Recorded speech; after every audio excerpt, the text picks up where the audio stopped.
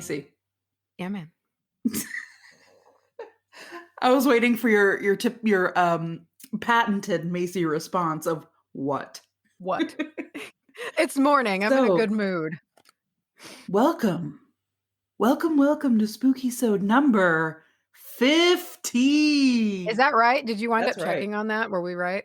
What do we have for them today? We have a investigation, speaking of rolling in, queen of segues, an investigation of the Antioch, God damn it. Antioch, I'm going to do it every time. Prepare, strap in, folks. Rest Cemetery, inspired by a listener story. We have some tales from that place. Very interesting.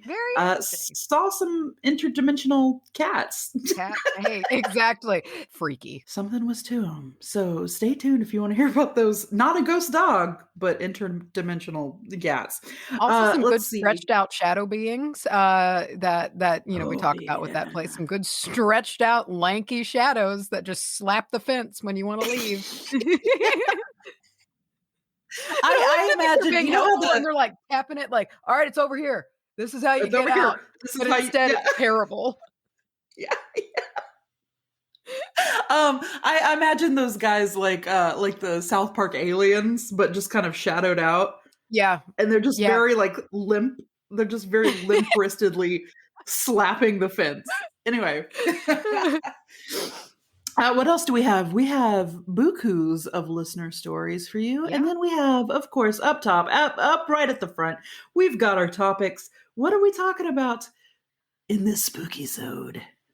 I'm revisiting. So I had a great but also terrible time the last time that I did an abduction, like an alien type topic from the book Abduction.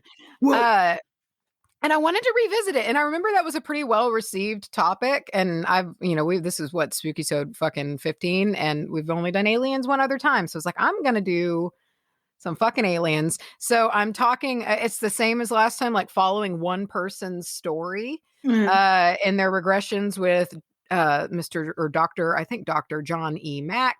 And it, again, I'm just going to throw up at the top, as with last time, you kind of know what abductions entail. There's some invasive assault. So if that is troublesome for you, you might just want to skip ahead. Or I'll kind of like preface before I do it, like get to that part, like, hey, you might want to skip ahead like a little bit, and then we'll get past it. But it is pretty rough. I don't think it's as rough though as the last one in regards to that. It's more the implications and what is learned from it all that freaks me out more. And like the message of the aliens themselves that I find more terrifying in this topic. And I just can't wait to hit you with it. Great. Yeah, I remember you were talking a little bit about the topic with me, and you said it's what it makes you think. It's the implications that's a lot worse than last time. So I'm excited to figure out what that means. Also, as always, just kind of rolling on to pounce off that. This is a Spookysode. There will be uncomfortable topics. There will be ghosty, spooky topics. I'm going to be talking about something that deeply terrifies me. Okay. Which is... You're really intriguing me, dude. Dude, it's the ocean. And there are two things in life that I never want to think about or look at, and it's the deep ocean and space. And the deep ocean freaks me out because it's right here. It's home. And also, I'm kind of doing this a little bit in honor of our upcoming trip to the ocean. Yeah, man. So I'm going to talk about the unexplained sounds. I've heard about these. I've never listened to them before, but I know that there have been some really weird like frequencies and sounds pulled from the ocean that are super fucking weird. Yeah. So that freaks me out too. Like that's similar to the ones from space, like the weird. Have you heard some of those weird fucking things we've gotten from space? Yes, and it makes me want to crawl under a table until I'm 75 and then pass away.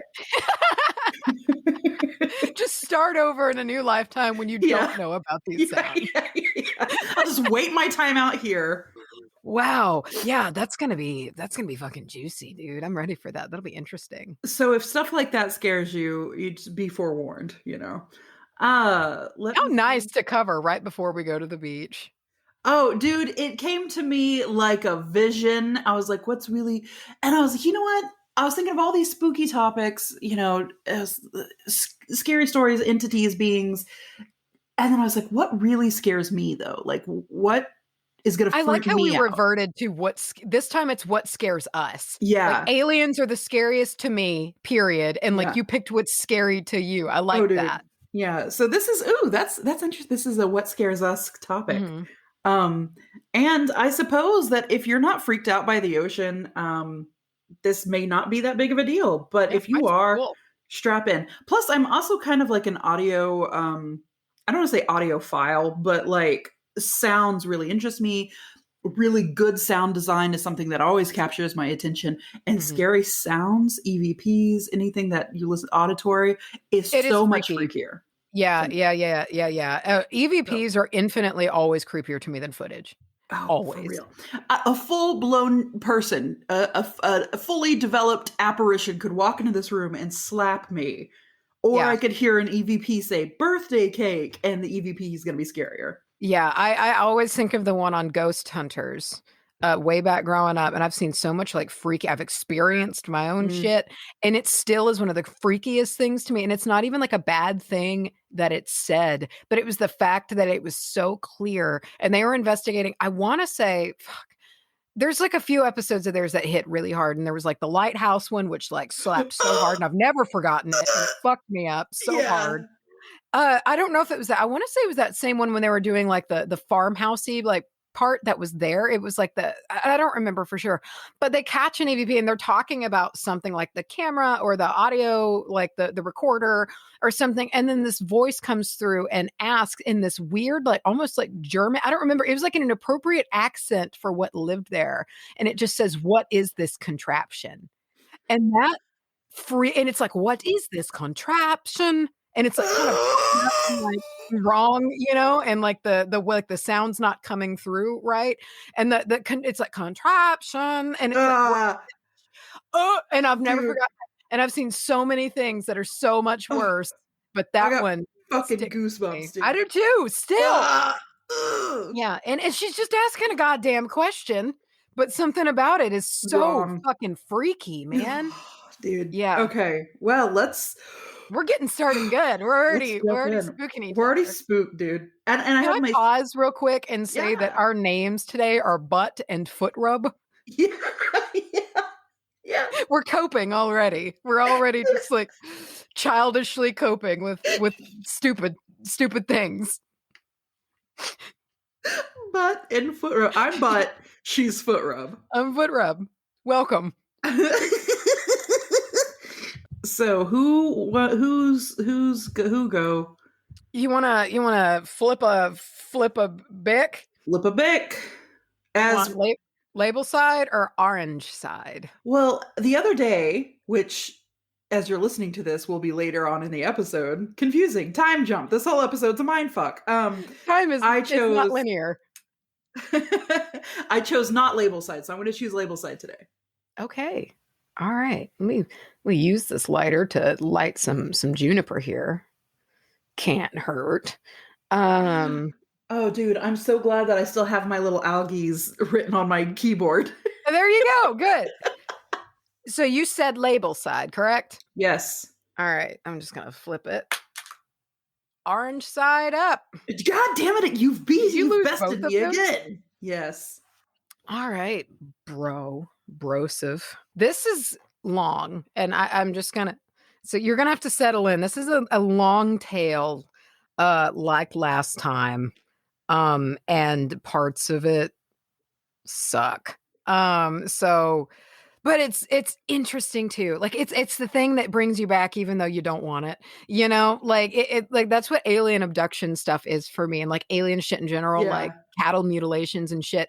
It shakes me to my bones. Yeah. But I come back to it. I come back to it every time. It's that thing that stinks, but you kind of like it. Yeah, and it's just, I can't get away from it. And so that's always how they hit me. I hope it hits y'all the same way, towards like, yeah, it's like, you just feel gross and wrong with this information. But at the same time, you're like, but like, whoa, Dude, I'm flipping pumped for this one. I think it's going to be, I'm getting the heebie-jeebies. All right. So here we go. We have, I am reading again from the book Abduction, with the subtitle of Human Encounters with Aliens. This was written by John E. Mack. And some great credibility of him being a professor of psychiatry at Harvard Medical School. So, oh yeah, that's what really. When I was at Half Price Books and I saw this, well, one in hot pink, loud as hell, and neon green. Word, abduction. It's this book was published in '94, and you can tell by it. But look at the back. Very 94. It is so 90s. And it just caught my attention. And then I saw that it was like written by, a credible source, because there's a lot of shit out there that makes me raise an eyebrow. I mean, and so as a researcher, though, I was like, this is like research material, and I'll fuck with this. So if I'm gonna get scared, it's gonna be authentic information to scare me. I don't want to be scared for no goddamn reason. Yeah, true. And let me just say, I think that's one of the things that why we're in this episode, when we're bringing you things that we're truly scared by, is that it's based in real world shit. Yeah. Ooh, yeah. And there, like there's people, like in this story, this guy's got cred, if I remember. He's got like serious educational cred. And in mine, I know that there are instances where the military and the like US government, or I guess it's not US government, but whatever government is over the jurisdiction of the ocean, I don't fucking know, is like, I don't know what this sound is. Let's not talk about it. So, oh, fuck. Okay. Yeah. All right, I can't wait for that. Baby. So this sorry, that fucking laser merged with Rocco. Oh, sorry. So this book is comprised of many different. So each chapter is like a different person's story, a different patient that he's worked with and done this regressive therapy with. And so this chapter is called The Summer of '92. And it is about a young man named Scott. And their meetings took place in the early 90s, from 91 to 93, which was a year before this book was published in 1994. So Scott is only 24 at the time when he meets, and I'm just going to call John E. just Mac. I think I did that last time too. It's just easier. So he's Mac. So the author of the book, the professor of psychiatry is Mac. So Jesus, at least slap a doctor in front of it. I'm boiling him down to just Mac. Which now I'm just thinking Mac from Always Sunny. I know, me too, and I can't not. So Scott meets him he was expressing interest in joining the abductee support group that Mac was kind of managing. And it was, he had a therapist that was working with Scott that kind of was like, this could be good for you, to like talk to this support group about this.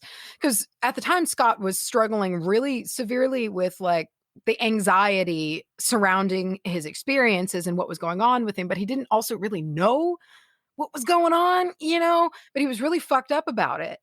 And so Mac had a policy of meeting with people before you could just like roll into the group. And I assume that's to ferret out any people who like are just assholes and wanted to get in just to like fuck with actual trauma survivors of abduction, So he wants to, he meets with them first, and Scott seems legit. And as Mac says, in his case, quote, demonstrates the dramatic personal transformations that's possible when an abductee directly confronts the confronts the realism of his abduction experiences and powerful emotions associated with them. So he kind of works with Scott from going, he transforms quite a bit and shows what can happen if you face this. Instead of just keep burying it. and Scott, and we'll get to this. He's one of an enlarging group of abductees he's worked with who discover a dual human alien identity in the course of their exploratory work. So we'll get to that. We get to that pretty much towards the end. What the hell does that mean? It sucks. So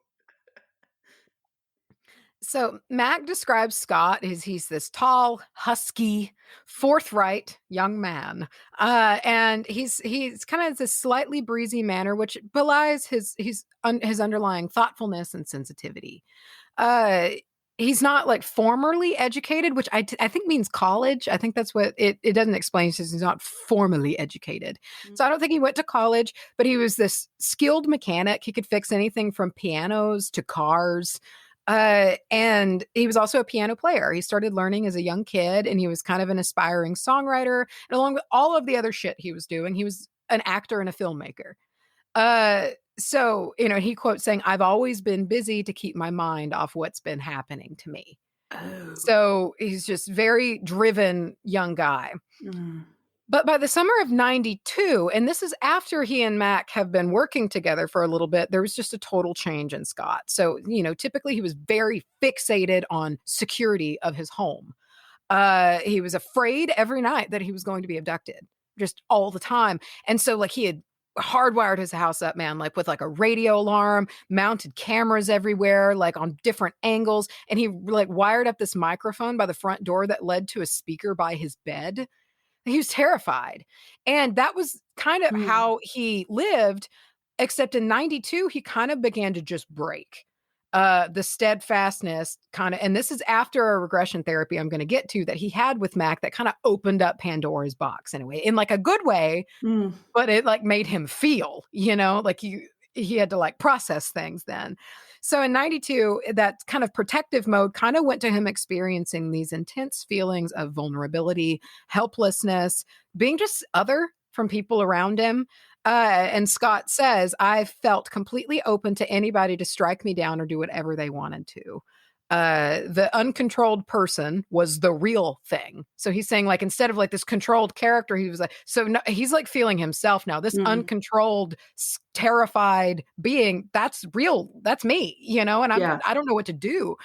And, he says, "I was scared. I mean, wait, here we go. The uncontrolled person was the real thing. I was scared. I mean, I felt I could be destroyed. I did not feel safe at all. It was completely unpaved ground for me." So this is what was going on in the summer of 92. So Scott's sister, Lee, she's 19 months younger, is also an abductee.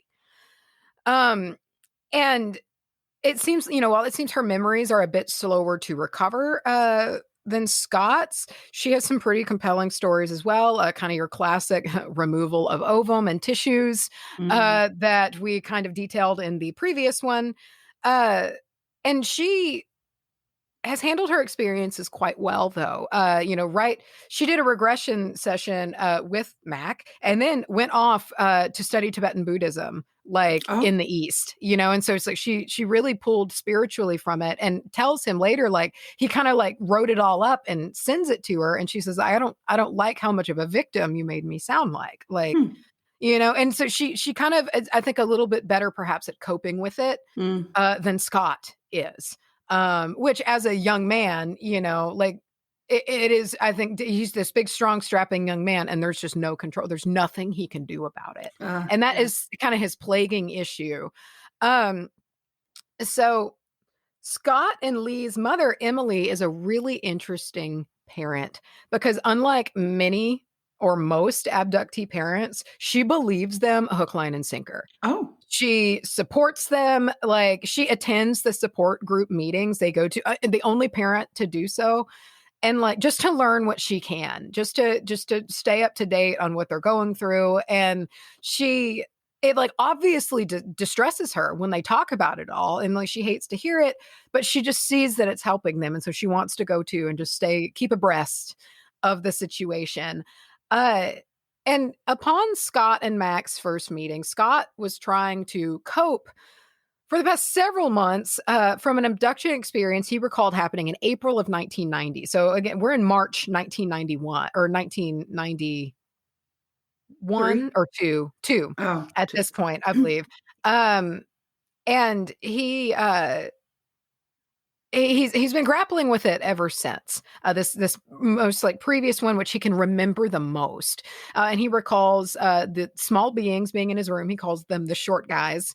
And it just kind of connected him to another memory that he had of being 10 years old with the same beings in his room. And there's a saucer outside of his bedroom. Like he can see and it like connected those two memories together. And one, he was like a 22-year-old, and in one, he was a 10-year-old. So this was kind of these initial regressions were coming from a therapist who was referred to from like a UFO organization, one that could kind of put him in touch with a therapist that was not just going to be like, oh, well, you're a paranoid schizophrenic. Let's pump you full of medication, like one that would take him seriously. And so they started this regression work. And this was the same therapist that referred Scott to the support group. And so I think she was kind of like, he needs some extra help here. So Scott and Mac, they have 2 regression sessions over the course of 9 months, one being March and one being December of 1992. So they're both in 1992 when they have their actual sit down, not just the support group, but like sit down regression therapies. So these led to a just super profound change in Scott. In a couple of different ways. Like there's a bit of an evolution that has to happen. So Scott, like a lot of abductees, had a really confusing, kind of strange medical history as a child growing up. So at 6 months old, he had a seizure, and it was with a fever. So he had like a high fever, and babies get like really high, scary fevers. And he had like one of those, and he had a seizure. And so then at 5 years old, he had another one. And so this one he didn't have a fever. It was his birthday. It was his 5th birthday. And he had this seizure, no fever, but he had this ear pain, like this ear pain. And they called the doctor, who just didn't even care to see him and was like, he just got too excited because, it's his birthday. And yeah. And so this was in Boston, I believe. I think they grew up in Boston. So Scott now it was like Boston hospitals and what they might have been in like the burbs a little bit, because I think it says he lives in the country. So Scott now believes that this was a post-abduction panic attack, or like a response or a repercussion of being fucked with, and especially pairing with the ear pain and whatnot, that he thinks is something to do with that. So the first abduction experience he can recall is when he was 3 years old. And he was in a regression session with this other therapist. And he was like 9 years old going through that. And then it's like, it shot back and he was 3 all of a sudden. He was like in this memory of being 3 years old, and he was playing in the dirt outside. He had his little trucks, and he's like scooting dirt around, and he's playing with his little trucks. And out of nowhere appear these 2 beings, which he calls them inkies is what he calls them, because of their inky black eyes. He calls them the inkies when he was a little kid. Yeah, I really hated that. I like the little guys more, or the short guys. They come out of nowhere and they put him under with this like metal rod device, and it's like they tap him with it, and then it's like everything goes dark. And he cannot, even in the regression, he cannot remember what happened to him during that time as a 3-year-old kid. He can't pull it back. He just remembers running to his mother when it was over, and that's all. And that bothered him so much and frustrated and scared him that he jumped off the couch in the middle of this regression and stopped doing regressions for a while, until he started working with Mac later. Ooh. It really bothered him that it was like that memory was dead. It's gone. He could not access it. So at 8 years old, Scott was being taken to doctors pretty often. Neurologists, more specifically, because he was having throbbing headaches, these throbbing, terrible headaches that started when he was 6 years old, like young kid. And these spells, as the documents called it, to where, and Mike says they were poorly described attacks of strange feelings, spacing out, or confusional episodes. It's not really clear, but they called them kind of like spells. Like he was this young kid experiencing these weird, almost like at times like dissociative type symptoms, confusional episodes, strange feelings, and things like that. So very medical. Great yeah, doctors. Just a yeah, yeah. spell. Yeah, Great. exactly. And so his EEG came back slightly abnormal. And doctors really weren't sure what was going on, but he was diagnosed with atypical migraine, like an 8-year-old or a 6-year-old, and put on substantial doses of multiple anticonvulsant medications that didn't really do anything for him, but he was on like a lot of it. Um, so when he was 15, there are these outpatient notes that say he was experiencing visual hallucinations ranging back from being the ages of like 12 to 13 to he reported seeing a spinning colorful triangle and a feminine figure leaning over his bed. And she comes back later, which is interesting in a regression. And that was, that's when he's like 23 or 22 and he has this memory on medical documents of being 13. So it's like she comes back too, which I find compelling and terrible.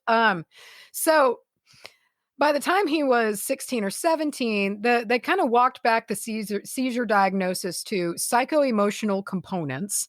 The severe headaches he had experienced as a young kid were labeled as tension headaches because, those stressed out 6-year-olds are just plagued with tension headaches, a long day at the office. A lot of deadlines. Tension headache. Yeah.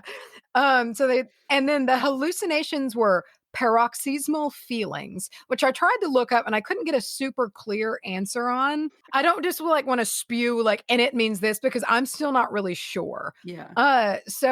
And his EEG was now normal. At 18, records describe him as depressed and listless.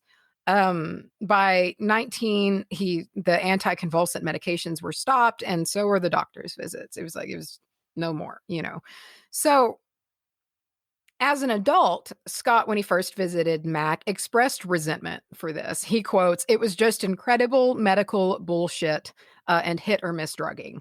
They didn't know what was wrong with him. And he was just kind of pumped full of meds and diagnoses were thrown around and they weren't even real diagnoses a lot of the time, So there's some resentment there. So his first kind of biggie of an experience, memory-wise, happened when he was 10 and in his room. And this is the one that kind of connected to the most recent one that he had. And he could see a saucer outside of his window and several beings came into his room. And they used that same rod, to temporarily paralyze the family dog in the hallway, to quiet it so it didn't make noise. So they paused the dog and come into his room, and then they basically they use this rod on him too, and they put it behind his ear, and it makes him, he can't move, he can't do anything. So once they were done with him, he's not super sure what happened in this session, I think. But Scott became super terrified. He comes to, and then he's like, I know they're going to come to my parents' room. They're going to kill my parents or they're going to hurt my parents. So he runs upstairs and I assume wildly starts telling his parents what just happened. And it scares the shit out of his parents. His dad gets up and gets his gun and goes outside and, they start. Can you imagine? Oh my God. And especially me as a believer. Yeah. Oh my God. I don't even know. So, he remembers as a kid just being so scared they were going to hurt his parents. And he also described that he could tell these were more wisdomful, as he says, than his parents. And the telepathy between him and the beings he describes as this two-way channel. They don't know your thoughts, or they know your thoughts and you can see theirs. It's quite traumatizing because of its unfamiliarity. On March 16th, we're back in, Scott arrived from LA and he was working on a shoot, this 2-part series called The Intruders.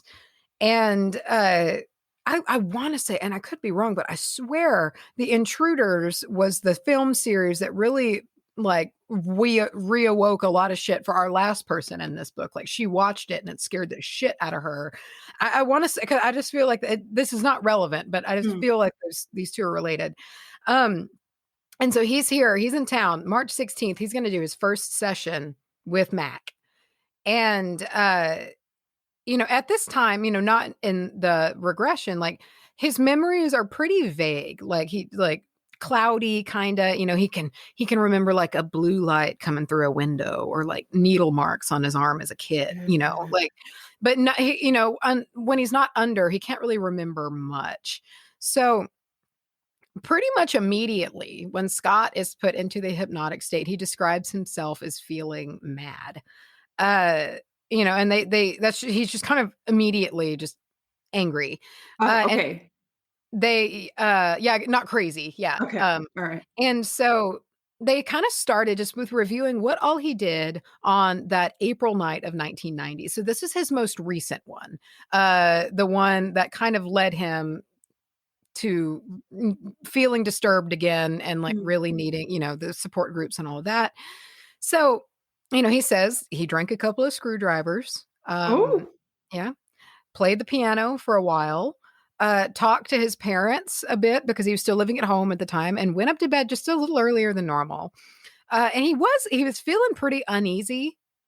And he was reading a magazine, which I love. I love the fact that, like, if you wanted niche content back in the day, you had to read magazines. Magazines were it, and I think that's great. And before he was even asleep, he could feel the beings in his mind. Like they were already there messing with shit. So he started to become like a bit distressed in present time in his retelling. So like in the session itself, he starts to kind of become distressed and he starts breathing, kind of like breathing the words out, and he starts quick breaths, and he's getting very uncomfortable. And he's talking about the violation of his mental privacy. And he started gasping a bit, saying 6 of them with boxy and angular heads that were after me. And so they're coming into the room. They're like filing into the room, Box heads. That's weird, isn't it? Angular box heads. So he sees they have this round tipped rod, as he's described in the past, and they put it behind his ear. And he loses control of his body, and he's flooded with memories of how many times this has happened before. And just like all of the times that this has been done to him come back in this moment. And he begins to really, really struggle and just try to protect his mind. He says, so they can't touch it. And he quotes saying, he's over and over and over in his head. He's just saying, I've got to remember. Like, I've just got to hang on to this because you never can. And so then he remembered, okay, here we go. We're getting into some rough shit here. That aliens like to do, it seems. So we're getting into some severe medical violation here. So just be ready for that. If that's very stressing for you, fast forward a good bit. Can I fast forward this part? Luckily it's not as it's pretty bad, but this is mostly it. Like, like I feel like the previous one, there were multiple instances of her recalling what was done to her. This is kind of the only one for this one. This is the one instance of like this kind of traumatic assault. So like, it's pretty bad. It's pretty bad. Yeah, it's terrible. So here we go. So he remembers then being on a table with these 2 doctor-like characters, and they had this kind of odd tan but white tinted skin, and oddly they're wearing glasses, which is interesting. So the little beings, the little gray type aliens, were wearing like army-like attire, which is also really weird. So they're in like almost like fatigues, it sounds like, and he says that the beings had very deep, black, slightly slanted eyes with gray borders around them. And he says, I hate them for taking me away from my mom when I was young and for not telling me who they are. They're curious about me and I'm curious, but I hate what they've done. And Mac asks, what did they do? They've used me, Scott says. He describes them placing this like faucet-like device on his penis. And it's exactly what you think it is. And it's connected via this tube to like this box on the table. And then it gets worse. This out of body way. He's like seeing it almost out of his body. There's this like block like device around his head with 4 like points of pressure going into his neck, and you can't move your head. It's like holding him in place. And it's like 4 prongs pushing into his neck and kind of high up, like just below the scalp. you know. And he says, or he like believes, like in this moment, you know, these were like these electrode type devices that manipulate movements, feelings, things. It's like manipulating his whole body essentially. And so at this time, Mac encourages Scott to like, all right, you need to center yourself, like breathe a little bit, you know, and express any emotions that are just like on the surface, like that you just feel. And Scott emits like this low, loud, just growling sound as he starts describing just how he's terrified in this moment, as you would be. Mm-hmm. The sense of complete violation, fear of injury, as to what the fuck they're even doing. And so then they place these wire-like devices on the testicles. So it's like they're rigging him up, like the whole thing. And basically these work in tandem with this faucet-like device and just start extracting sperm from him. And I mean, similar to how they just love to take ovum, you know, like, and okay. Just be like, hey, can you let go jerk it in the cup real quick? Like, that's better, you know, like, come on.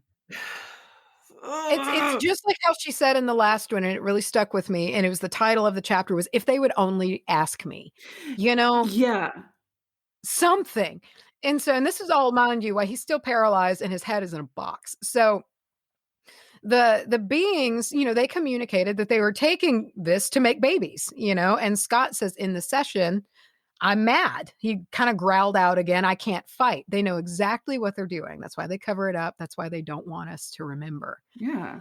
And so he starts feeling really like humiliated and shameful in the session. It's like a farm animal. It's like, yeah.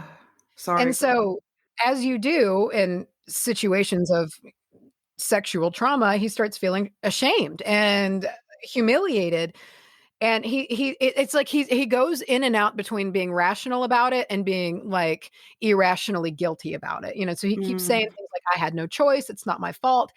I should have been able to, you know, and it's like he kind of goes back. And so then Mac pretty much just says verbatim, you couldn't do a damn thing, you know, and he like kind of brings him back and kind of gets him, and they move past this, you know, in the session. And Scott remembers being dropped in bed while being very scared and feeling very angry. He has no memory of how he got back there. It was like after the extraction to getting in bed, he couldn't really remember how that worked. He could just sense though that they'd been messing with his head. The beings were in his head again. And despite reliving that trauma, Scott kind of initially came out of the session feeling a lot better. Like it felt good to get it out, you know, and use his voice and his body to expel these emotions that he'd been bottling up for so long that were kind of holding him prisoner, and they were really impacting his waking life, his days. And, you know, he was aware though that there were still walls up in his brain that they had put there that he wanted to get past. Like he could feel that like there's still parts of my mind that they've shut off that I can't access, and I want to know what the fuck's behind him. So he's like wanting to learn now what's going on. But things took a bit of a turn for him. And, you know, this really dove, which is another common thing for abductees, is that after they kind of went through experiences like this, that it kind of heightens their sense of spirituality. But there's also a bit of an issue there. It's kind of contradictory, you know, like kind of thinking on like, well, then who is in control? You know, if these things are real, who the fuck's God then? And the God that, you know, we all talk about, like, does he even exist? How can he exist if these things, are they God? You know, like it just rises up all of these questions. And so near this time too, Scott was on multiple television appearances. I think probably it doesn't say for sure, but probably in promoting the Intruders, the docuseries that he had been like a consultant on and things like that. And one of them was very, very predatory. It was like some local, I think, Boston show introduced him as a young man who has sex with aliens. And yeah. And so that of course, kind of like put him a little bit in the limelight. And so now, on top of having to wrestle with going through the trauma that he's uncovered and processing that, the philosophical questions he's also trying to figure out, there's now the ridicule and the public awareness of him. And he's having to learn how to grapple with all of that. And this is the period I talked about earlier when he, like, all the security shit, all of that stopped and he just broke. This is the Dude, summer of 92. that is so stressful to me Yeah. to take something, and whether you believe in the abduction thing or not, or if you think it's some kind of mental illness or whatever you think it is, if you take a trauma like that you fully believe happened to you, and you're already like have shame and guilt around it, and then the whole fucking world knows about Yeah. it and is Yeah. laughing at you, can you Yeah. oh I know, god, that makes me want to throw up. I know, it's so sad, and it just really pissed, like, I was reading it, and I was just like, "I swear to God, I like, know. God, people suck." Oh, so bad. So bad, and at this time, he's still going to see his therapist, and he's put on a mild tranquilizer to kinda just deal with the tension, and it does, it helps kind of reduce the tension just so he can get through his days. So And the therapist described him at this time as a traumatized person who experienced a very different kind of trauma. I don't know what to make of it. Something bad clearly happened to him. Mm. So it's and even though she was referred to from like a UFO group, I don't know if she's a believer or not. It doesn't say. She's very sympathetic though, and I like that kind of clinical approach that she takes while still being open. It's like something fucking happened, Yeah. even if it's not aliens, this needs to be recognized as Yeah. serious fucking trauma. Like this is a trauma victim. Yeah. So by September, this happened in March and then all that shit happened over the summer. So the summer has ended, fall's coming. And with the help of the support group, and he really rallies his family and they really rally around him, he starts to feel better. He starts kind of getting in control again of all of this. And, he started accepting the information more. And by October, he was being more bold about pushing through the fear and being like, all right, I do want to figure this out. Like, I want to know what's going on. And in November, in one of the support groups, he talked about the spiritual impact of these experiences. So, and here's how he said it: exposure to them had opened up something in me. It's almost like you're given an intense jump into a spiritual realm you're not even ready for. Like yogis go through tons of work to get to that certain point. And he's saying, like, you're just kind of dropped into it and then you have to deal with it. And the feeling of it and the intensity of it and the implications of it. And you go from being like this normal 24-year-old dude to this spiritual capability in this fleeting moment that you're not prepared for. And that's kind of what he's processing. So he had kind of become more accepting over the lack of control, even though it's really sad, his acceptance of it. So here's what he says. What are my choices? Even though the way I think a lot of times is how mad I am and how upset I am and how bad my ego has been damaged or wiped out, there's only one way to think about it if I ever want to live. And that is to look for whatever there is positive in it, which, God, is very difficult for me. But that seems like the only thread that will keep me alive. Yeah. So he's just having to be like, all right, this is a thing. I have to live with it. And if I'm going to make it without fracturing completely, I'm going to have to start trying to find some sort of silver lining here somewhere. And in that, he met with Scott and discussed he wanted to go under another regression. He wanted to do his second session, and they book it. And this is in December. So at this time too, he's really looking into alternative ways to help himself. Traditional medicine failed him growing up. And so at this time he's met with like a shamanic healer, and he's getting acupuncture, and he's kind of into these alternative types of medicine. And so that's what he books this session to. It's like, all right, he's just really in healing mode at this time. So, and at the start of the session, they talk about that summer of 92 when he was really frightened and vulnerable and needy, but it also meant he was more alive. He was feeling and processing emotions that instead he'd just been on autopilot for years, and they decided to do an open regression. So, and in this kind of regression, there's no target. You're not being like, so let's go back to that day. And no, it's like, it's open and your mind can go where it needs to. And so it goes back to him being 13. And in this time he was laying on a table and there was a being next to him and he's on his back and it doesn't really get explained. There's this cylindrical tube about 4 inches wide pointing at his chest. Ew. And it was a really disturbing image for him and he couldn't quite grasp it. It was kind of flickering and he couldn't really process. He could see there were other tools around, but that kind of moved into this non-human female, that same female character that he was talking about as a 13-year-old in medical records. But this is years ago now. This is him as an adult talking about it. And she was carrying this tray of a bunch of cylinders, each containing, quote, a little baby and glasses. I'm really mad, Scott says. I don't know what they're doing. So it's little glass vials, just like any other one of these like fucking baby things. So he talks about how he's kind of prevented from looking at the beings. Like he can't really look at them.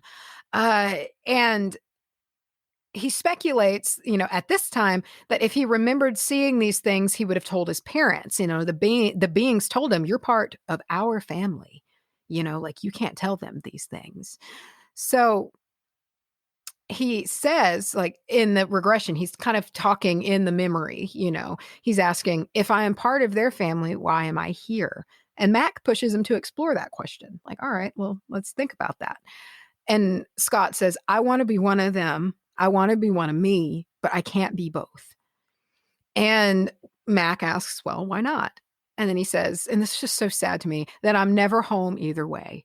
And so he then describes he's taken down into this huge underground place via these fast moving elevators. And it was hot, he says, but better than family here. They know everything about me. There are no secrets, but it's scary and just feels weird. I just can't believe they're here. When they come for me, they know everything I know. Why don't they stay? He asks them. And he receives an answer that we aren't ready. The beings currently are in the process of changing themselves physically so they can breathe here. They don't breathe like we do. So along with that, they tell him, and he's relaying, we're not up to their speed. They think much faster than we do, and they're going to make sure they don't hurt us. And Mac asks, well, why would their thinking faster hurt us? And Scott replies, it's confusing when they talk to us with their minds. Too much information. Our minds are not used to such contact, and it's a sensory overload. So this is where shit gets real weird. The regression kind of takes a turn here, and Scott Scott had tried for so long kind of to deny, like he deep down believed in all of this, but he also denied that he didn't want to believe it was real, because if it's real, then all of it's real, and everything that comes with that. So, he kind of was talking about that, and Mac asks, like, why did you deny it? And Scott replied, denying that I am one of them. And so basically, he goes on to explain, to acknowledge the existence of the beings meant that he would experience an empty feeling of nostalgia for another place, his place. And I've always known I was different, that I wasn't from here. So now we're starting to kind of veer in and meet his other alien origin, his past alien self. As you hear in a lot of abduction things, to where it's like an alien will almost like sacrifice itself and have to live, as a human. And that's where we're going. So he continues to say, when I was a child, I always wanted to run away. I couldn't figure it out. I couldn't run anywhere. I just couldn't get there. So it's like he wanted to run somewhere, but he didn't know where to go. And he kind of just offhandedly says he doesn't think these beings, they're not from our solar system. They're from a different one. And then he says, my humanness doesn't want me to see this. And Mac says, what is this? Like, what is that? What do you mean? And he says, the human side cannot handle the other side. He it reacts with fear like an animal. They appear to be animals, and you act scared like an animal. It's instinct. So it's like our own human nature just makes it to where we can't handle these guys. Like it's an instinctual fear.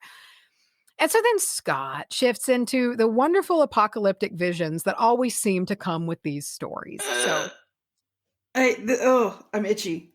Oh, and it gets worse. So he quotes, major changes in the world are coming. The aliens will only come when it's safer, but that won't occur until there are less and less of us as we die from disease, especially a more communicable form of AIDS that will reach plague proportions.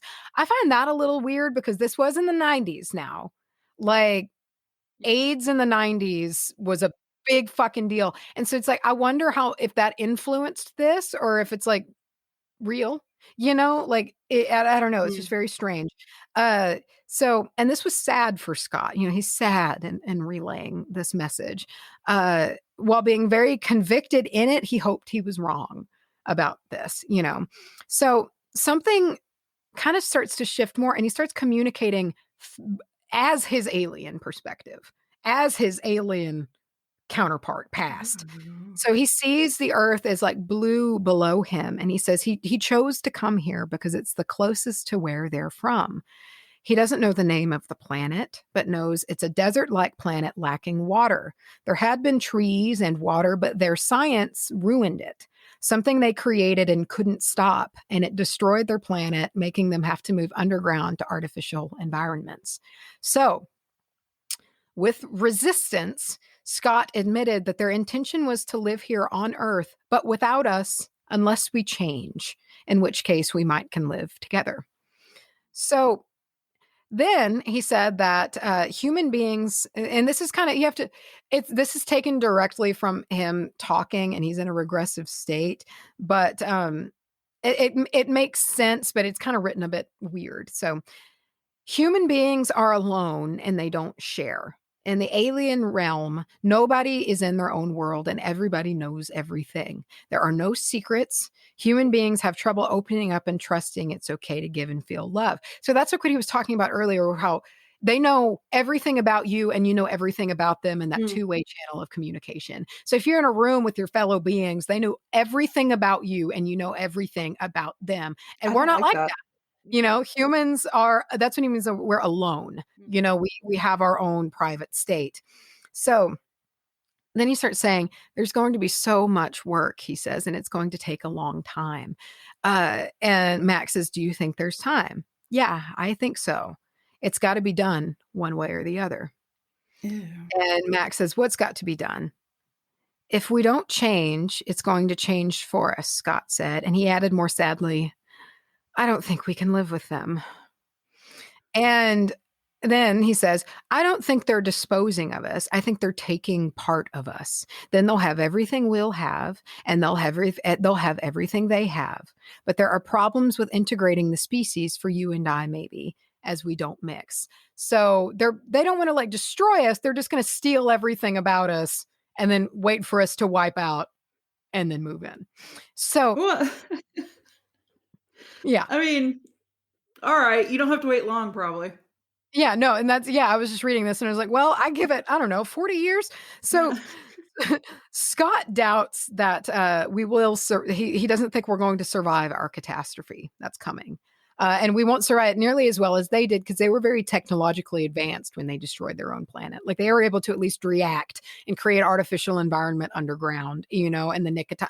We probably could not do that at our state of technology. So that's that. So that's kind of that whole thing. So Mac revisits the issue of Scott not being able to look into their eyes. And Scott says, I was scared because I'd be looking at myself. And Mac asks, yourself as what? As one of them, he replied. So following this regression, Scott actually felt super at peace. Like he kind of just made peace with this and he was okay in his skin. And as is common with hypnosis, more information started coming to him in the coming days, the next couple of days. And so he sent Mike a letter, or Mike. He sent Mac a letter with a Christmas card, but also of writings and almost just like open-ended writings he had let himself do after this hypnosis session. And they are fucking weird. So they're like a blend of his human and alien perspective talking, and they fade in and out of each other. And I'm just going to read it directly from the book because it's just too fucking weird. Okay. So here we go. This is just excerpts from the letter that he writes Mac after his hypnosis regression. Success on Earth would take an incredible shift, he wrote. A shift from ego gratification to aspiring to achieve, but aspiring to rid ourselves of the human flaw. The difficulty, he continued, is to eradicate the human flaws without destroying the machine itself. They are glued together very tight. The growing pains are extreme but necessary. Communicating now as his alien voice, he says, our intellectual abilities and the scope of our view is too much for humans to understand. The translators, as I am, are necessary in order to make contact. And then he kind of goes back into Scott. I've always known, I've always denied this alien identity. I've always wanted to forget, but that's not who I am. The reality comes through the thick screen of human defenses. The study continues of human alien consciousness struggle. They are integrating, each learning from each other. I am at peace now. I understand. I realize the conflict will continue inside me, but I've reached the turning point where my power of uncontrol has overcome that of my human side. And so here we're back now into his alien persona. I fear humans more than anything else. We have tried to change you many times. Many members of our species have been destroyed in the process. I must say the human being has very heightened emotions, too much for me to process at times. We are very sensitive, but our emotions are not as primitive as your own. Your emotions are a recreation in a sense. We are happy to be able to feel more than we normally feel. Our fascination with humans revolves on this. Our evolutionary process has deemed emotions less important than understanding.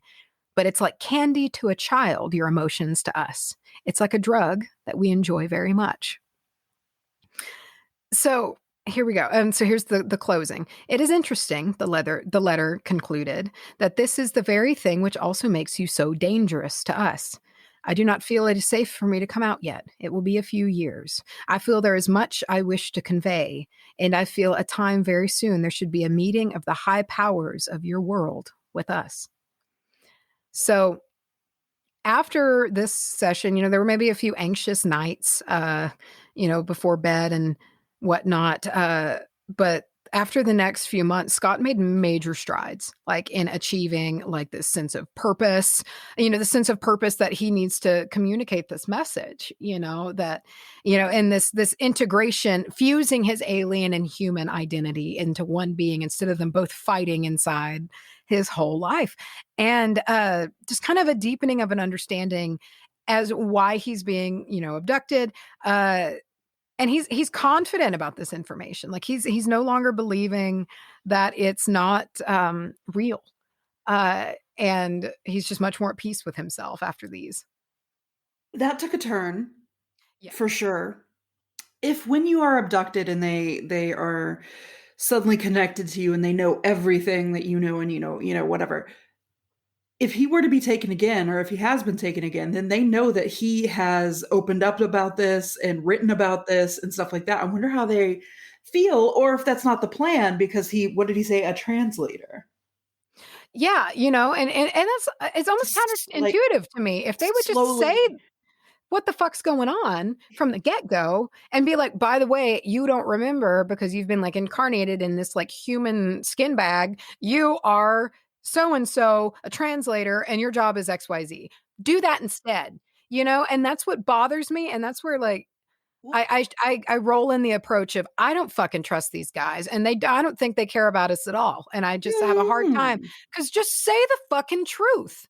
How's that? Like, I don't care if my emotions are too much for you to handle. Like, just come on. But like, okay, so I'm kind of approaching it as this like hybrid situation, like half human, half alien. Maybe that's why they're taking the organic material from us. And that's what the little babies are, is they're that seems to be human, the case. Yeah.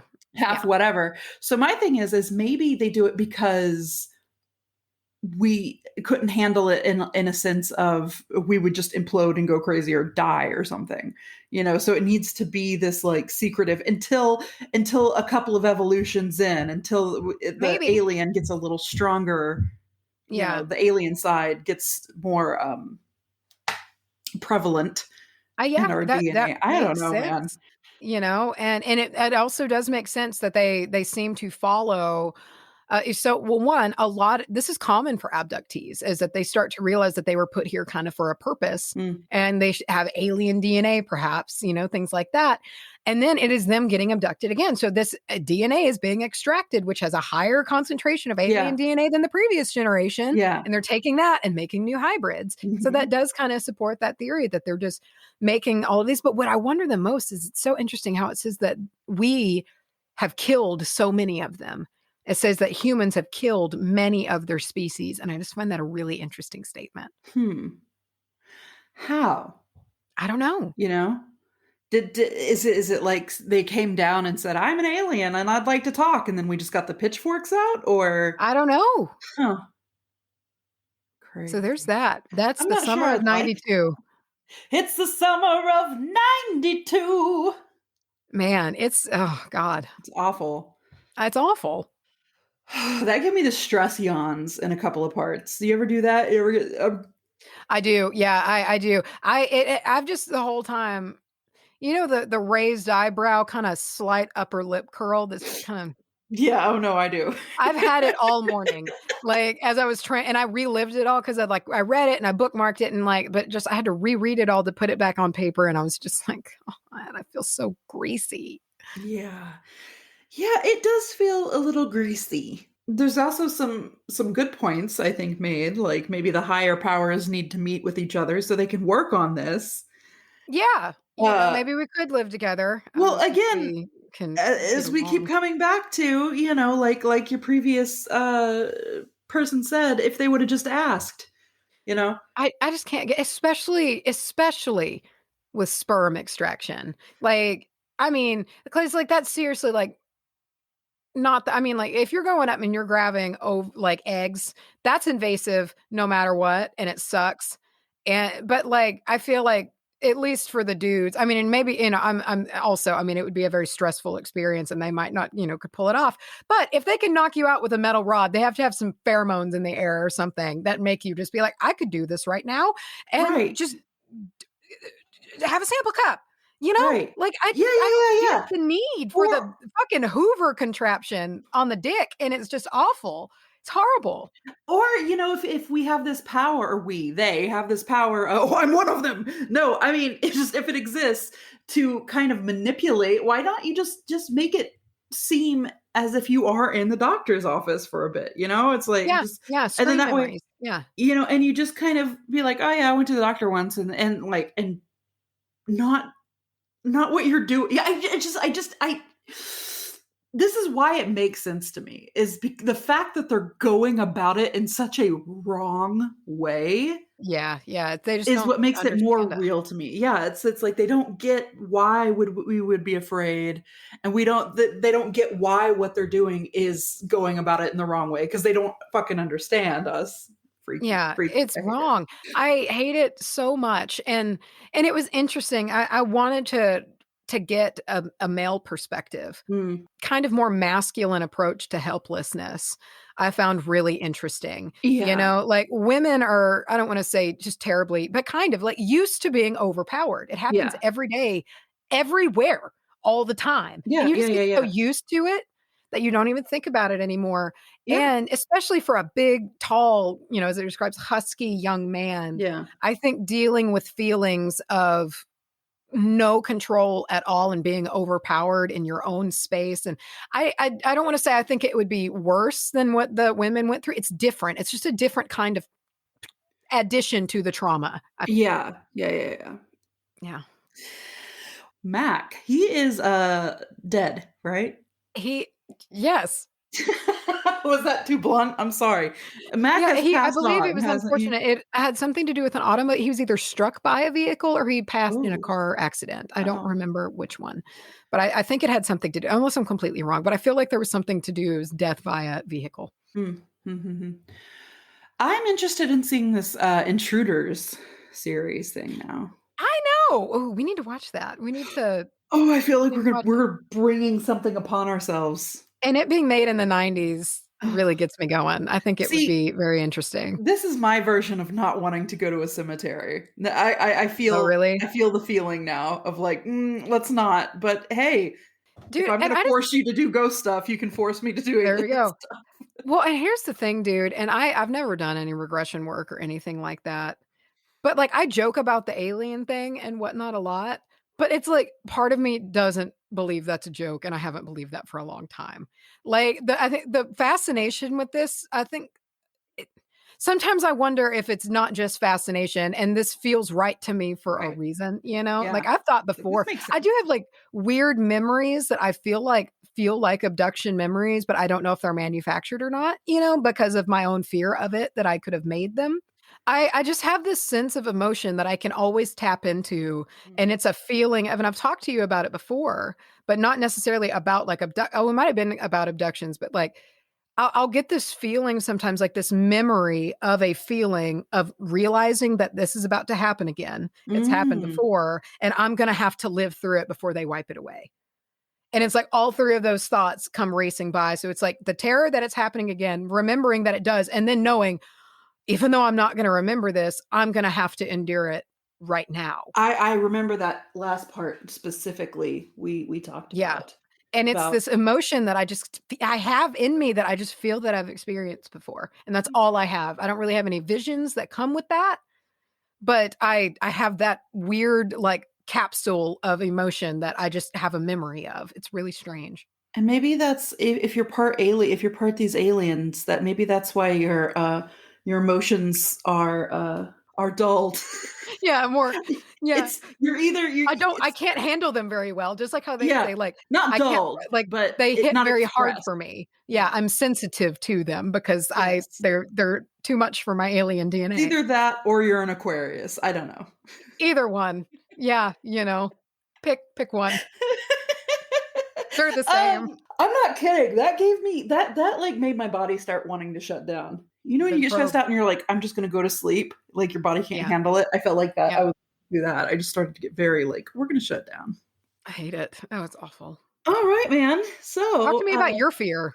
I'm gonna talk to you about my fear now. I was able to disconnect for a little while, although I am a little bit more scared now of aliens than I was before. I have a couple of audio aids for us today. I'm excited. Now, the thing is, with a lot of these, they happen at a really low frequency and they happen over the stretch of like 2 minutes, a very long time.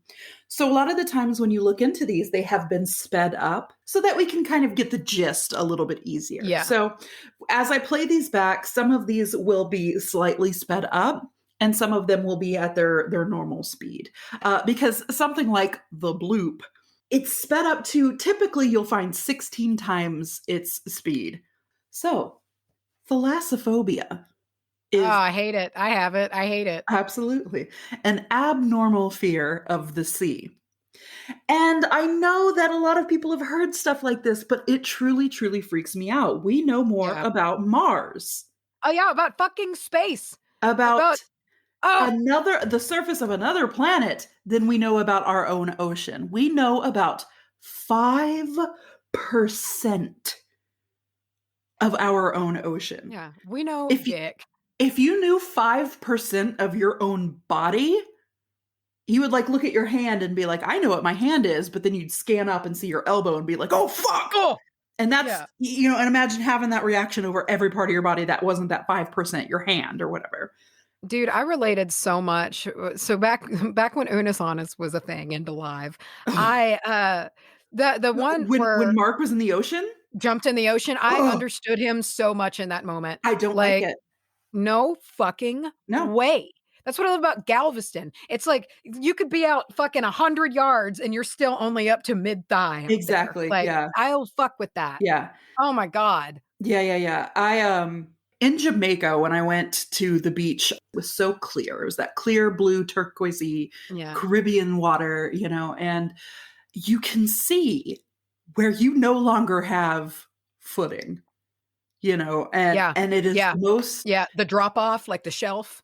it is the most unnerving, and the interesting thing is you look around you and feel safe, because it's clear and you're like, okay, no sharks, Yeah, but as sure. soon as you get to that area, and we actually went, and I can't believe I fucking did this, but we went snorkeling. Dude, I am so fucking scared. She's probably just barking at a noise. I'm losing my shit. Okay. You're about to be abducted. I in my head, I know that door is about to fly open and a fucking gray is going to walk through. Well, I got to leave you alone, and I'm sorry because I got to Go pee pee. again. So I'm so sorry. I don't like it. You're still here. I was abducted, and now I'm just a replication of Charlie. Hi. Oh, good. Good. All right. We went snorkeling, and I didn't have the flippers because my feet were too large for this flipper size that I was given. And I was like, screw it. I don't need the flippers. Forgetting how strong like the current is. So I went, and I can't believe they let me do it. This is such like an insurance issue, I think. But I just jumped in the ocean with my little snorkel kit and my bare feet, and I saw all the pretty, life and all the rocks, and there's like some turtles. Everything, I can't even remember what I saw too well because everything immediately got wiped away when I came up, and we were half a football field away from the boat and from everybody else. Yeah. Yeah. And we started to swim back. And the guys on the boat, they were like yelling at us, like, okay, come back, and that was unnerving. Oh my So God. I started to swim. And because I don't have my flippers, I'm not doing anything. I'm putting so much effort into swimming and I'm moving none.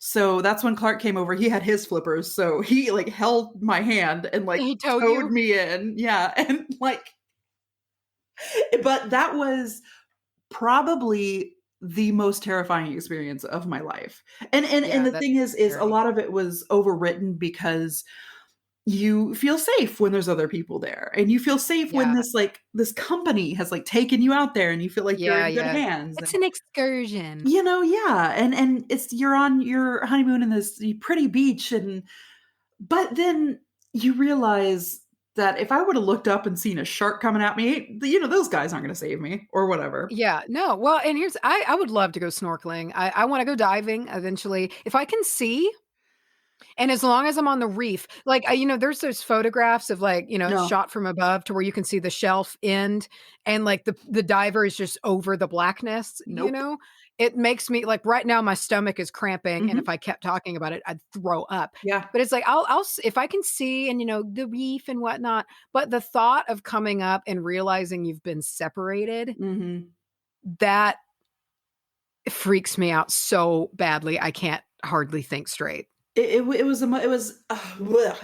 definitely a moment when shit kind of flashes, and I know there's that stereotype, your life is going to flash before your eyes. And it wasn't like my life was flashing before my eyes, but I did think of like movies like Open Water and shit like that. I'm like, fuck that movie. First of all, fuck that movie straight to hell. And then you think of those stories where that real life has happened and you're like, what makes me any different? I could get grabbed by Poseidon right now and dragged under the water, and there's nothing stopping that. So it was a mad dash back to the boat.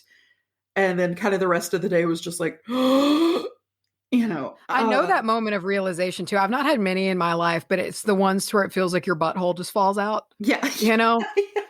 Into the ocean. And I don't know how to describe it in any other way, but those moments of sheer terror, it's the feeling. Yeah. And in that moment, and it's just awful. The bottom just falls right out. And literally.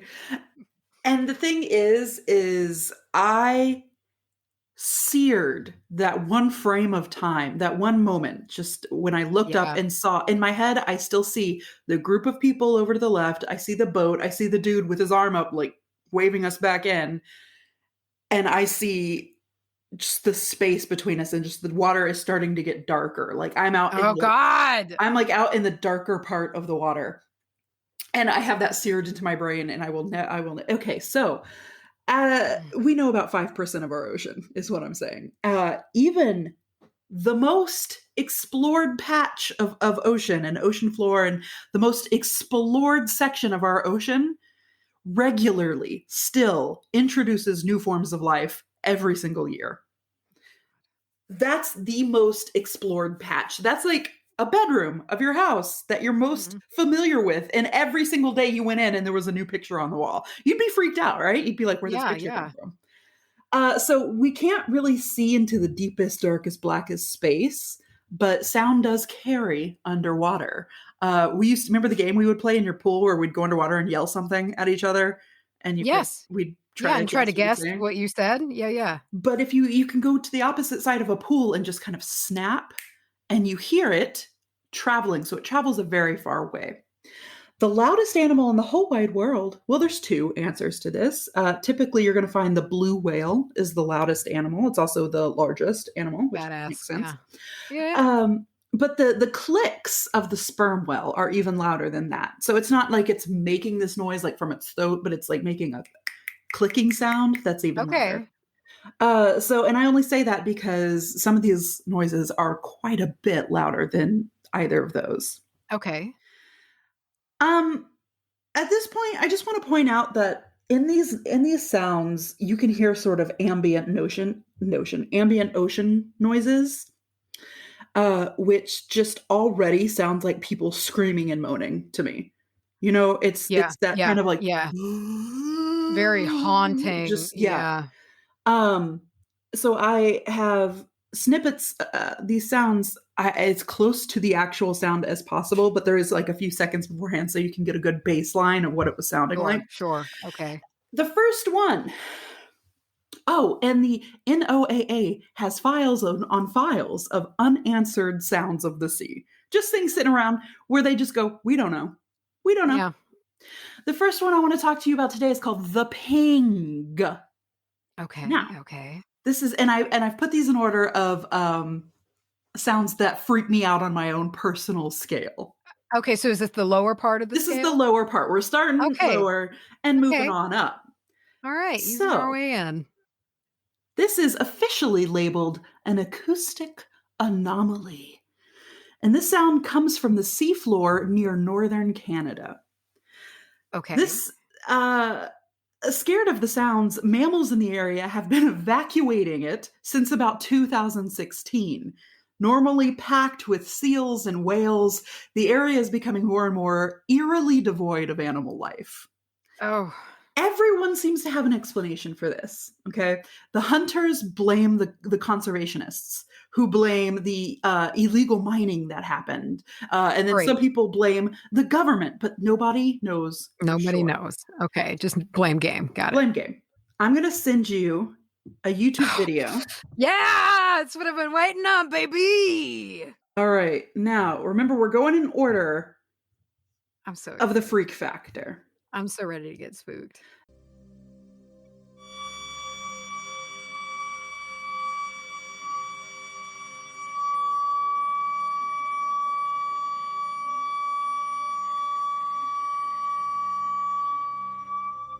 Yeah, what the fuck is that? Oh, and it goes on for a long time. And this is probably, is this sped up? I don't like the taper. Yeah. And it's just this high pitched noise, which is strange because a lot of these are lower pitched. Yeah, bellowing kind of. Mm-hmm. Yeah. Weird. So that is the ping. And interesting. I'm already uncomfortable. My chest is tight. Oh, dude, like it's not. I'm not like super freaked out yet, but I have a tightness in my chest right now that I know is only going to get worse. And that's what this is like for me. Just all of this is it never quite breaks me into like panic attack having, but it's a low unease that just makes it's a primal fear. Yeah. It's not right. I don't need to be there. All right. So the next one is called the whistle. Ooh. Now the whistle is one of the 4 loudest sounds ever recorded, ever. All of the top 4 loudest sounds ever recorded ever all come from the ocean. I buy it. The loudest things in the world come from the ocean, and this is one of them.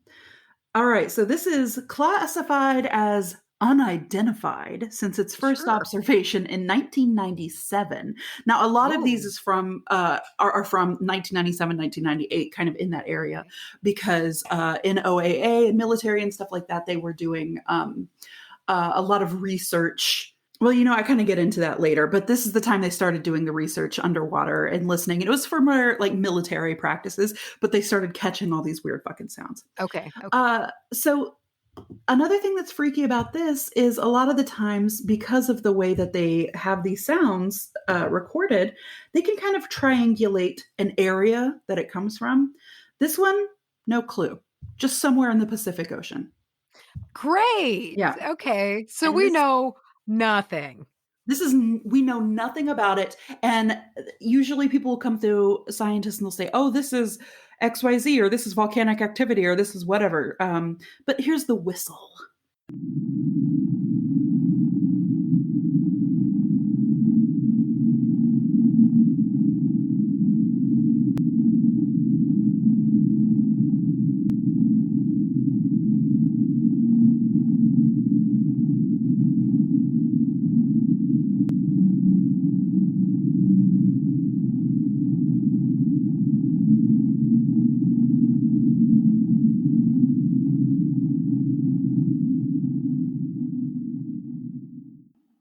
Doesn't really sound like a whistle.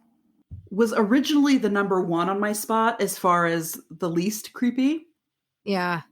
But I went ahead and put the ping there because the ping is so high pitched that it makes sense to me that it's nothing organic. This would be the kind of least scary. And it's just a hum that is close to the sound of the ocean. You can't really hear anything, but it is. Yeah, I was expecting like a whistle sound. It doesn't really sound like a whistle. It sounds like a moan. It's like somebody who can't whistle is like, whoo. Yeah. Okay, so there's that one. Bringing it back down.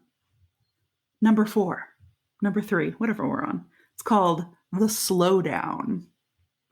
And that kind of creeps me out a little bit. So it's called the slowdown because the sound seemingly slows down from start to finish. What's particularly creepy about this is it was first heard in 1997. The slowdown has been observed every year since. What? Yeah. Not like on the once. Day or just once a year, depending? Once a year, depending. Okay. Seasonally. You're fucking weird. Seasonally, I believe. This is the slowdown. And this is where you start to be able to hear something that's not quite right. Some riffraff. Yeah. Oh, my chest is tight.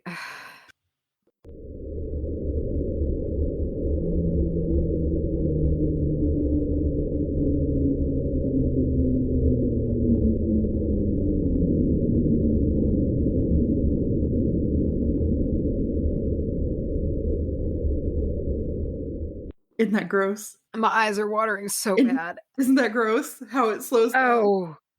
Oh, I hate that. I hate that more than words can say. Your eyes are watering. Oh, dude. Okay. Oh, it's gross. That one grosses me out. Okay. I hate that. What is it? I don't know. I don't fucking know. The next one is called The Train. And I hate these creepy names. I wish they would just call them like file April 23rd, 2010. Well, like, here's the thing. There's this one, another one that had like The Train, and then the next one I'm going to talk about have kind of creepy names. But the top two have really stupid, silly names, and I feel like it's quite it brings it down a little. But yeah, counterbalance. Somebody was like, "This is spooky. We have to call it the bloop." Okay, so The Train, this was heard in 1997 around the area of Cape Adare, which another one of the sounds that we're going to be talking about today comes from the area of Cape Adare. And it sounds like an underwater train. And when I first heard it, it actually made me giggle. And I thought it was a little silly until I started thinking about the fact that it's not a train. This is not a train sound. It's something other than that. This is something underwater that you can't... But once you think on it, it kind of marinates. I'm so nervous. I'm getting so much more nervous each one of these. And this is just my personal list, so you could easily have a different, more scary one, but... Oh, God. I don't even want to look through them to find out.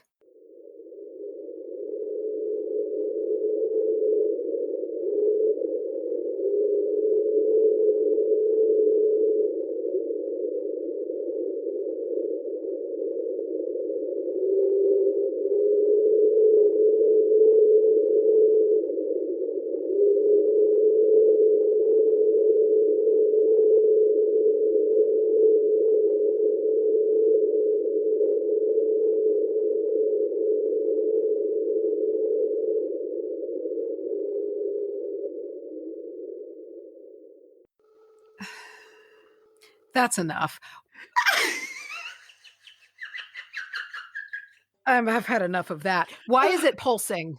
That's the thing. That's what at first I'm like, teehee, because this sounds exactly like a whoop, whoop, but in the middle of the ocean.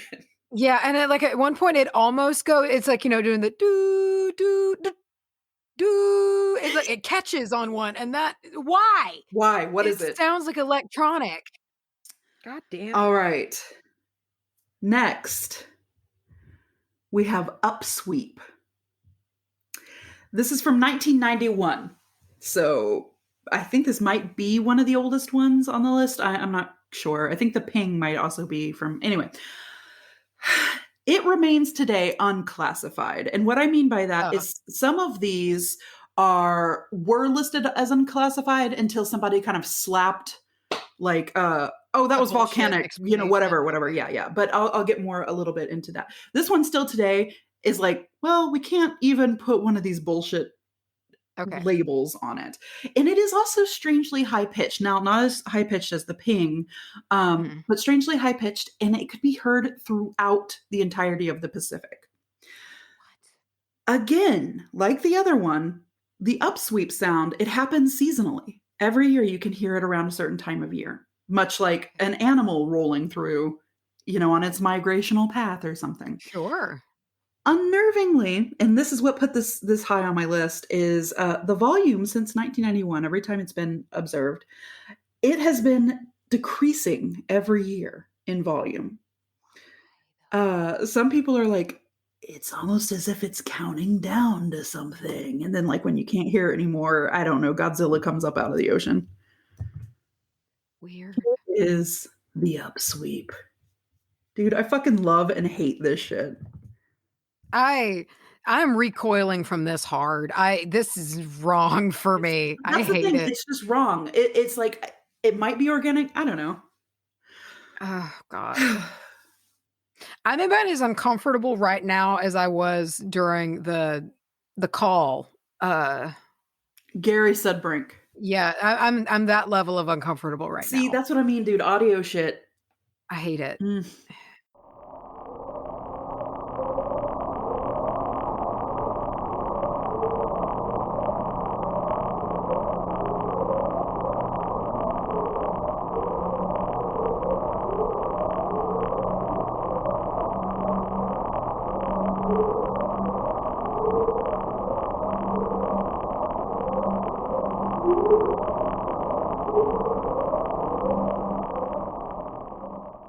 That's an alarm. That's an alien bunker. That exactly. Does that not sound?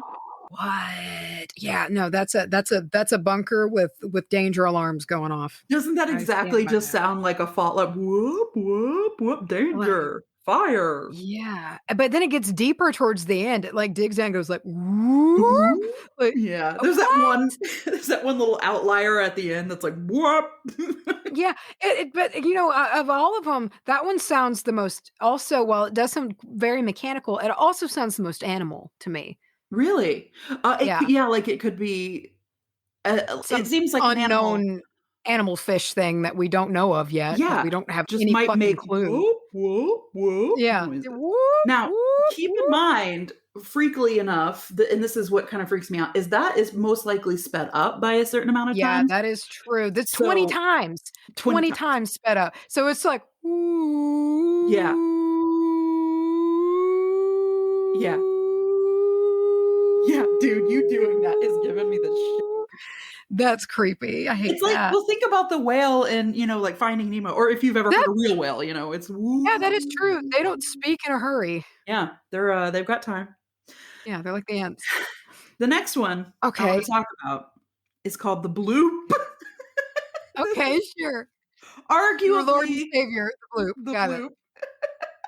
Arguably the most famous on the list. This one and my personal top, you're going to find pretty easily out there. This is the one that's sped up like 16 times. The clip that I have for you is sped up. It's less than, it might be real time. I don't know. We'll see when we get there. But I'm probably going to drop both sounds in just so you can kind of compare. Because the slow version takes like 2 minutes to listen to.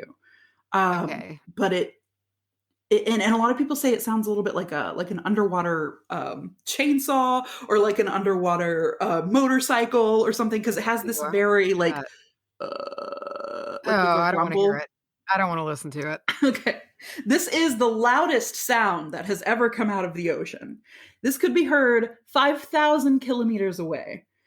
Which means if a video I watched said if you were like in America, if you're in North America, and it happened in the smack dab middle of North America, or North America, sorry, that you would hear it in Canada, but also like South America. That's how loud a way that you could hear this thing. At the time that most of this underwater sound research was being done, so in the 90, 97, 96 area, this was done classified in the military. The team that first captured the bloop took it to this classified, section, and they said, "Nope, this isn't one of ours. This isn't us." Mm.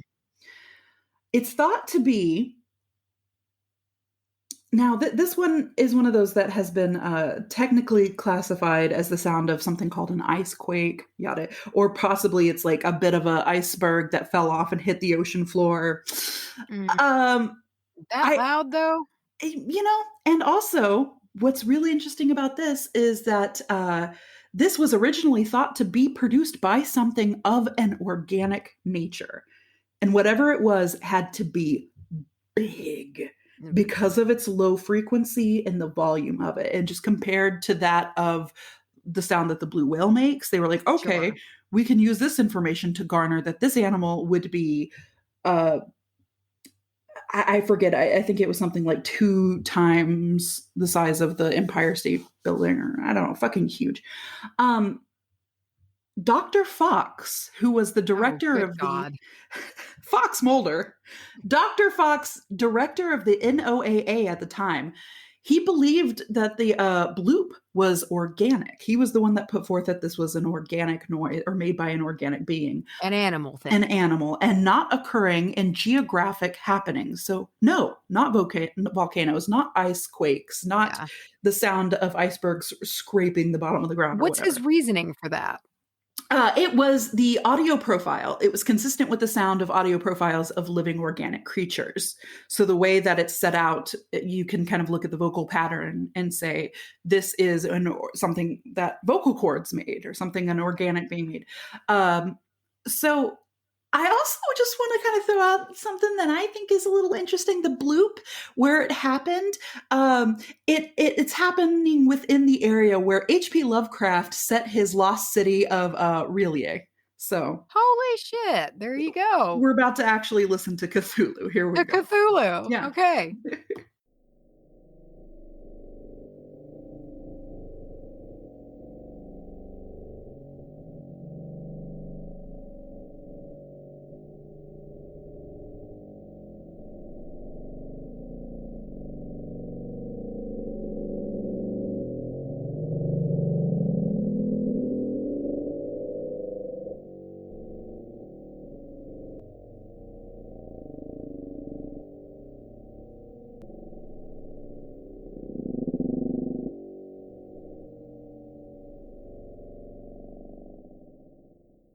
Okay, yeah. So it goes on for quite a bit of time. The whole recording there is 3 minutes and 48 seconds, and before and after, it's just sort of that ambient ocean noise. Okay. And there's various levels of loudness that kind of come through. But I don't like that. It changes. It changes like in loudness. And I believe that's what it was referring to in the audio profile. This. Yeah. It would change in its frequency, whereas something maybe of a geographical oddity would be like kind of consistent all the way through, or it would taper off but not really come back, whatever. But I picked that specific timestamp because I think that's when it kind of reaches its it did kind of ramp up a bit. That's terrible. Now, for funsies, I want you to listen to the recording of the bloop. Yeah, I want to hear the cute fast one in 16 times speed. Here we go. I need my heart warmed back up just a little before I die.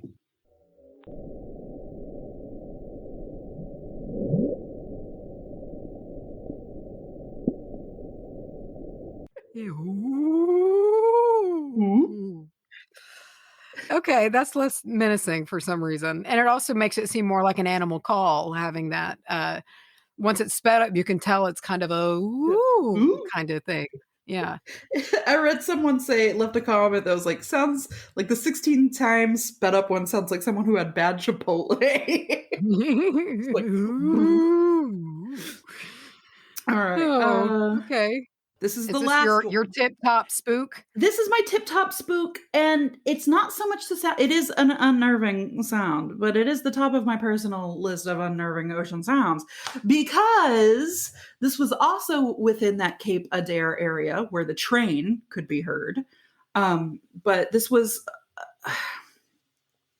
apparently at the time that this was recorded, there was a shadow seen from space around the same time that the noise was heard. A shadow in the ocean? Yes, a large shadow around Cape Adair, which is still classified, that was 2 times larger than the Empire State Building, which is gigantic, in conjunction with this noise. Now, this noise was heard in 1999, and if from an animal, this animal would be 800 meters. So a big fucking animal. A big fuck off animal. Okay. 800 meters. God damn. That's so many feet. Jesus. Yeah. Its name is the Julia, or just Julia. Why? I believe because if you listen to it in the speed up sound, someone thought it might have sounded like Julia. I don't know. Ew.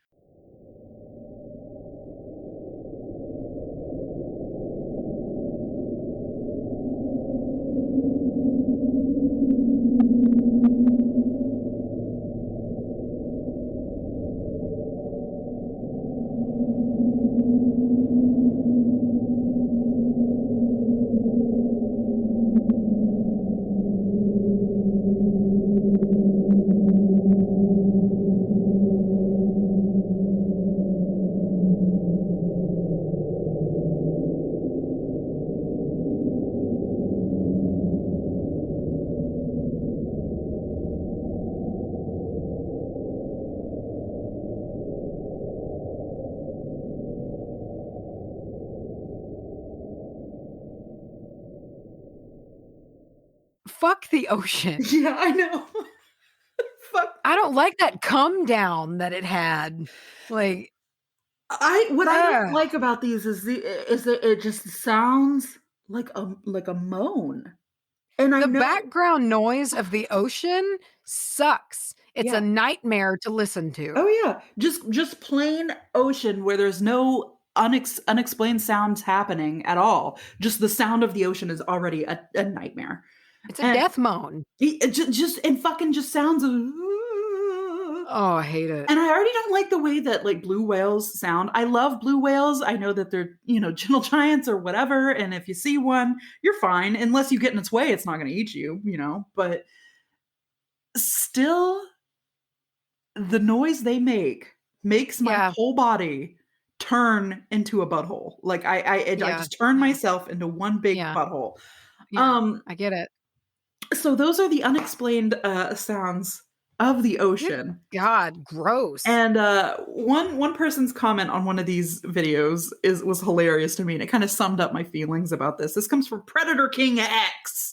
Love that. And their comment said, "Sea monster, unholy screeching. Scientists, what a weird iceberg."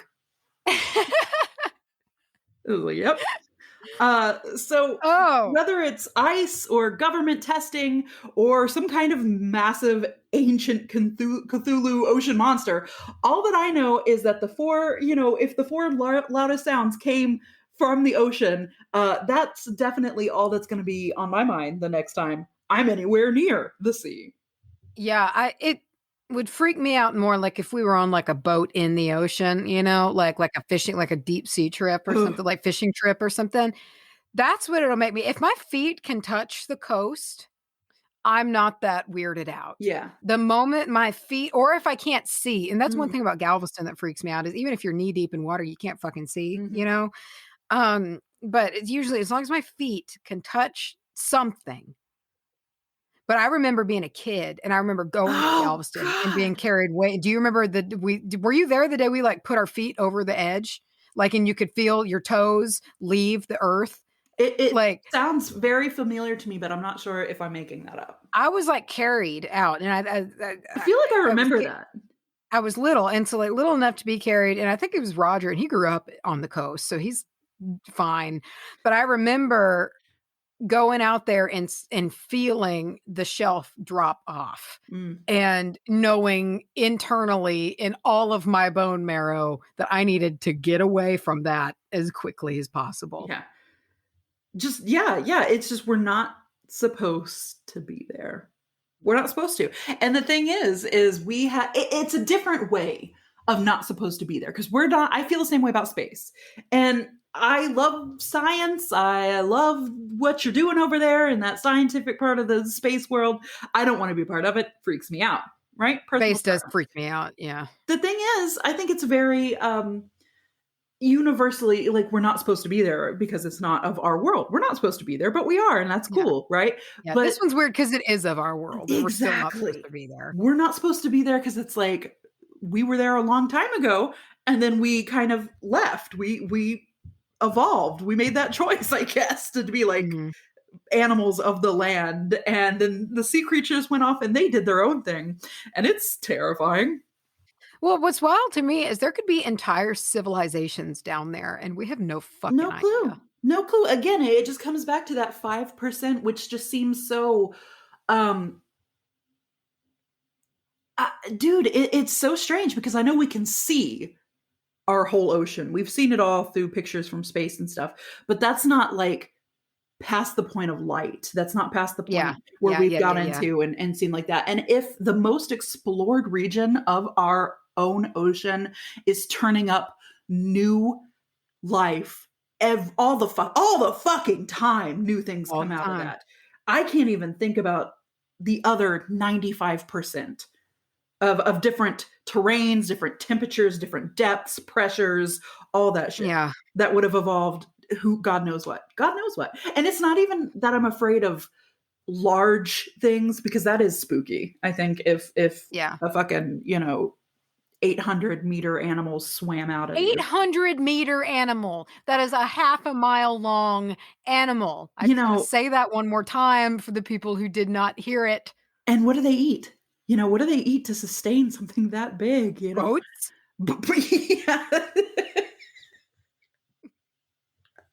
Entire islands. Oh my God.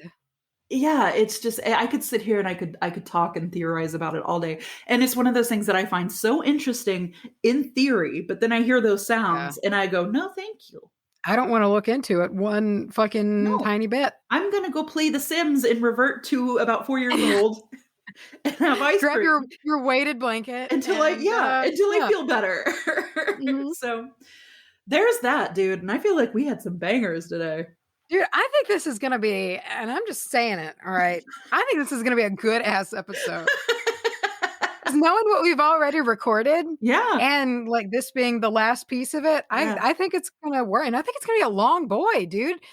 So on to other terrifying things of this world, but maybe not of this realm. We went and visited a very spooky cemetery.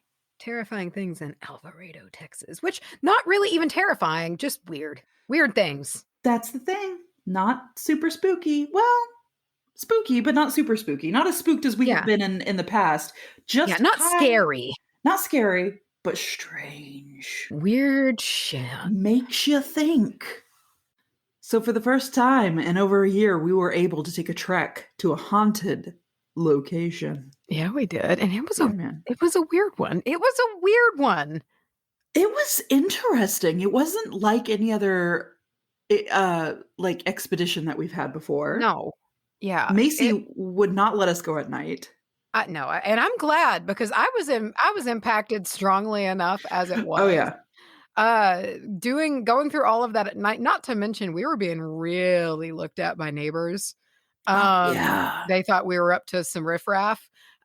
So I don't think we could have. I think somebody would have bucked up on us and scared us more than we scared them, certainly, but also made for sure. Yeah, for sure.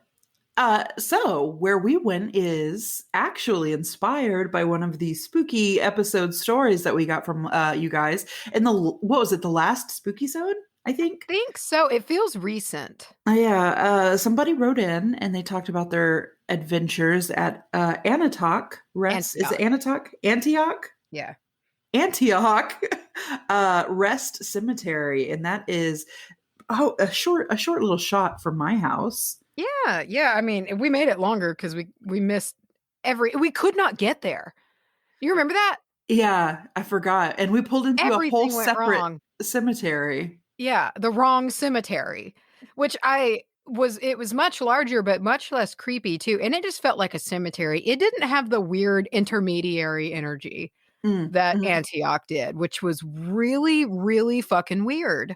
Well, there's a peacefulness when you roll up on a cemetery, I think, and there's a calmness and just the certain specific feeling when you're inside a cemetery that's just it's nice, you know.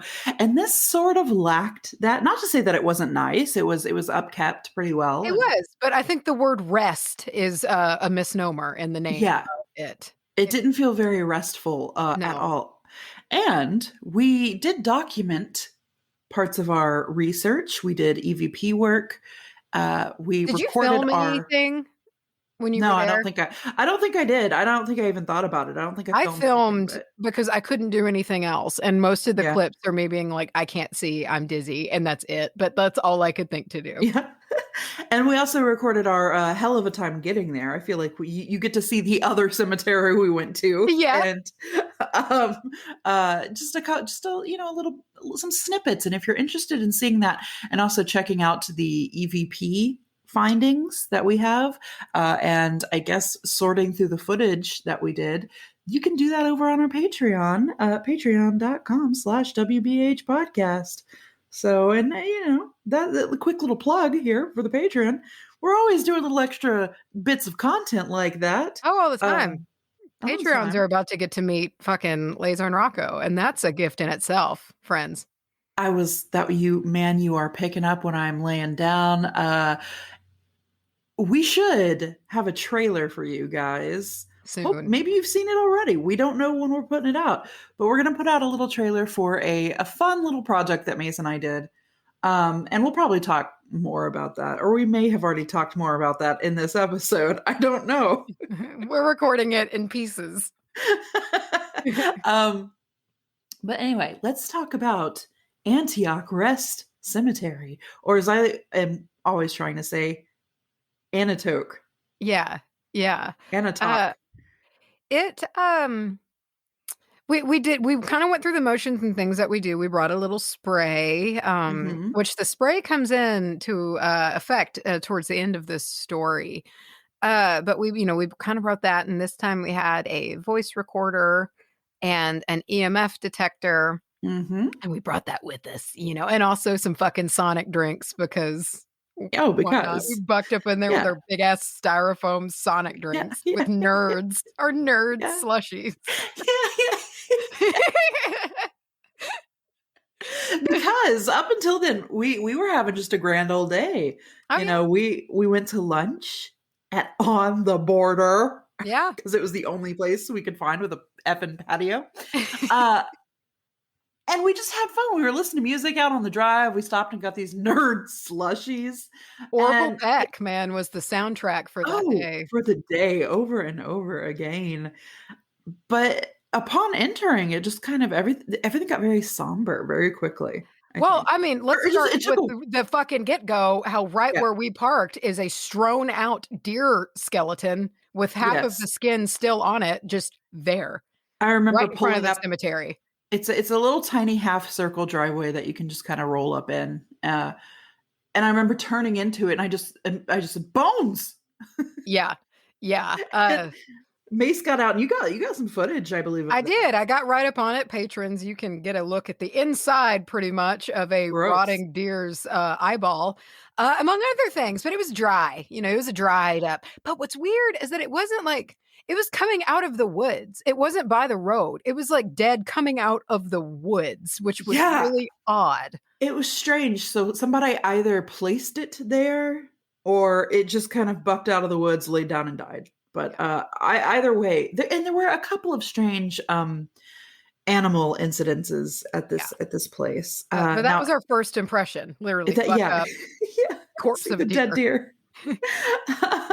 And before we roll too much into the stories, I thought we could read a little bit about this place and Sure.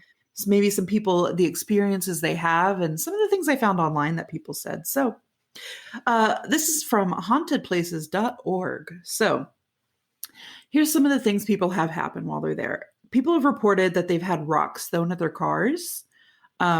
And even when they're driving over the railroad nearby or when they're parked across the street where we were parked, people report having stuff thrown at their cars. There's been sightings of shadows and ghost lights. Apparently, back in the day, there was a school like next to this place that burnt down. Wonderful. There was Classic story. Yeah. Oh, yeah. Cemetery, young child school, burned down. I'm surprised it wasn't like there was an orphanage on this property. There's always an orphanage that burned down. A group of friends once became confrontational while trying to elicit a paranormal response. So okay. I believe that though. Mad confrontational energy at that place. One of the girls in that group, yes, and I agree. But one of the girls in that group began acting strangely and for several days afterwards was having violent outbursts. Now, Kate posted on Haunted Places, I go there about once a year. I take groups who ask, always park your car a distance down the road, away from the train tracks and the cemetery itself. I have never been there without having vehicle problems. I have seen white fire-like lights in the cemetery. I've also seen 2 stretched apparitions that kept it gets worse. They kept us in the cemetery for hours once. It didn't feel safe to leave with them hitting the gates. So there's just these things just banging around the gate. I would just go backwards to that horse farm that shares the back. I would go there. I would just go walk that way onto their property and be like, look, I'm sorry. I would jump their fence, jump on the back of the horse and ride away. I honestly, like there's always an escape route.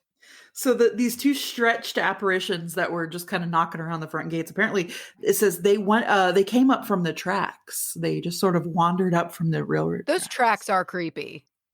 And it takes a huge dip as soon as you go under. It's like this big roller coaster dip. But everything about the place, the way it's laid out, the train tracks, it's freaky. It's creepy. Very creepy. It's weird. And it's well kept. It's nothing. It's not like there's like broken, creepy fucking dolls laying around or hanging from trees. It's not like that. Like it's like a very well kept, mowed, nice, ancient. Well, I shouldn't say ancient, but old as shit cemetery. Very it's old. more common to find like early 1800 stones and shit than like new ones, you know. But it hit almost immediately upon walking in.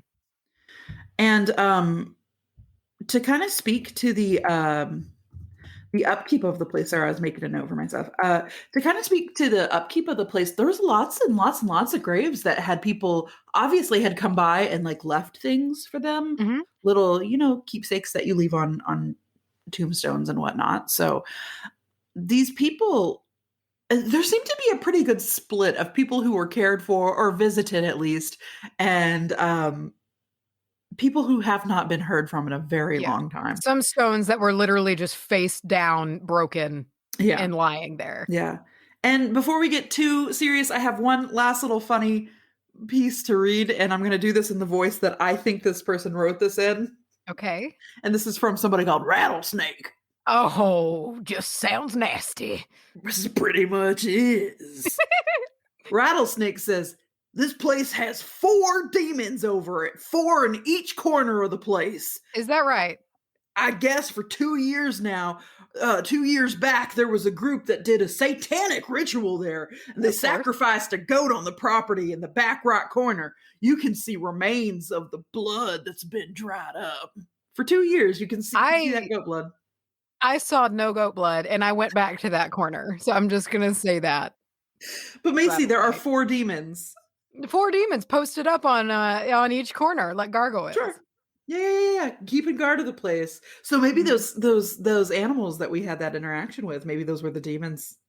I am excited to get to that when we do, because that was significant to me, and not and at face value, unless you were there, you just had to watch them. Nothing was normal about those cats. Nothing at all was normal.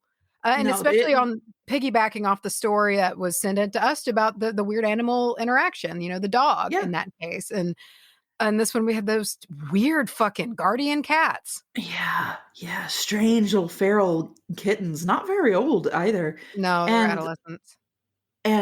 we had been joking all day about maybe we'll see the ghost dog, because in the story that inspired our trip out there was this ghost dog that would just sort of appear and reappear and, do its thing. And we didn't see ghost dogs, but we definitely saw some interdimensional cats. Yeah, some weird ass cats, but we'll get to that. Let's try to go in order as best as we can. Take it away, Mace. Well, mine is kind of boring. I mean, I don't know. It was not I feel as productive as you. You were chatting away to people that were there. I walked in and I set my shit down on this big ass stump that was there, and my eyes just glued to one headstone, and it was like, the really old, narrow, skinny ones that are only like 9 inches wide, often child stones. And I didn't really know that, but I walked over to it, and it was just like bzzz, like buzzing. And I was walking over to this stone, and I was just all around it. I was just hit with the saddest, most oppressive, just sad energy, and it made me dizzy. And then I started looking around, and I was in like the child portion. Yeah. The infant portion of the cemetery. I mean, stone after stone after stone, infants to like 5-year-olds, just like the child. And there's so much sadness around that, from the aspect of parents and, things like that, who had to bury their children. And back then, and this was from the 1800s, was normal. Like there were family plots, and in one family plot was 6 dead children in like a span of 10 years. Yeah. And I never got over the dizziness, and I was seeing all these black spots, and I was so fucking dizzy that I thought I was going to throw up. And that didn't leave the whole time. It left if I went away to the other side, but it was still there. But there were some parts of that cemetery I thought I was going to black out. I thought I was going to pass out. I looked up a few times and saw you kind of walking back from that area.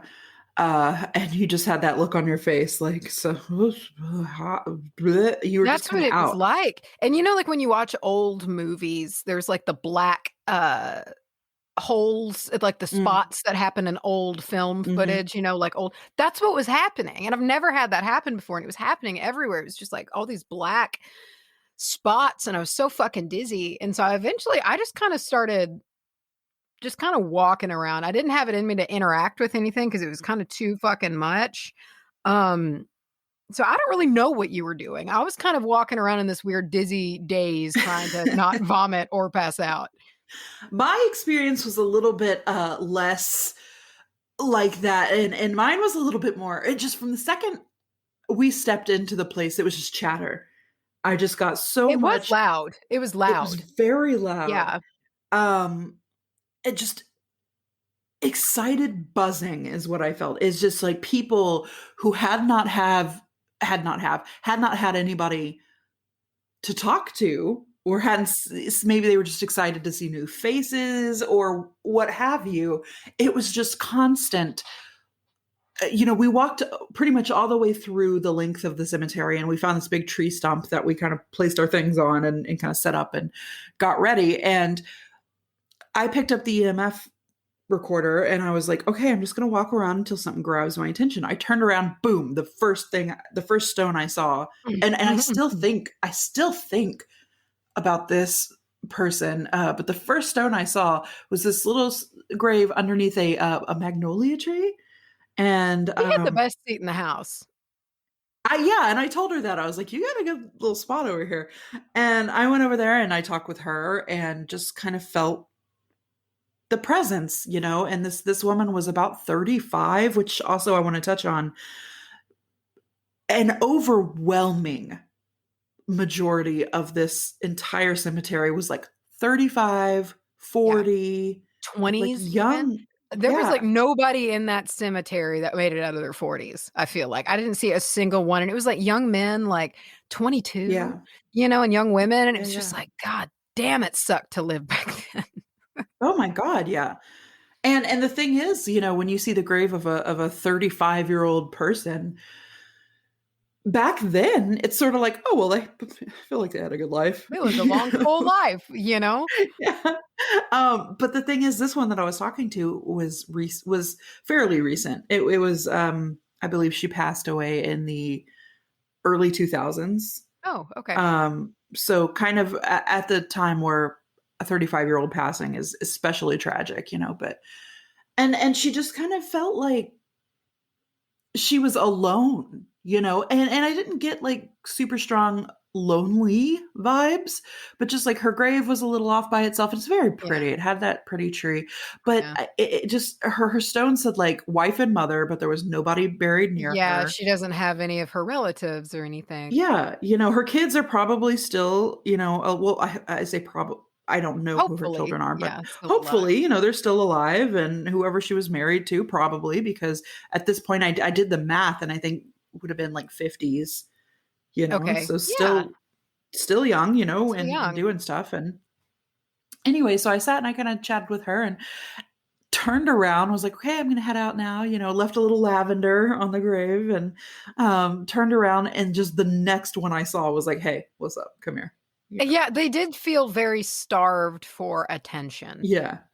And I was having, I think, decidedly a much better time than you, because you're off you were, and I did feel that when I went over to that section and that part of the cemetery, I did feel what you were talking about, just that buzzing and that real sadness. And I even felt a little bit dizzy, which I don't typically doesn't happen. But over on my side of things, I turned around and there was like this older gentleman. As soon as I talked to the woman, who was just this, like, he just felt like he might have been like a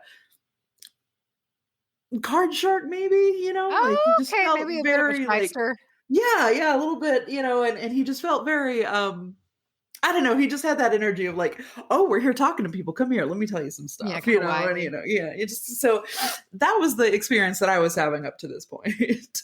Yeah, it was just so loud, and I've talked before, being more empathic, like, I don't quite I do sometimes, but it's not often that I hear actual, like, words come into my mind, I get more emotions, and that's kinda what I pick up on is that side of things, and there were just so many.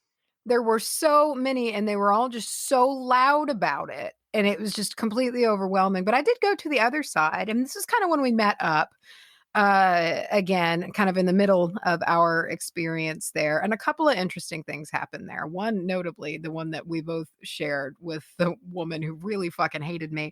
But I Yeah. did have a sit down. There was one grave that really just kind of called to me, and it was not really clear. I couldn't make it out. I did see that it was a young man who I think died at 23. And I don't know why I just felt very compelled to sit there. And I did. I sat there for a time and that was the only and I feel kind of bad about it now, but that was the only site that I stopped at that I had, like, the wherewithal to leave some tobacco. Hmm. And it was like I had that moment of being like, "You need this, like, you Yeah. will appreciate this." And it was that wild tobacco that Kim, sent us, and I left some, and then shortly after that, I stood up and, so some just a weird thing happened, with a really angry woman who's dead. Oh, my goodness. Yeah, and we had kind of rejoined at this point. Mhm. We had met back up and we were now walking the cemetery sort of together. That's about when I joined you, is when you were leaving the tobacco. And I remember you saying, I feel like he would appreciate this. Yeah.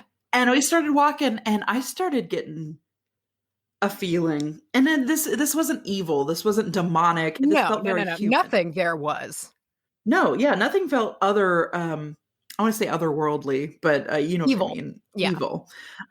It just felt like a person who, like, maybe if you're getting closer to him, they kind of giving you the eye, like, don't you come any closer. Yeah. And I asked Mace, I said, do you feel anything weird from any of these? Because I kind of wanted to check myself. I kind of wanted to be like, I have a very particular grave in mind right now. I want to see what she says, and half ass expecting you to be like pointing to a completely different one and being like, yeah, that one feels XYZ. But you pointed right at this one. You were like, I don't know about this one. I What did couldn't you? see it. It Yeah. was so weird. Because my vision was being very, very strange, and I have good vision. It's not, Yeah. you know, but it was getting those weird black spots, and at one point, I just kind of looked down to scan the ground, and I don't really know how to describe this unless you have ocular migraines and you've experienced what they do to where a focal point of your vision, things just disappear. Yeah. Like, so if you are having like an ocular migraine and you hold your hand up in front of your face, maybe like your last 3 fingers are just not there and you can't really see it and you can try to focus on it, and that's what it was. And so I scanned down and one of the stones just vanished. It's like I couldn't see it in that moment. And then that's kind of when I was like, I don't know. This stone doesn't want me to look at it. Yeah, I think that's how I worded it. That's what you said. You were like, you were like, doesn't want. And I remember started backing up and I kind of laughed about it. I was like, I'm going to back up. Ha ha ha. And I think you might've just been walking towards me, or maybe you were just getting closer to the stone, but you started walking closer to the stone. And I got the strongest, it popped into my head, just this like, outburst, just like, when someone is, don't necessarily mean to say something, but it's just, they feel it so intensely. It's like, you're just like, get away from me. It's like that. But she didn't say that. What it was is, I know what you are, or I know what she is. Yeah. And that's cracks what me up. I was going to say, that's funny to me. Yeah. And then she said it to you also as a witch, but I think I looked a bit more obvious. I was wearing that brown kind of cottagey witchy skirt, right? And I had my fucking necklaces and shit on, and maybe I just looked the part a little more, like I just looked like a hippie witch. I've been thinking about it, and something I've never really thought about before is, I know how I experience spirit, but I've never thought about how spirit might experience us.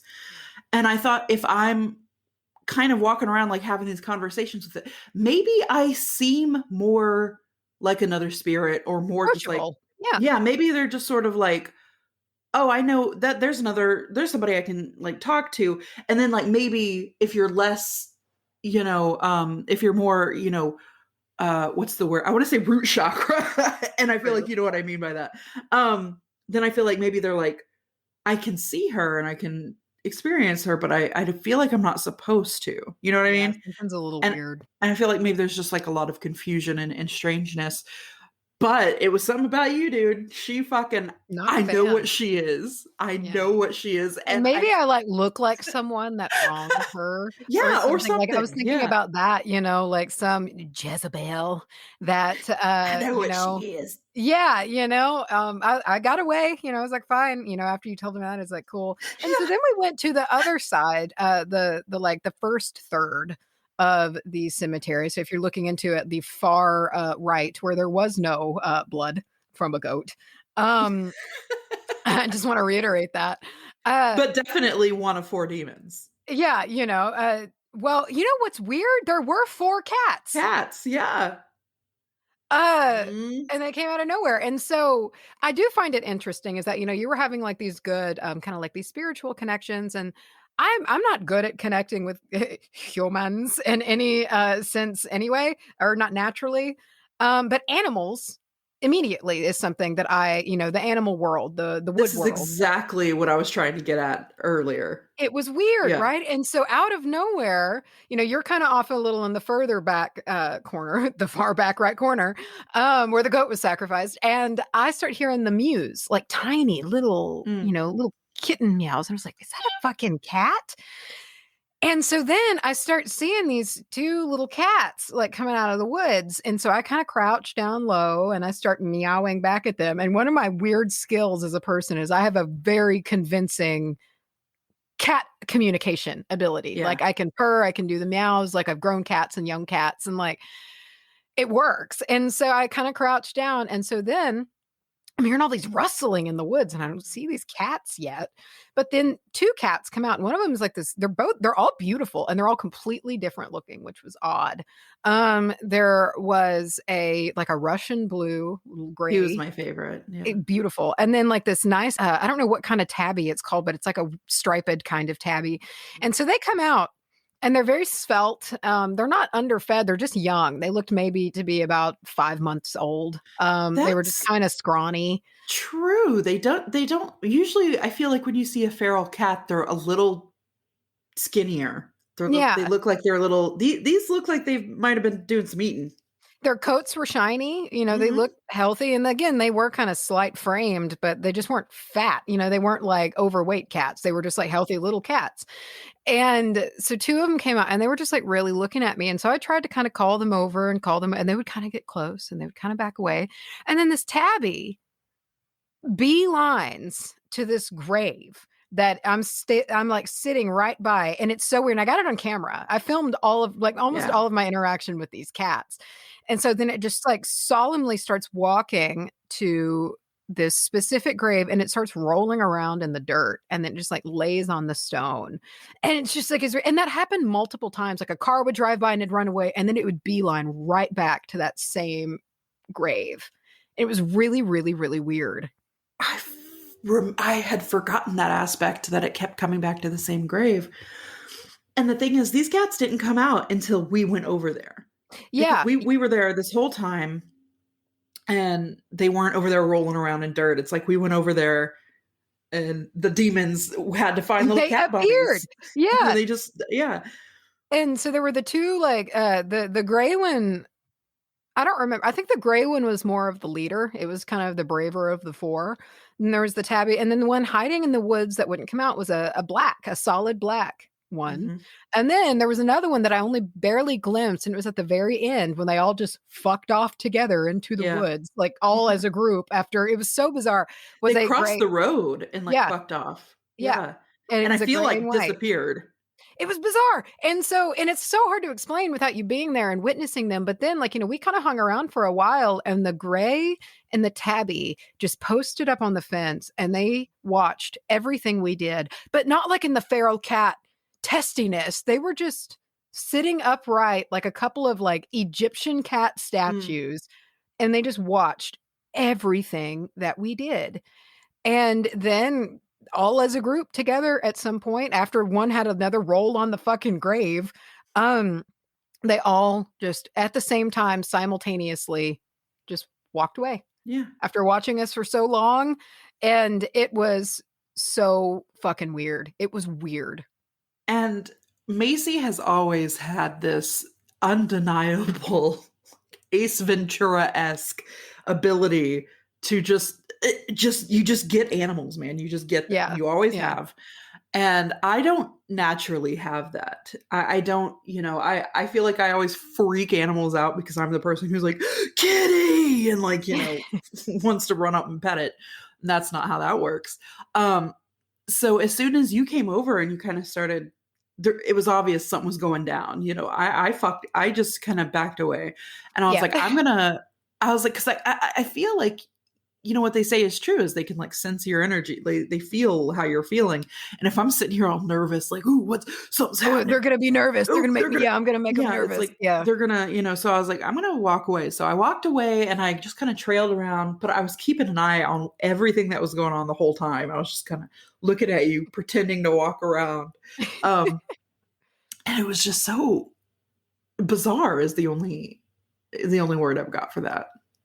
Yeah, I think the footage. I haven't even rewatched that footage. I haven't rewatched any of that footage that I filmed there. But yeah, it's just it's hard to explain unless you were there and interacting with these weird little animals. But it was just strange. It didn't feel normal. I've had a lot of experience with feral cats, and these were feral cats, but like semi-feral, which is not common. Usually cats, it's all or nothing, and they wouldn't come all the way up to me, but the gray one came about halfway and got kind of close, and the whole time they just looked so intense out of their eyes. Like it was just very, very weird.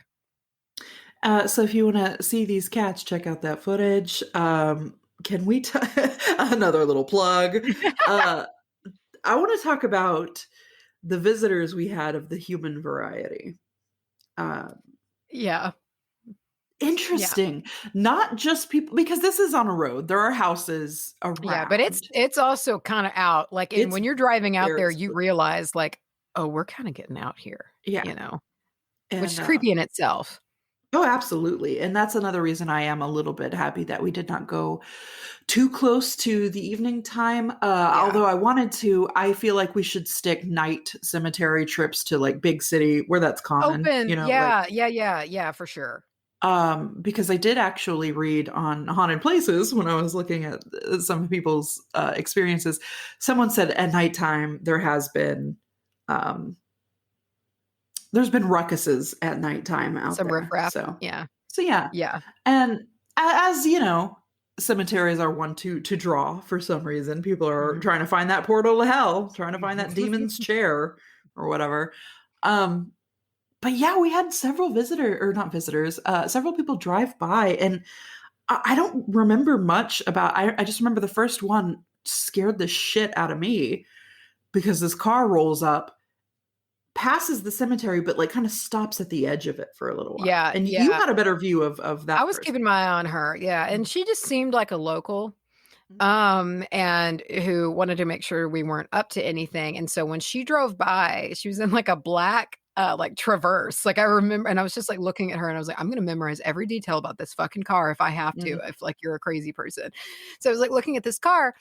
And then I just saw she was just kind of looking at us. So I was in front of a grave and I'd not been directly looking at her. I was like glancing, looking at her, just keep an eye. So then I just kind of dropped down and kneeled in front of one of these stones, to be like, look, lady, I'm like here, I'm giving my respects, move along. And she did, and she fucked off after kind of seeing that. But there were a couple of like local neighbors out here, and you could tell this is kind of way out far. It's like not far outside of Fort Worth, but far enough to where it's pretty rural. Like again, there was a horse farm on one end of this thing. And so you could tell they're probably all just looking out, and they probably have family members in here at least, or know people whose relatives are in here. And they're just making sure that some punk kids aren't, doing whatever they do in cemeteries. But it added, what do these kids do? Sacrificing goats, I guess. Become one of the 4 demons in the corner, just hanging out there. But it did add this level of creepiness, and not that woman so much, because I feel like it was pretty obvious that she was just checking us out. But there were a couple other cars that kind of some slow drivers, that kind of like creeped by, And it dawned on me very harshly where we were. Oh yeah, middle of nowhere. Far out, and we have nothing, to sort of we don't have a baseball bat on us or whatever. Yeah. I wanted to bring a gun. Yeah. I did not, but I wanted to. But I did, like one of my first, I just do this as a defense mechanism. Always I scan for exits anywhere I am all the time. And that was the first thing I did. I saw that the fence in the far back left corner shared a property to a house and a horse farm, and that fence would not be hard to scale, and the house was not that far away. And so like the moment I got there, I was like, that's the route. That's the escape route. And I did not communicate that to you. I should have. But something goes down and you're just bouncing. Fuck off. Yeah. Well, it's funny because you've already said that up at the top. You were like, there's always an exit. There's always an exit, and you just got to plan it out. And I didn't ever feel like in super danger, but I did have the awareness that danger could happen easily. Yeah. And it was off-putting. It was it just added to the unease of the place. Yeah. But and I do remember something kind of funny is every time these cars would drive by, we would sort of hide our ghost hunting stuff, our gear.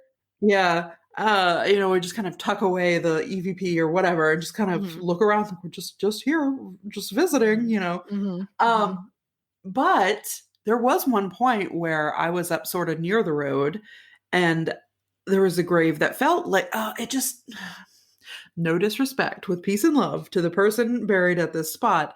It felt sort of like, when an older person kind of corners you. I say an older person, like an older relative kind of corners you, and they're like, "Here, let me tell you a story," and you just know you're going to sit there for 3 hours while they yep. And you're just like, "Oh well, I got to hit that dusty trail." Yeah. Like, well, okay, back in, and it's like, fuck. They kind of felt like that a little bit to me. So I was like, you know what I'm going to do? I'm going to explain what the EVP recorder is, because I always like to do that. It always. I'm just going to leave this here. Tell your story here, and then a lot of people will hear it, you know? But I always like to explain what the what the device is, because it always makes me a little uneasy, like in all these shows where they're just like asking questions and then holding it out. I'm like, dude died. I don't know what that is. Yeah. Like, he's not probably, you know, and sure, he might have been familiar with what a microphone was, but not one that looked tiny? like that. Yeah, no like, way. No way. And so I always like to say, hey, if you have anything to say it here. It doesn't hurt. And then I touch it, you know, and I'm like, look, I'm touching it. It doesn't hurt, you know. So I did my whole spiel, and a car starts driving by, and I'm like, oh, sweet, and out. So I put it down. I'm like, I'm going to let this, you know, and I kind of shuffle away. And I left that EVP recorder there for a very long time. Yeah, like 25, 30 minutes. I feel like it stayed on that stone. A very long time. Not yet. That's a daunting task. Yeah. I'm excited to see if there's anything. Yeah, anything at all. I feel like there were no hits on the EMF, period. Yeah, there was not. But None. But that said, we also don't really know how to operate. Yeah, it's like I read the I think there was a sensitivity. Yeah, Macy knew you read it and you got it working a little bit better because I had kind of played with it, but on max sensitivity, walking around with it, but nothing went off there. Granted, Rocco and Laser had it go off. Rocco and Laser, man, that shade of yellow. Yeah. Nothing went off like that, but also that EMF detector is kind of tricky. Like you have to hold it in one place kind of still for a really long time for it to register anything. Yeah. You know, it's not like a touch and go. Yeah. Yeah, you can't sweep like you can on a lot of them. It'd probably be good if we invested in a more responsive one, you know? Yeah. But no hits on that. But I do have some hope for that. The EVPs. I don't know why, but I just, as chatty as that place was, I feel like something has to be there. There's no way that there's nothing, and I hope that when we get in, it's not again to reference our alter ego. Dab. Yeah. What was it? ENFP recorder. ENFP detector. Yeah. Oh God.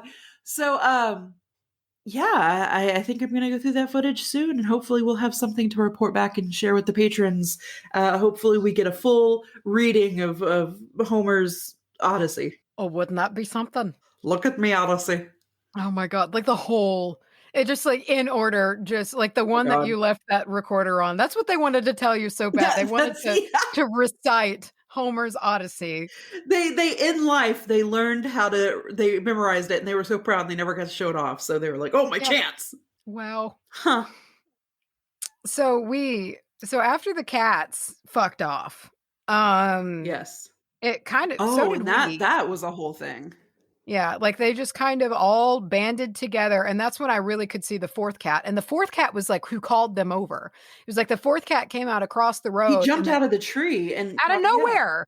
And then the other three just kind of like creeped across the road all together as one slowly. They didn't run like kittens do, you know, like they just kind of slowly sauntered off and vanished into the brush. And so then we were kind of, and it was not quite dusk, but getting there. Yeah. And we're like, you want to leave. And, you know, it felt like the time to go. Mm-hmm. It was appropriate. It was right. Yeah. And I was still dizzy as fuck. And what was interesting is that, you know, we sprayed down, which again, the spray bottle acted up, which it never does. I use it to wet my hair all of the time and it never jams up. Only at paranormal location. I need to get a new bottle. Yeah. But the moment that spray hit me, my dizziness went away. And it was like, I didn't even actively, expect that. It just like, I could think clearly and see clearly again immediately. Well, I remember we made a point to cross the road. For some reason that just felt right to like cross the road and then spray down. And the spray that we're talking about, Mace, you're gonna use that as your you're gonna do that spell, right? You're gonna share that recipe. It's gonna be just a bonus. Okay. Yeah, it'll just be a bonus spell. Mace recorded herself making it, and she explains to did you explain in the video what everything was, or just to me? I don't remember. I think I explained it all, what all went in there and whatnot. But I remember you were telling me that there were elements for like heightening psychic awareness, but there was also protective and like cleansing elements to it. So this is kind of like a 2-in-1 before and after spray, is what I'm getting at. Yeah. And we sprayed down before. Yeah. And what's funny is when I was spraying you, because we spray each other, and when I was spraying you, you were like, oh man, that immediately feels better. And I kind of thought it was like, oh, it was the mist, kind of felt nice, on the skin. It was like, oh, I feel awake now, whatever. But when you sprayed me, I understood what you meant. It was just amazing. It just, it felt like you were just kind of put back in your body, Yeah. It's like you were kind of half, you were just head riding for the past 2 hours or whatever. Exactly. And you were kind of up in the clouds, and this just jammed you back down, and I didn't feel like anything came with us. I don't feel like there was any. No, I mean, it was followers. Like, once we got back in the car and we started driving out, we were both kind of wore out. Like I remember I filmed us on the way out and we're like, okay, like our vibes There are it is. different than before it was like when we got here, because we were driving there, we're like, oh, look how pretty it is. And we're like, okay. That's going to be a harsh vibe change. Yeah. Yeah. So, but that was why I was so like persnickety about getting our feet. Like I wanted to spray your feet and I wanted my feet sprayed just because of treading on all of that. And whatnot. And just to ground, because it was not a grounded place. It was so far from feeling grounded. Yeah, that's the thing. It just, the whole property felt up there, if that makes sense. It just felt up there. Mm-hmm. And I love that I think that most everybody has that spot that they just feel very persnickety about, and I know for you it's the feet, because that's a couple of times. So like before we went in too, I think you were like, let me get your feet. And I know we've done stuff with smoke before, and you've been like, lift your feet. Yeah. and to me it's the top of the head. Like I just don't feel right unless, which suits us. Yeah. Done. Actually, dude, that absolutely goes hand in hand. Mm-hmm. But I know, I've heard some people, they feel the need to anoint their hands. If their hands aren't anointed, it just doesn't feel right. So I think that's very interesting. But dude, that's Antioch Cemetery out in Alvarado, Texas. Alvarado, that's right. Alvarado, yeah, because it's kind of close to Grand something, but that's Antioch out in Alvarado, Texas. Antioch. That's antifreeze cemetery. Anti-establishmentarianism.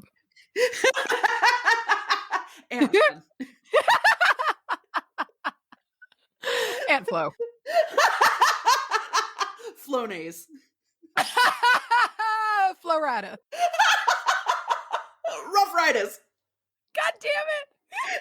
Oh my God. All right. No, I think that wins. That wiped me away. I thought that I was going to win with Florida. Oh. Wow.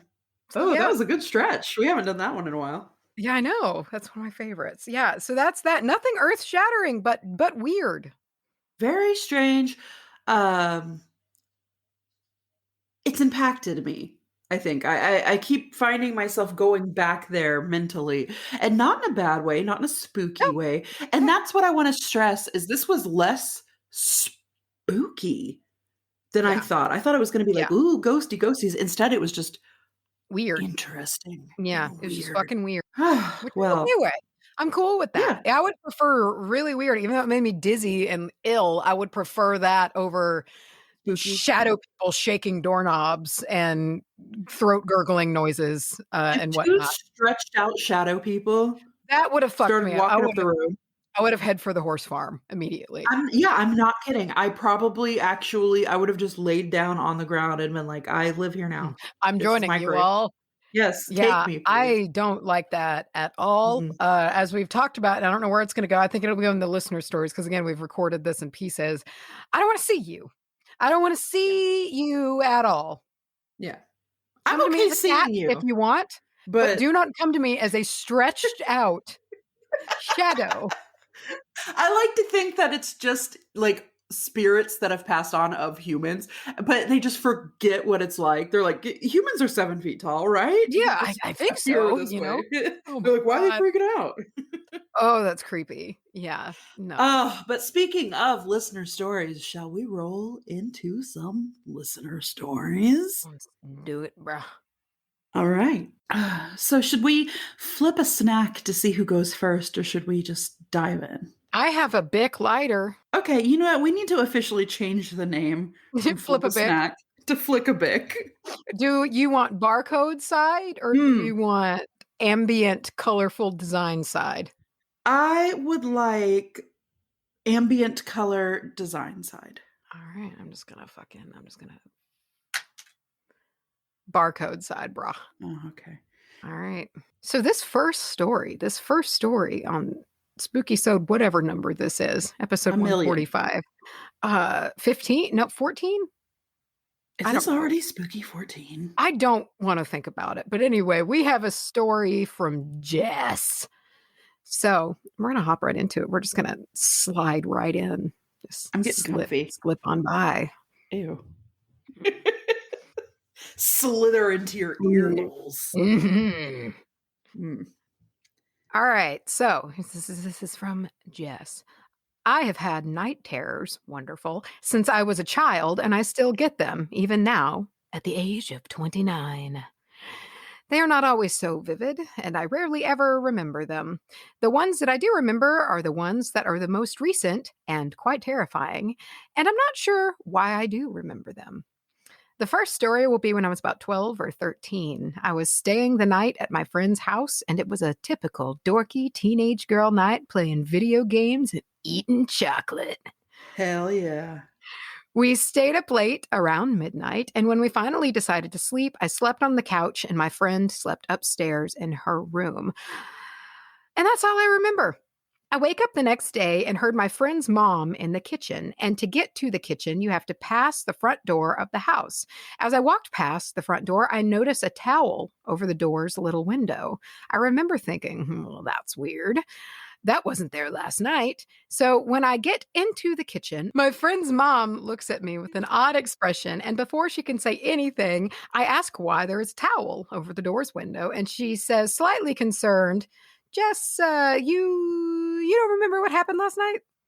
I shook my head no, and this is when she tells me, around 2 or 3 in the morning, we were woken up to you standing in front of the door, looking out the window, screaming, the man!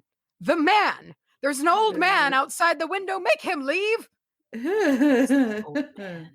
The only way they could get me to calm down and go back to sleep was to put a towel over the window. To make things even more creepy, a year or 2 later, my friend told me how both her cousins have seen an apparition of an old man wearing a top hat walking up and down her driveway. Why is the top hat make it so much worse? Dude, thank you. I was thinking the same thing. And also the driveway, for some reason the hallway is less scary than being outside. It's like he's not contained into a house. Like he's just outside. And that's weird to me. Well, see, what's weird to me about that is it's like, if you look up and you see something in your home, it feels very intentional. Like they wanted me to see this, in their home. Yeah, but if they're just out on the driveway, it's like, how many nights are you just in your house doing your own thing and it's just standing out there pacing around and you don't even know? It's creepy. That is why sometimes that residual hauntings I think are scarier to me than intelligent. Like something about like residual haunts and like stone tape theory, that is for some reason so much creepier to me, and I don't know why. Like it should be the other way around, and I guess it depends on my mood. Like of course an intelligent haunting can be terrifying, but the thought that just kind of, I don't want to call it a glitch in the matrix because it's not really what it is, but that just plays over and over and over for eternity. And I think part of the thing is that I do attach a living thing to it, like they're trapped. Yeah. And that freaks me out. I think that's what freaks me out the most is the thought that like, what if that is an intelligent haunting, but it's trapped doing the same movement in the driveway over and over and over again. And that scares me to death. I don't like thinking of it like that. Please don't. Yeah. No, thank you. let me just wipe that out of my brain and I'll just get rid of it. Yeah. Rewind, take it back. This next story is when I was about 19. I was staying the night at my boyfriend's house and we were lying on the bed and watching a movie in the dark. About halfway through the movie, I fell asleep. My boyfriend let me sleep and he finished the movie. Later on, this is what he told me. I got up to turn off the TV and when I turned around, you were sitting up straight, staring at me.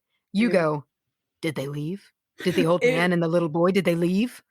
He was so freaked because, one, he didn't even hear me sit up and I would not stop repeating those questions. And two, oh, that's just fucking creepy. Gross. But he said I was so creeped out that he flipped on all of the lights and shook me until I was fully awake. I had no idea what he was talking about or why. It seems to me, and I've heard this before with like sleepwalking and night terrors, that like watching TV late into the evening can cause them. I've never had night terrors, and I don't know if that to be true, but I've always heard that that can be like a bit of an aggravator in night terrors, like extended screen time and kind of dozing off with like electronics on. And it's interesting that those two stories both came from kind of like dark, late night watching TV and shit like that. Why are you trying to debunk the story? I'm not. I just think that might be what's causing them. I don't know. These last two stories are short, and the most recent ones, these I actually remember and were the most vivid. So here we go. So I typically go to bed around 10, but this night I went to bed around 11 or 11:30 and was just completely exhausted. I fell asleep so fast. At some point early in the morning, around 1 to 2, I remember feeling the utmost terror. My heart was racing and my breathing was fast. My fight or flight was in full force. I must have been starting to wake up, and it was like I was seeing my nightmare there in my room. That's the best I can explain it. But in that moment, a tall, dark figure came bursting into my room, charging right at me. It was so vivid that I ended up flinging myself across the bed and into the wall. I was that terrified. It took every part of my being to run to the door, past whatever the fuck charged me, to turn the light on. And that would be so hard. No. That would be so hard. I think I would just want to lay under the covers, and I would die. Yeah. Or I would live. I would rather chance maybe getting ghost murdered than walking a few steps past it. Yeah, I know. The last one was so terrifying for me because I knew I was awake. So this kind of sounds a little sleep paralysis, or it's a fucking ghost. It was a typical night. I went to bed around 10, fell right asleep. All was well. Then around 3 in the morning, I woke up.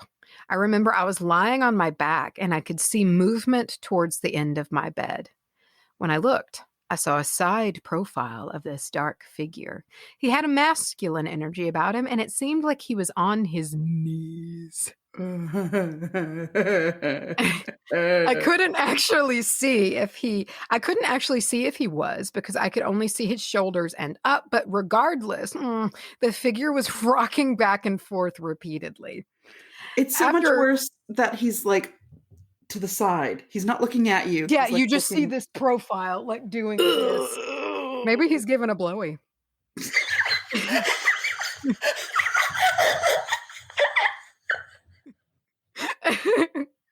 You never know.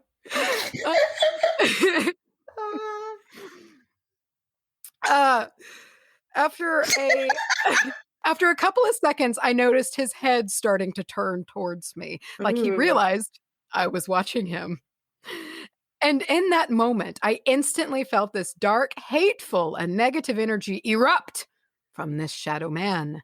And before he could fully turn to look at me, I slammed my eyes shut. Every part of me knew that I could not lock eyes or look upon his face, or he would attack or something. Yeah. I remember feeling all that negative energy in my mind, just thinking, fuck you, man. I'm not opening my eyes. And on a more comical note, I'm sure what many adults do, I slowly pulled the blankets up over my face. Me. Yeah. I somehow fell asleep, and the next morning completely saged the whole house and have felt much better since. I like to think that this is an old house, and these two were just having their own private moment, and like the timeline's blurred, and then they just see this random girl in the bed watching them. And it's just like, well, who the fuck are you, bitch? Yeah. And I just like to think that timelines crossed, and that's what happened. They've written their own scary story when they're like, yeah, me and my partner were having an intimate moment. And then there's like a book somewhere in the 60s of scary stories. And it's just like, my partner and me were having sexy time. And then this girl just appeared and was watching us. This pervert lady. Yeah. And maybe she was a shadow. I've heard that before, that like in times of like retro causality and like time crunch, like weird little things, that like people will have the same story, but in each other's stories, the other was like a shadow apparition. Yeah. Like he didn't render all of the way. Yeah. So maybe they were just both shadows, and it was just a big misunderstanding. But can you imagine? They're there doing their thing, and they see this lady, and you go to look at her, and she just slams her head down and slowly pulls the blanket over her face. Oh my God. So thank you for that. Thank you for that, Jess.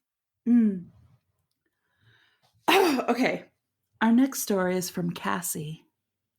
When I was about 15, I was out country cruising with my friend and her boyfriend. Great. As you do in the country.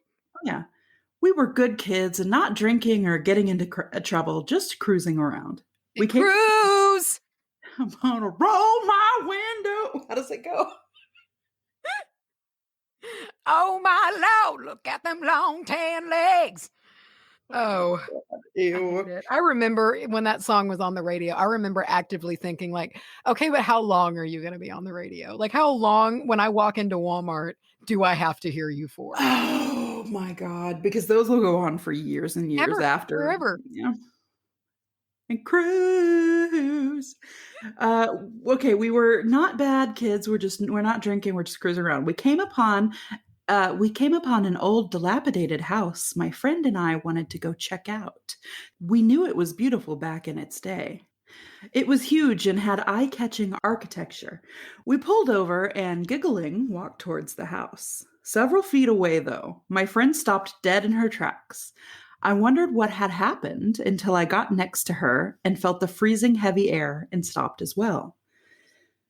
That was all it took, and we exchanged glances, promptly turned and bolted back to the car, screaming our heads off. Thank you for doing that. Thank you for not just pushing through that. Yeah, like, let's go anyway. Her boyfriend was confused, but didn't argue with our hysterical pleas to get the fuck out of there immediately. You know, I bet he was. Like, imagine what he saw. Like, he saw these, like, giggling girls being like, we're gonna fucking go. And then they just both stop and look at each other, running away. Yeah. We sped down the dirt roads, and as my friend was frantically trying to explain why we were freaking out, I was quiet in the back seat trying to regain my composure. Suddenly, I felt a strong, strong urge to slow us down.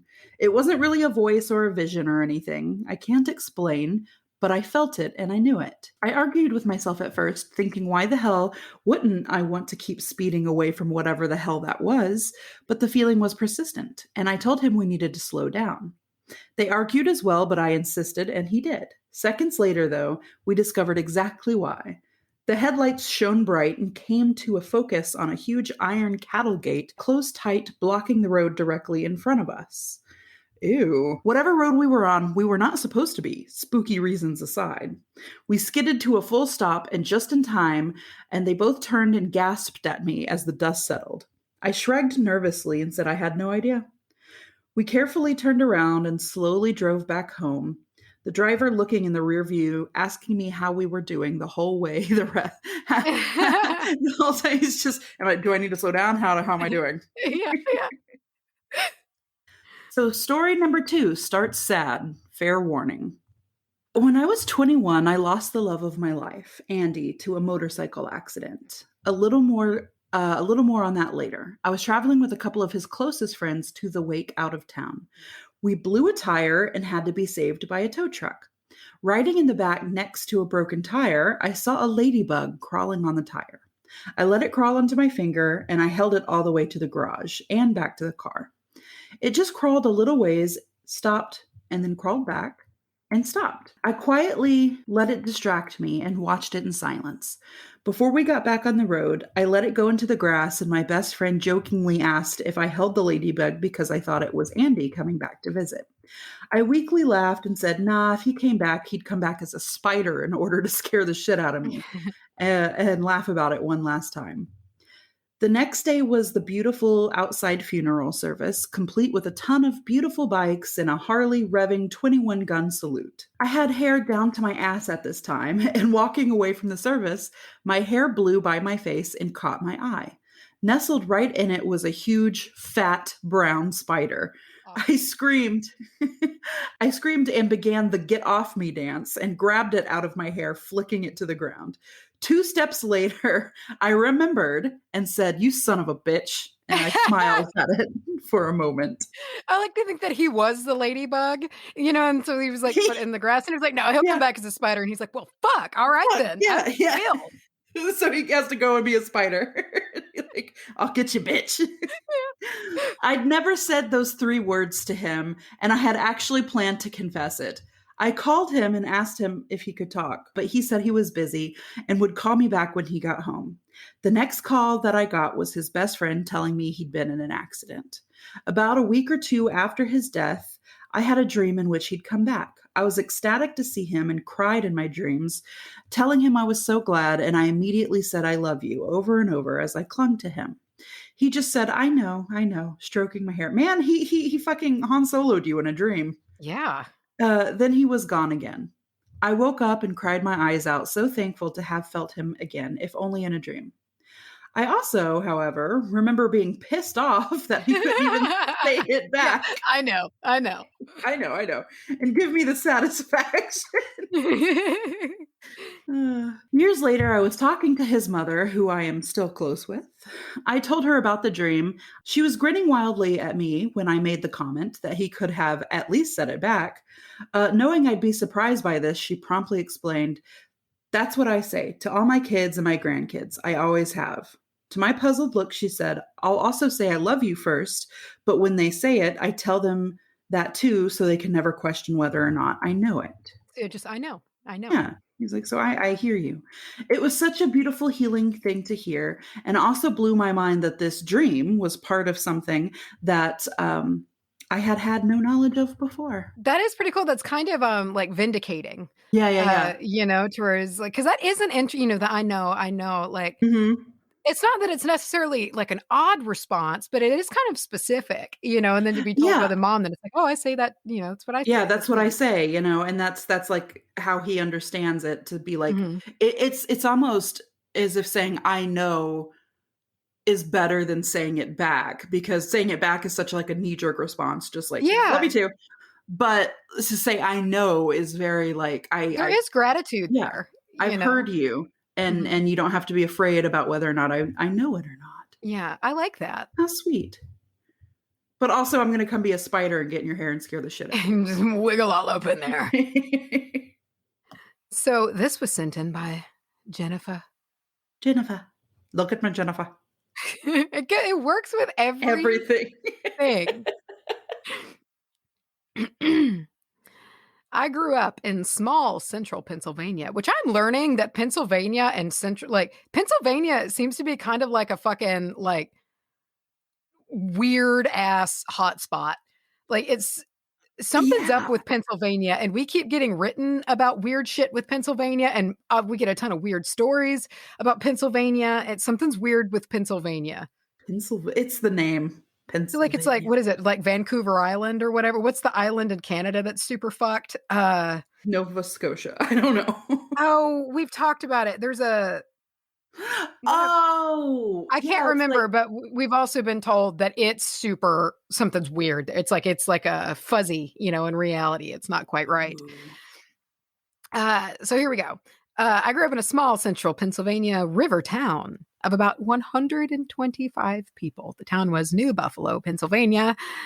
And I have more spooky experiences in that little town than anywhere else I've ever lived. The most prolific being the one involving my youngest sister and the boy in the walls.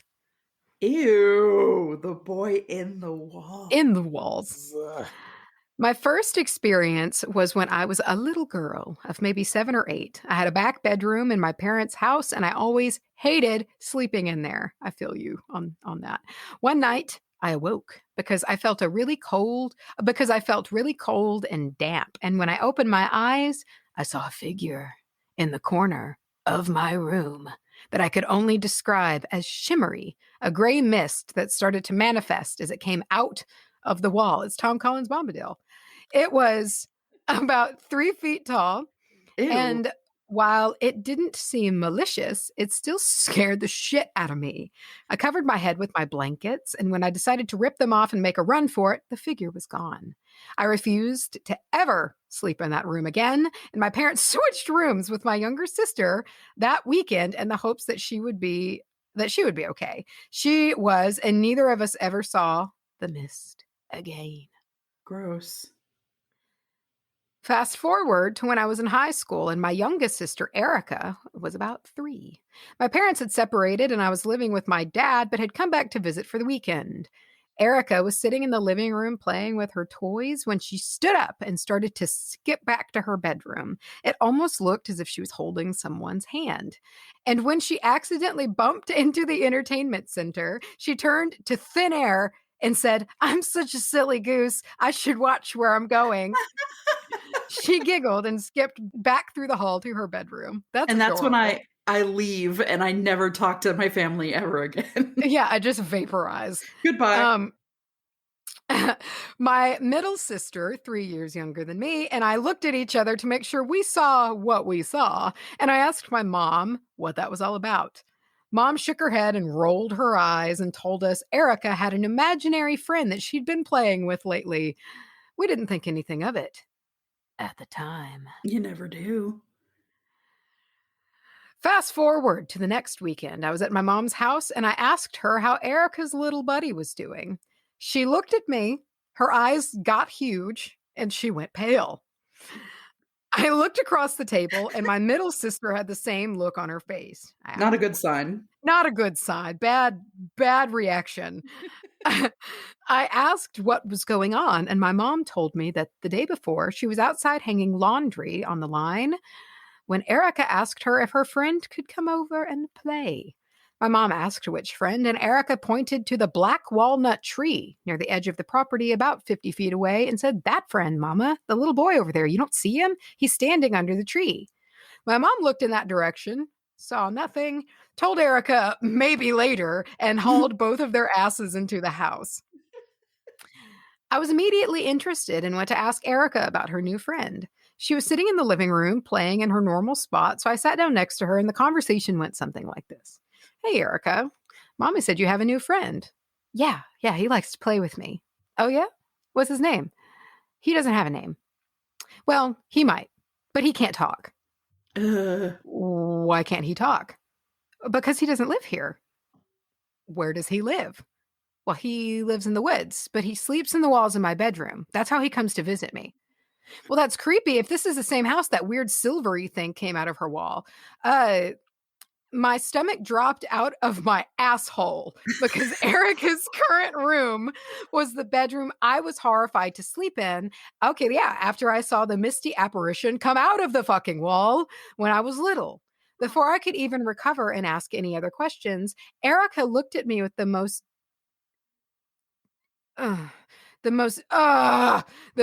deadpan look I've ever seen and said, "Can you please stop asking about him? He's upset because you wouldn't be his friend. He's my friend now, and I don't want him to leave because you're mean."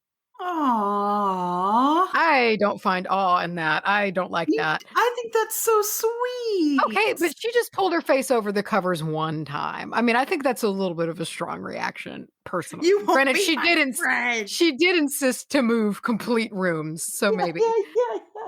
Yeah, can you imagine, like, it is kind of a you can't sit with us reaction, you know? Exactly. You go up to someone new and you're trying to be friends, and they just won't look at you, and then they do everything in their power. A blanket over their face and don't acknowledge and then they leave forever.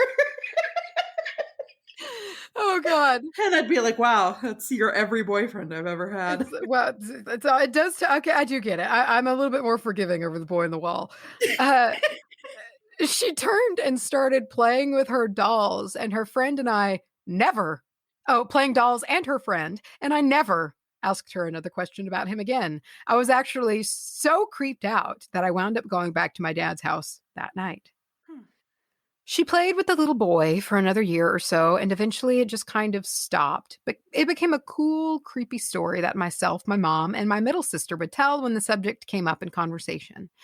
We were at a picnic at my grandma's house, and we were talking about it when one of Nana's friends that had lived, oh, here we go, that had lived next door to my mom's house long before we moved in, told us that there used to be a dam in the creek at the bottom of my parents' property, and a little girl had drowned in it back in the 30s. That's why the dam was removed.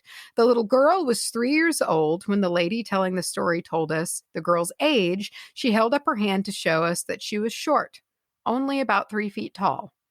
I've looked through county death records, but haven't been able to find the identity or picture of the little girl. However, I'm certain in my bones that my sister's friend got pissed because it was in spirit that I am certain in my bones that my sister's friend got pissed because it was the spirit that I snubbed when I was little, and that both were the spirit of the little girl that drowned. Interesting. So maybe, I don't know, maybe she just thought it was a little boy, or you're only 3 years old. I mean, at that point, like shit like that doesn't really matter. Yeah. Oh, yeah, totally. And it's, you kind of get into like choosing how you want to appear when you come back and shit like that, ooh, creepy dude. I don't know. I think that one's kind of sweet. It would freak me out. Don't get me wrong. No, like it would be unnerving as hell, especially you're being addressed. You just got addressed through a 3-year-old little girl by a 3-year-old little girl. And that's remembers. Just intense. Yeah, it remembers your fucking shade that you threw at her when you were a child. Yeah. And you're like, oh, wow, this entity has been mad at me for like 10 years. Yeah, I would leave too. When I read the book, I went back to my dad's. It's like, yeah, bro, me too. I would do that also. I'm out. Fuck I'm out leaving. Of there. As soon as ghosts start remembering me, I'm gone. Yeah. That's intelligent. Yeah. Oh, yeah. Very much. Yeah. But creepy. I was just going to say Lauren and start reading. I've got a story for you from Lauren. I grew up in a haunted house. I love when a story starts that way. That's all you need to know. I grew up in a haunted... It just ends there. I grew up in a haunted house. It's like fucking Rocco. I was born. And then my mom dropped me. I like to think because it's fucking Rocco, she literally dropped him. I was born. I was born. And then my mom dropped me. Okay. I grew up in a haunted house, and I lived there from birth to 15 with my parents and little sister. I've asked my mom to relay some of her spookier memories so I could compile an eerie list of our collective experiences. Her first involvement with the paranormal was when she was home on maternity leave, with no one in the house but her and me. She'd put me down for a nap and tucked me in a receiving blanket, but when she came back to check on me, the blanket had been taken off and neatly folded at the base of the crib.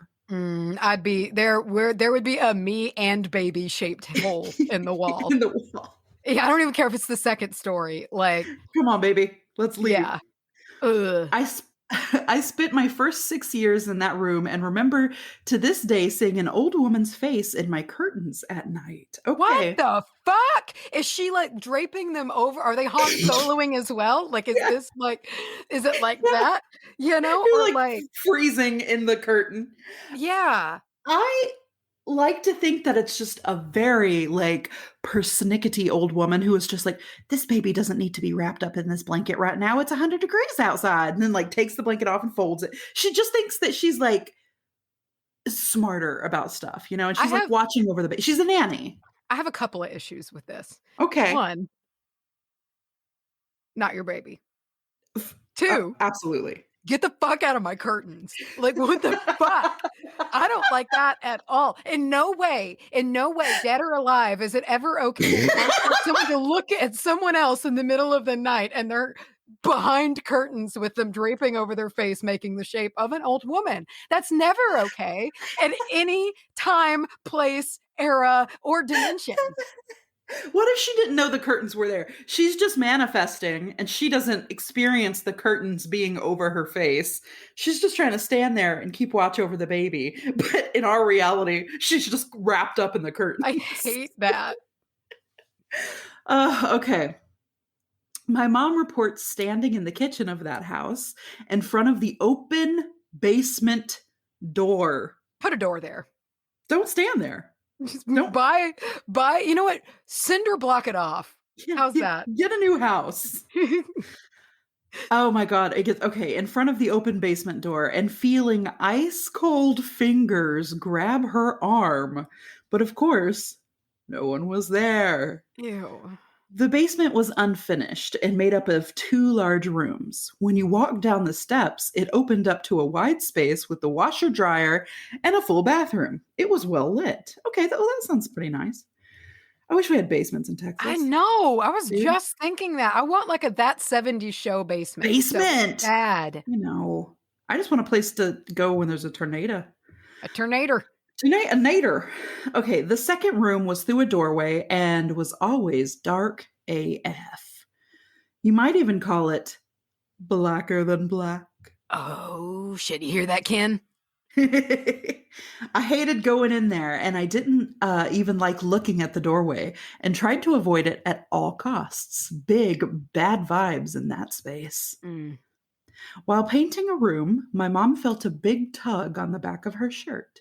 She thought she had snagged herself on the ladder, but it was in the middle of the room and not anywhere close enough to be snagged by anything. She'd hear footsteps in the attic, but it was a crawl space and not tall enough for anyone to stand erect. She once followed the footsteps overhead, and wherever it was above her head, there was a loud thump, as a large object had just been dropped or collapsed. Neither she nor my dad would go up there to check it out. I can't say that I blame them. Yeah, I wouldn't either. My sister, probably at this point around 5, saw an apparition of an older woman in the hallway. She drew a picture of her in a Victorian dress, wearing glasses, hair up in a bun, and looking quite angry. My mom said that she's the folding lady. She's the nappy lady, or the swaddling blanket lady. Yeah, she's the face and curtains lady. Oh God, fuck her. My mom said she looked like a school marm, which she had to explain to me. I guess it's marm? like school marm. Okay. SCHOOLMARM. I'm gonna assume it's like a headmistress or like okay. I'm assuming here. When I was about 12, I was sleeping in the top bunk of my bed and woke suddenly to see an apparition of an older man standing across my room facing the wall. I know, dude. Macy's face. His gray suit also looked like it could have been from the same era as the lady my sister had seen. I quickly covered my head. That's the theme of this spooky time, is covering your head with blankets. I covered my head with the covers and went back to sleep. Something I could never bring myself to accept as a normal response until I heard other listener stories of having the same reaction. My brain just refused what I'd seen and was like, nope, and then pretend it just didn't happen. Yeah, I think it's like a defense mechanism. It's like a coping mechanism. And I think you just have such a sharp and sudden drop of like adrenaline that like when that goes away, your body is just like, well, we're going to sleep. Yeah, we're going to have to process this in tiny bits later. Yeah. But for now, nothing happened. We're going to suppress this. Facing the wall, man. Facing the wall. That's, for some reason, it reminds me of the Hat Man in Hill House. Yeah. Even though that's not, I don't know. There's just something, but it does seem like these spirits are appearing, and maybe shit's changed, or they're very, their appearance spot maybe is fixed. And it's just not working well. Maybe like that wall is used to not be there. Or something like that. Or maybe his bitch wife who likes to hide in the curtains would make him stand in the corner if he was bad as a grown man. Who knows?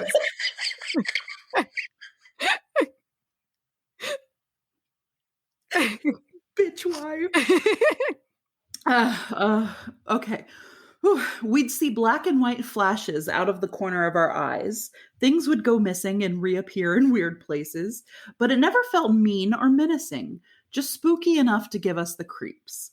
My mom, sister, and I would hold hands in a circle and tell the entities that while we acknowledged their presence, we were not comfortable with them being there, and would ask whatever it was to leave, which it would, but it never lasted long, and things would start to pick right back up.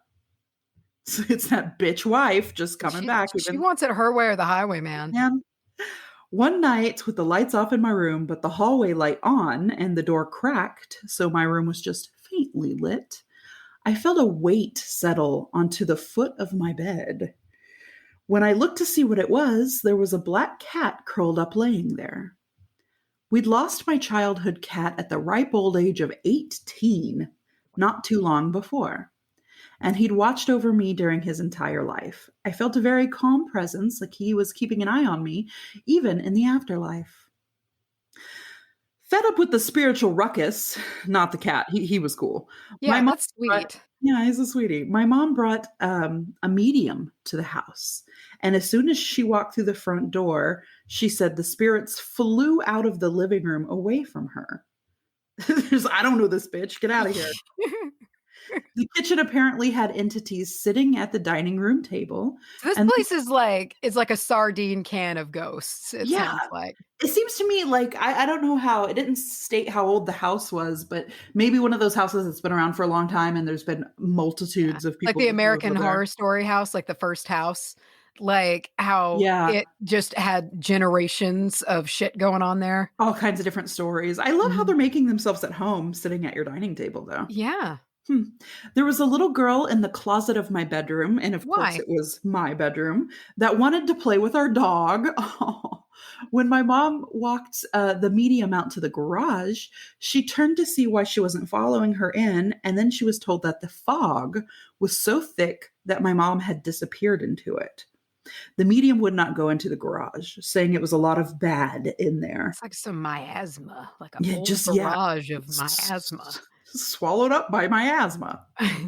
I guess this is a good time to mention that my dad was a fractious member of the family. I guess this was a good time to mention that my dad was a fractious member of the family toward the end of my 15 years there and spent a lot of time in the garage. He was a mechanic. Fractious. Fractious. I guess it's like he was not present as much. Okay. That would be my guess. I don't really know what that means. It doesn't surprise me at all that negative energy would collect there. I thankfully have not had any experiences since moving out of that house, and I am astute in acknowledging things that I can't explain exist, but they are not welcome in my house. Sure. I like that. I like being aware of things and saying, hey, look, I hear you. I feel you. I see you. Please leave. I think that's how you deal with entities. Unless they fucking blow up a glass in your hand or some shit, like then it's like, all right, get the fuck out. But there's honestly, I think there are two little entities in this house that are, like I get a bunch of pass-throughs in this house all the time. It's just kind of this property is kind of buzzy and weird and I don't think right. And shit comes through. But oftentimes things will come through and I'll kind of tell them to fuck off. But there are two things here that I've just kind of let chill. And there's this sounds terrifying. There's like a tall, big hulking thing in the hallway that I've kind of come to feel a bit affectionate about. It's like a big furry. It's like not a Sasquatch, but like imagine something fictional. It's almost like what it's like. It's this big like Sully type character. Yeah. But have you ever seen that movie called like Gooby? Like that big English bear? Oh my God, dude. Okay, that's just what I'm thinking. It's something like that. And at first when it showed up, I was a little freaked out by it. But the longer it's existed, my mind just is fleshing out something like kind of what it is. And the more it's just there. And it's kind of, I'm going to say something a little nuts here. It's like, it's Jorah. Oh. But it's not. It's like, it is Jorah, but not in his form that I saw him in. It's what his spirit was. And it's this big, I'm putting this together right now. Like, it's Jorah. That's what the energy is. And that was his hallway. That's where he always would lay. Aww. And it only showed up after he died. And Hunter sees him down there and whatnot as his normal form. But I've just realized, like, I've not wanted to change. Like, at first, when it creeped me out, I was like, I need to cleanse this. But I was like, something told me, no. Yeah. Don't cleanse it. It was Jorah. And I'm not. No, please. Yeah. And it's kind of developed into this. It is black, like a black kind of shaggy. Yeah. And that's what it is. But it's like it's like what he was in his heart, like this big, It's how he saw he's like the protector, so he's this big bouncer of a dude. Yeah, I just put that together right now. Anyway, Aw. wow. I wanna go, like, leave some treats or something in your hallway. Yeah, I mean, really, and it's like I feel right now, he's like, "Yeah, you get yeah, yeah, yeah, yeah, yeah, yeah, yeah, yeah, Yeah, yeah, yeah, yeah, yeah, yeah, yeah, yeah," yeah. you He's know, like, "You finally pick him yeah, up." that's amazing. Oh, man. Okay, so, I could talk about that all day, but I can't. So we're gonna go to the next I know. story, a revelation to have in Yeah. the middle of recording. I'm gonna stew on that all day. Um, so this next story was written by Rain. Oh, So Rainn I Wilson? yeah, of course, Yeah, our listener and friend of the friend of the show, show, Rain Rainn Wilson. Wilson. I live in South Carolina now, but I'm from Massachusetts originally. Growing up there, we all heard many legends about a haunted road in a small town named Hampton. Mm. It's called Rockadundee Road. Oh, cute. Some of the old legends told include a child who died on the road hit by a school bus, and an old witch with a hatchet, and a mob house where people were supposedly murdered. Ooh. As you can imagine, teenagers often tried to brave taking a drive all the way through the road in the middle of the night, especially near Halloween. Many end up turning their cars around and not making it all of the way. Halfway through the already small street, it turns into a bumpy dirt road surrounded by woods. For a lot of us city kids that visited, that already gave it a spooky feeling. My friends and I took the drive several times. It always gave me a creepy vibe. On one particular time that we went, we all dared one friend to get out and dance around the car. She finally agreed and quickly went around the car playfully and laughing. When she reached the back of the car, she suddenly screamed and ran to jump into the car, and she was yelling at me to drive and practically started hyperventilating. We were all like, oh, what the fuck? But I decided to just get the hell out of there, and I sped off. She apparently saw something staring at her, but to this day, we aren't sure what. Ew. Gross. Just to explain the next part. I imagine this ghost, whatever it is, staring at her. It's just this ghost, like, what the fuck is she doing? He's just looking at her. What? What are you? It's like more like time lapse stuff, or like time tours. Just like a farmer, someone who like lived there generations ago, watching this girl dance around this metal chariot. Like, or he doesn't even see the car; he just sees a chick dancing in a circle, and he's like, "Witch, witch." Just to explain the next part, it had recently rained, and my car had like a dusty covering that dusty covering you get from other cars kicking up dirt on the roads. We went to one of the girls' houses after, and as we got out of the car, I could see something on the trunk because of where her house light hit. I had a flashlight. This was before camera phones, so I got it to check out the trunk further. I go around the car, and all along the trunk were a bunch of handprints in the dust. At first, I just figured we probably touched it all at some point in the day, but I realized they were smaller than my hands. I called the girls to check it out, and everyone compared their hands to the prints. All of the hands were too big to have made the prints on my car. The girl who had gotten out of the car did not want to walk around it, and we were all so freaked out. I didn't think this girl ever went back there with us again. No, it didn't stop the rest of us. Yeah, dude. Man, yeah, that's weird that like that thing happens and then your car's just slapped over with little baby prints. Ew, maybe it's like little baby hands like trying to push your car out of like the danger zone. Maybe. Or maybe they just like they were just like it was like just one pair of hands, but they were slapping the car multiple times, like making a beat to this girl like dancing. So maybe, yeah. Maybe the unfortunate child that was hit by the bus. Yeah. Was like just kind of like beatboxing for her. Yeah. What a bro, man. That's what I like to pretend, because I can't think of the alternative because it's that spooky. makes me happier. Our next story comes from Lindsay. Look at me, Lindsay. Saknas. My connection and experiences to the other side began at a very, very young age. When I was about 3 years old, my great-grandma Mary was living in an assisted living facility in Oregon. My dad would take me with him to visit her. Whenever we would visit, at the end of the visit, as we left, Grandma would stand in the hall waving us out, and we would walk out of the hall or down the hall and out of the door. My dad has always stressed that what happens next I had never done before. The last time we visited her, as we were getting ready to leave, we made it down the hallway. My dad says I stopped dead in my tracks.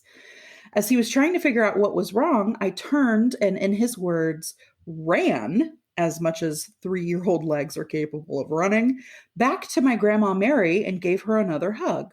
Oh. The kind of hug my dad describes as the one you give someone when you know you're never going to see that person again. I finished hugging her hard and then walked back to my dad, took his hand, and was ready to leave. Again, I had never done that before when it was time to go. The next morning, they received the news that she had passed peacefully in her sleep. My dad swears to this day that I knew I was never going to see her again, and that she was going to pass away that night. Do they say kids know stuff like that? Like you can just kind of pick up on it. Well, you're more of a little animal as a kid, and like those the same things about animals, like in hospitals, like they'll kind of like cats and whatnot will like come lay patient, as they're passing. You just know. Yeah. And just like you want some company. Mm-hmm. From that time on, I have always experienced things, including the ghost in my dad's house, which my family has affectionately named Henry, the friendly family ghost.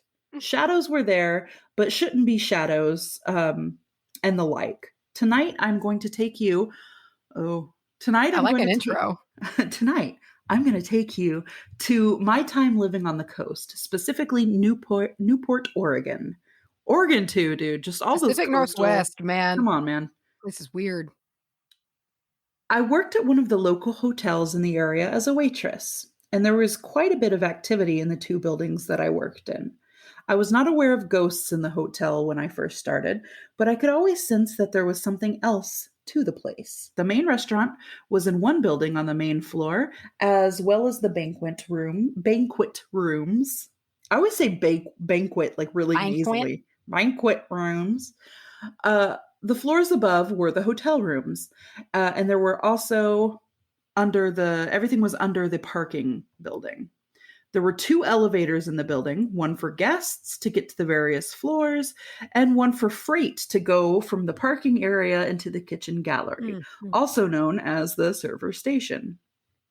The freight elevators were off to the left side of the elevator, not centered in the elevator.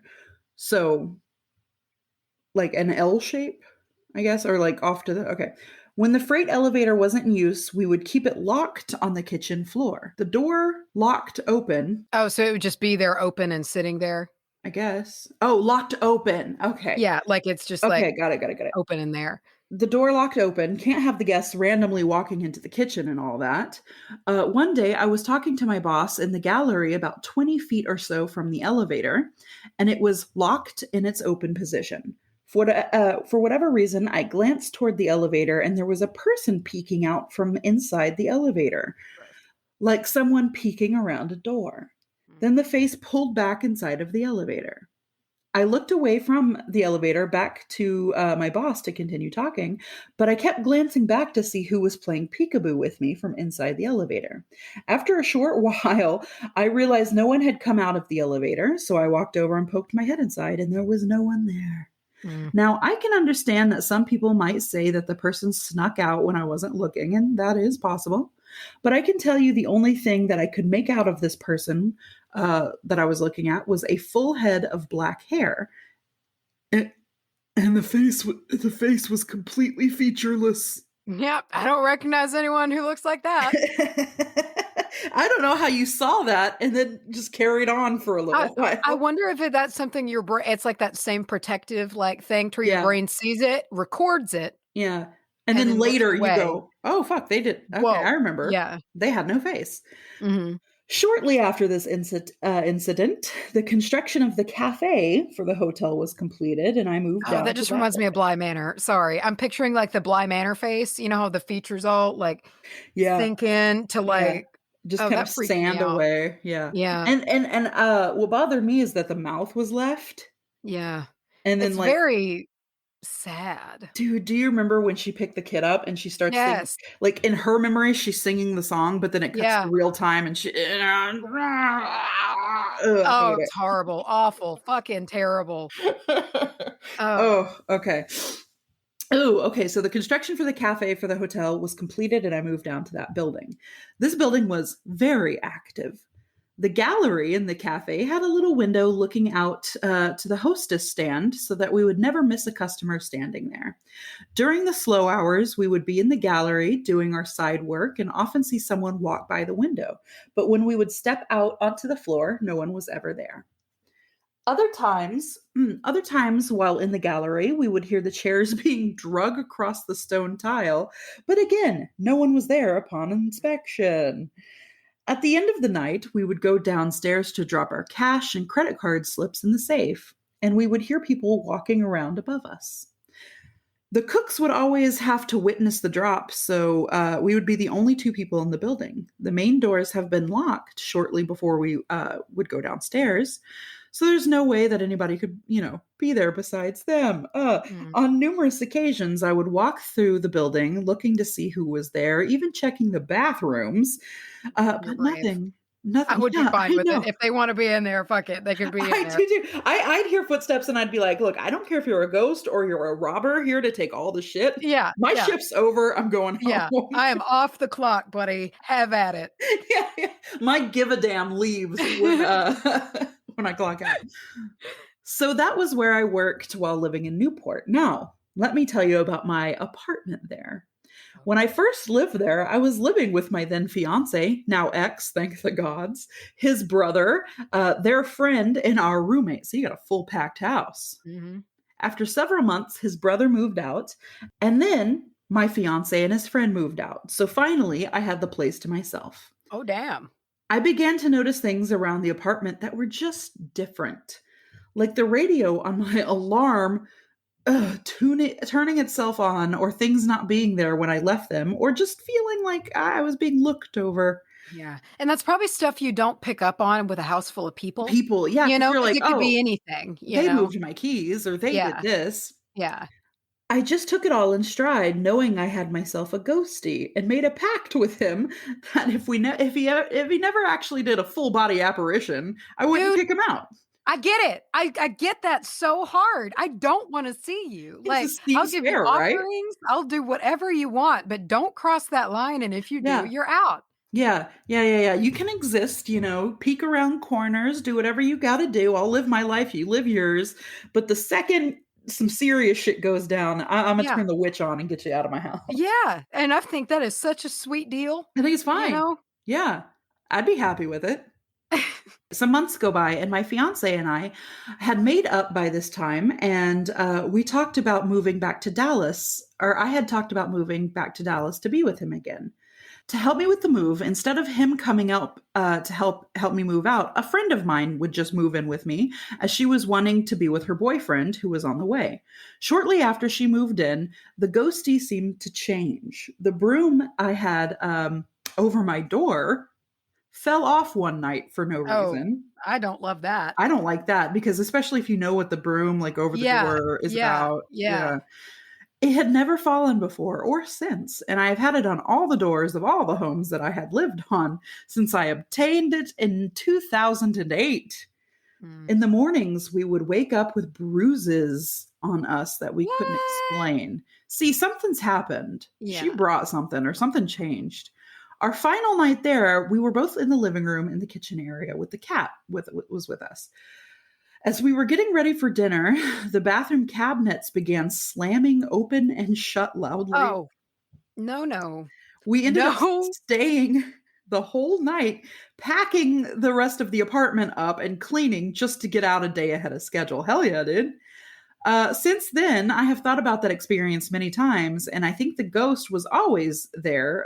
But at the beginning, there were just too many different energies in that apartment for me to make Mhm. out.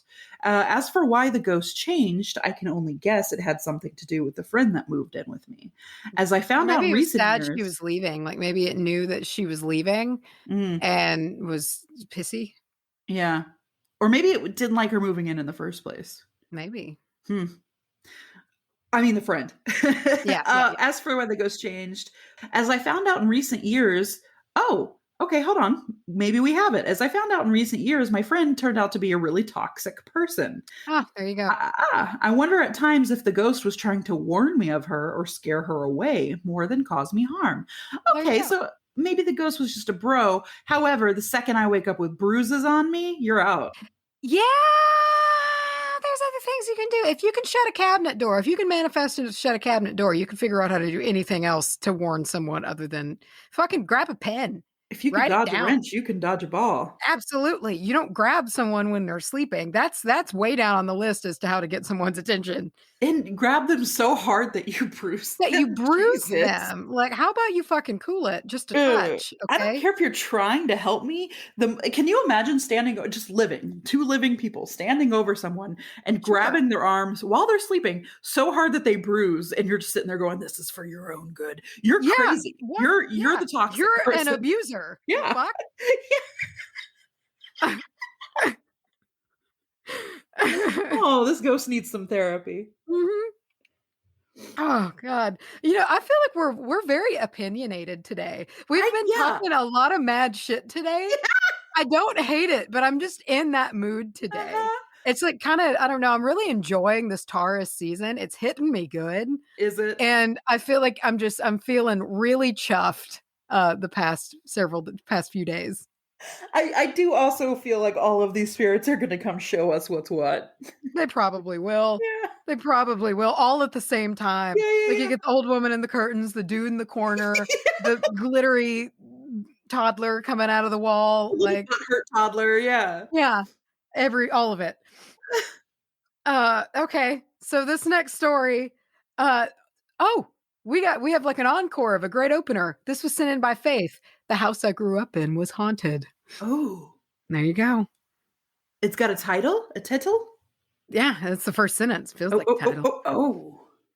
It is next to a creek, and if it's a hurricane or really bad storms, it will flood, and the little creek becomes a massive river and surrounds our house. Growing up, I was always given very specific instructions on how to leave the house if necessary, with a short explanation of someone drowned before we moved in. Oh. When I was little, I had two, quote, imaginary friends. I never got their names because it was a little girl about 4 to 5 years old and an even younger boy about 1 to 2 years old. So I figured, like most kids, I didn't view it. I just figured, like most kids, I didn't view it a super important detail because we just played pretend anyways. As I got older, I questioned my parents about the drowning, and they told me a mother refused to be evacuated, insisting on waiting for her husband, then got scared and went out the back of the house where the water rushes like rapids. My parents told me that she then lost her boys in the water and they died. Oh. I filed away the knowledge, and over the years, I would often see 2 balls of light out of the corner of my eyes, or I'll see my cat staring and catch a glimpse of them.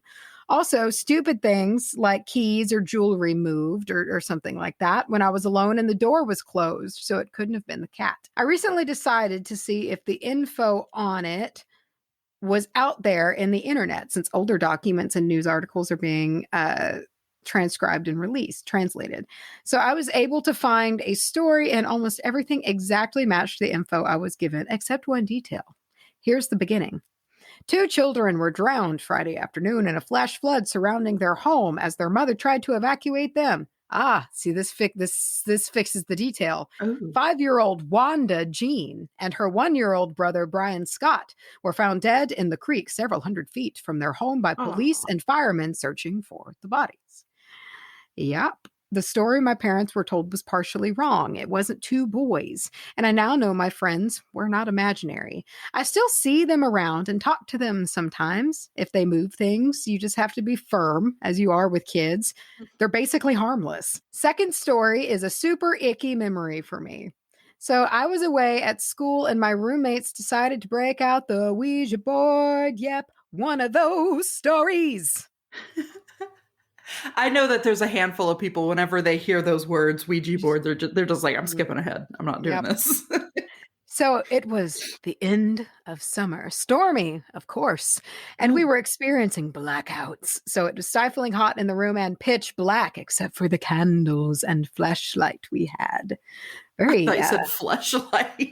as you do at school. Yeah.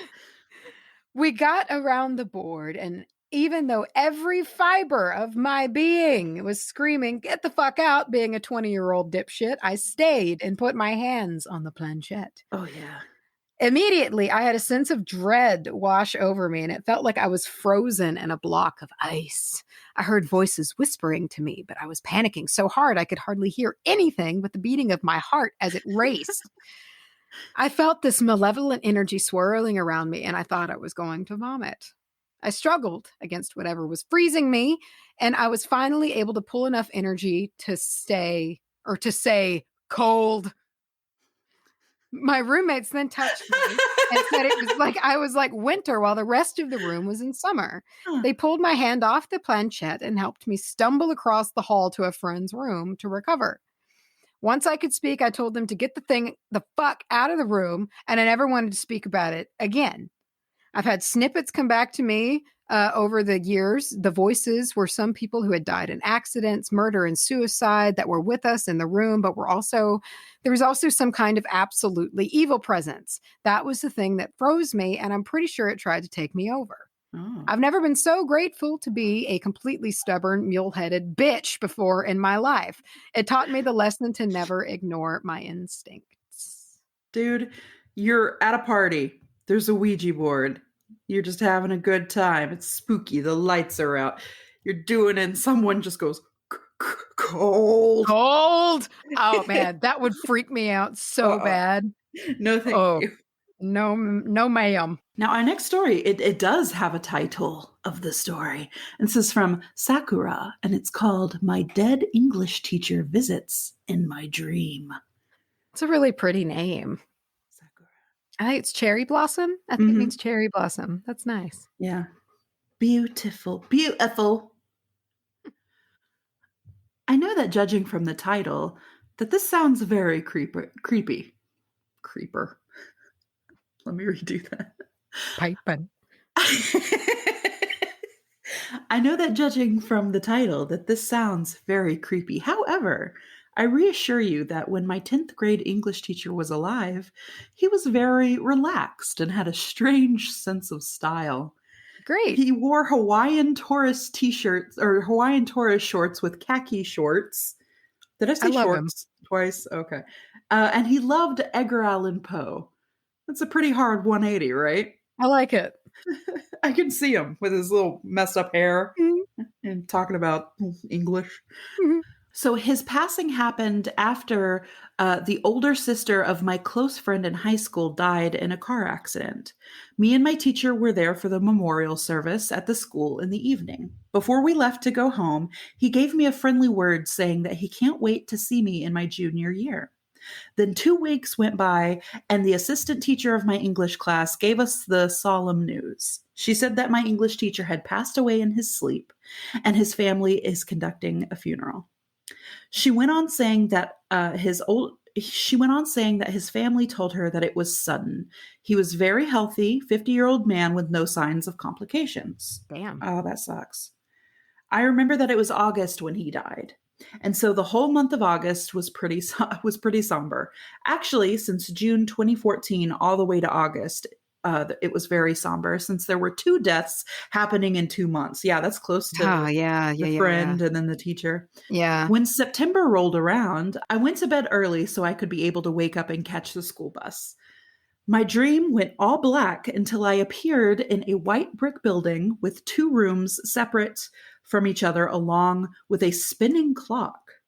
The space was huge. I'm thinking this is like very Alice in Wonderland-ish. Yeah, this is weird. Yeah. The space was huge, and in each room, there were people walking in a circle. One room is brightly lit with a dangling ceiling light. The other room is very dim, but still lit enough to see people walking in circles. This is also kind of Poe-ish. Yeah, a little bit. Maybe the Hawaiian there's teacher is, There's more people on the left side than on the right. I scan around both rooms until someone I recognize caught my eye. It was from the dimly lit room. It was my English teacher. I was about to call out to him until my alarm cut me off, which brought me back to reality. That sucks.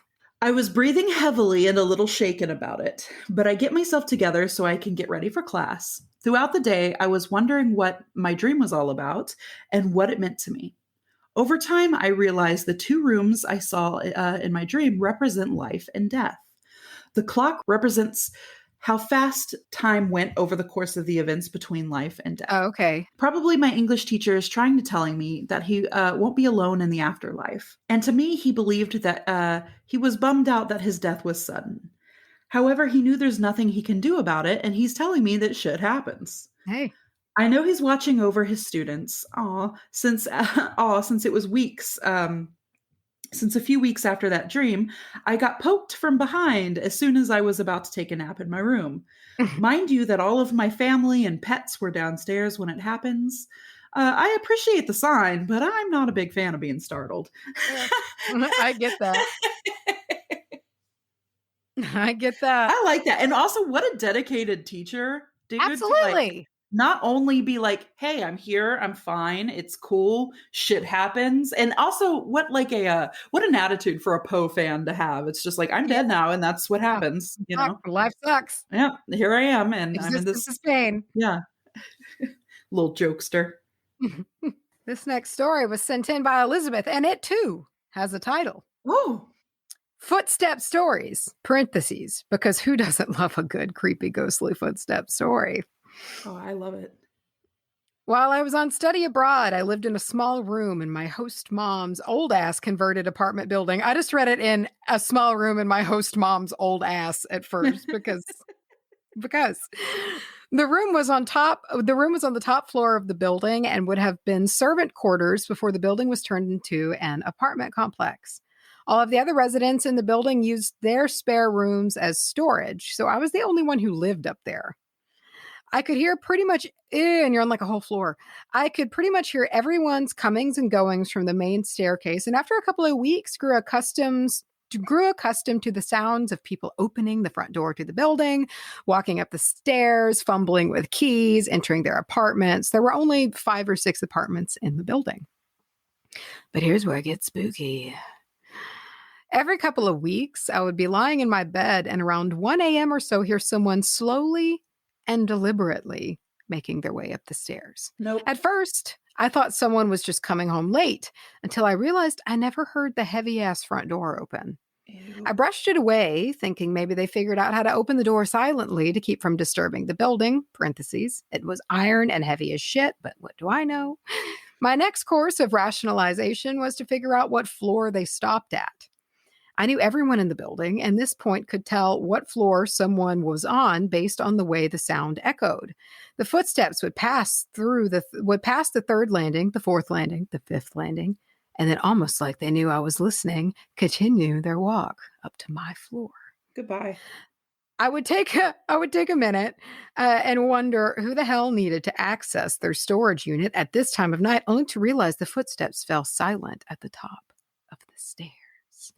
There were never any additional steps past the landing, and I never heard them retreat. Ick, right? Yes. Here's another one. In college, I lived in a large house I shared with 7 other people. I know, way too many. Bro, I lived with 5. I know. It's a lot. One night, I was home alone upstairs in my room and avoiding homework when I heard one of my roommates come home. I could hear them walking around and shuffling, typical I just got home from work stuff. I checked the clock and realized they were home really early. I found it puzzling, but went downstairs to see if they wanted to watch a movie or something. I got to the bottom of the stairs and called out, turned the corner and stopped dead in my tracks. I'm sure you'll be able to guess by now that no one was there. The deadbolt on the front door was secure, and no one was on the front porch. I stared around the living room, sure someone was playing a trick on me, until I finally gave up and headed back upstairs, trying to shake off what had happened. I got to my room, got cozy, and resumed the show I was watching. Not 30 seconds in, those damn steps started up again. I just turned up the volume on my computer and waited for my roommate to come home 45 minutes later. And here's another one titled A Spooky Shadow Story. Oh. I used to live near DC, which you can barely walk a block there without tripping over a ghost, in an old 60s home. I like that. The house had been renovated recently and had much lighter vibes than the house I talked about before. One night, I had been drinking some wine with my roommate when I decided to head up to bed, and he decided he wanted to finish the show we'd started. Being tipsy, I fell asleep quickly and soundly. I woke up pretty suddenly around 2 a.m. or so, hearing my what I assumed to be drunk roommate stumbling up the stairs. He made it to my door and sharply rapped on it twice. I could see a silhouette of his feet under the door by the light in the hallway and yelled, "Peter, I'm trying to sleep. I'll hang out with you tomorrow." I rolled my eyes and laid back down, but his feet didn't move. Nope. Something about the situation felt a little off, but I had to be up early the next day, and I didn't have the patience to deal with a drunk roommate or a weird feeling. I sat up and called again, "Peter, do you need something?" The feet didn't move, and my roommate didn't respond. I shrugged it off and managed to fall back asleep a few minutes later. The next afternoon, I asked how my roommate's hangover was. He'd stayed up awfully late the night before. He gave me a confused look and said he was fine. He'd gone to bed only 15 minutes after I did. I must have had a weird look on my face because he asked me why I thought that. I explained what happened the night before, and he swears to this day it was not him. Peter didn't do it. Hashtag Peter didn't do it.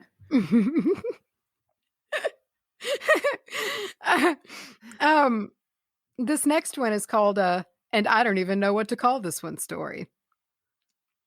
This last one happened pretty recently, and I can't really talk to anyone else about this because honestly, it's pretty weird sounding, but it scared the hell out of me, so I'm going to share it. It might not even be paranormal. Maybe it was just a nightmare that set me on edge and inspired paranoia, but I'd love to hear your feedback on it. As I'm sure many of us listening are, I'm obsessed with spirits and the other realm, but the catch is that it also terrifies the ever-loving shit out of me. Same. I've always felt and seen things, but every time I start to get the hang of it, i.e. seeing or hearing things on purpose, setting strong boundaries, I get scared and shut myself down for a few months/years. I've been renewing my efforts to have more control in hopes that I won't be so afraid anymore and think I've been making some progress. But the other night, some things happened that definitely shook that confidence. Oh. I was having a weird nightmare about some Freddy Krueger kind of guy chasing me around the basement with a rusty machete, saying stuff about how he had to kill me to rid the world of my womanly weakness. Scary Terry. See how it's my brain, you bitch. Womanly weakness, Jesus. Yeah, that's creepy. I don't like the fucking that, incel. Yeah, exactly. Yeah, fun times. I quickly got to the point where I had had enough, and had enough of that, and woke myself up. I sat up enough to have some water from the water bottle I always keep on my nightstand when I realized something was fucking wrong in my bedroom. The air felt heavy, and it was like it was almost swirling. I wasn't seeing anything weird, but man, did it feel gross. You know what I mean? Oh, I laid back down and loudly in my head, as to not wake my wife, told whatever was in there that this was my time to sleep, it needed to leave, and it was not welcome. I repeated the mantra until I felt stronger and tried to relax, hoping to go back to sleep. I've woken from nightmares feeling like this before, but I always have to just get up and watch TV in the living room to shake it, usually staying up the rest of the night. So that's brave to me. When I wake up from a nightmare, I'm not getting out of my bed. Yeah. I'll stare at the ceiling, but I'm not going to move. I'm not going to get out of there. Yeah. I was feeling really triumphant that I had gotten whatever the feeling was to back off so I could sleep in my own damn bed when I felt something jostle the bed on my wife's side. Ew. I made myself think it was the cat jumping up on the bed for a moment, but when I didn't feel any more movement, curiosity got the better of me, and I rolled over to see our cat was nowhere to be found. It's just your wife fucking with you. She's just shaking legs. Yeah. Y'all, that shit rattled me. I took a deep breath and repeated the mantras, imagined a golden bubble around me, and laid down again, trying the best I could to find my place of strength again. I was trying to focus on anything else when a clear male voice interrupted my thoughts with the word being. Ew. Being? I don't like that. Being. Yeah. Ew. I didn't and still don't know why it was that word. I don't know what it means, but I pushed hard to return to my own thoughts, to my mantras, to my strength and humanity when the voice returned with full, oh! Ew. I don't like it. I don't like what you're about to say. I can tell. Oh, my eyes have just erupted in water. When the voice returned with full force, it felt like it was shouting, being, being, being, being, being in my head in a rough growl, like it was pissed. I tried to shut it out. Dude, can you see the wetness on my face? Dude, that's disgusting. I've made a fist. I don't remember making this, but I have it. You're Rocco. You're ready to fight those ghosts. Oh my God. Being, like human being, or why is it saying being? I don't like that. At this, I sat up with a start and yelled some not so kind obscenities and held my head in my hands, taking deep breaths. At this point, my wife woke up wanting to know what the fuck had happened. The fog I'd felt minutes ago was already dissipating, but I explained I had had a nightmare, that it was a really bad one. That's the most I usually tell her. She gets wigged out if I talk about the spookier side of things. And she suggested I turn on a light. So I roll over, flick on the light, and my eyes are drawn to the time. It is 12:34 a.m. 1, 2, 3, 4.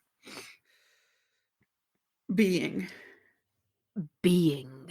I managed to fall asleep with the light on and a Disney movie going, but the experience stuck with me the next morning. You best believe I cleansed the ever-living fuck out of our entire house that afternoon, and thankfully haven't had a repeat of the incident. I don't know if my imagination ran away with me, but it certainly didn't feel like it. I don't want it.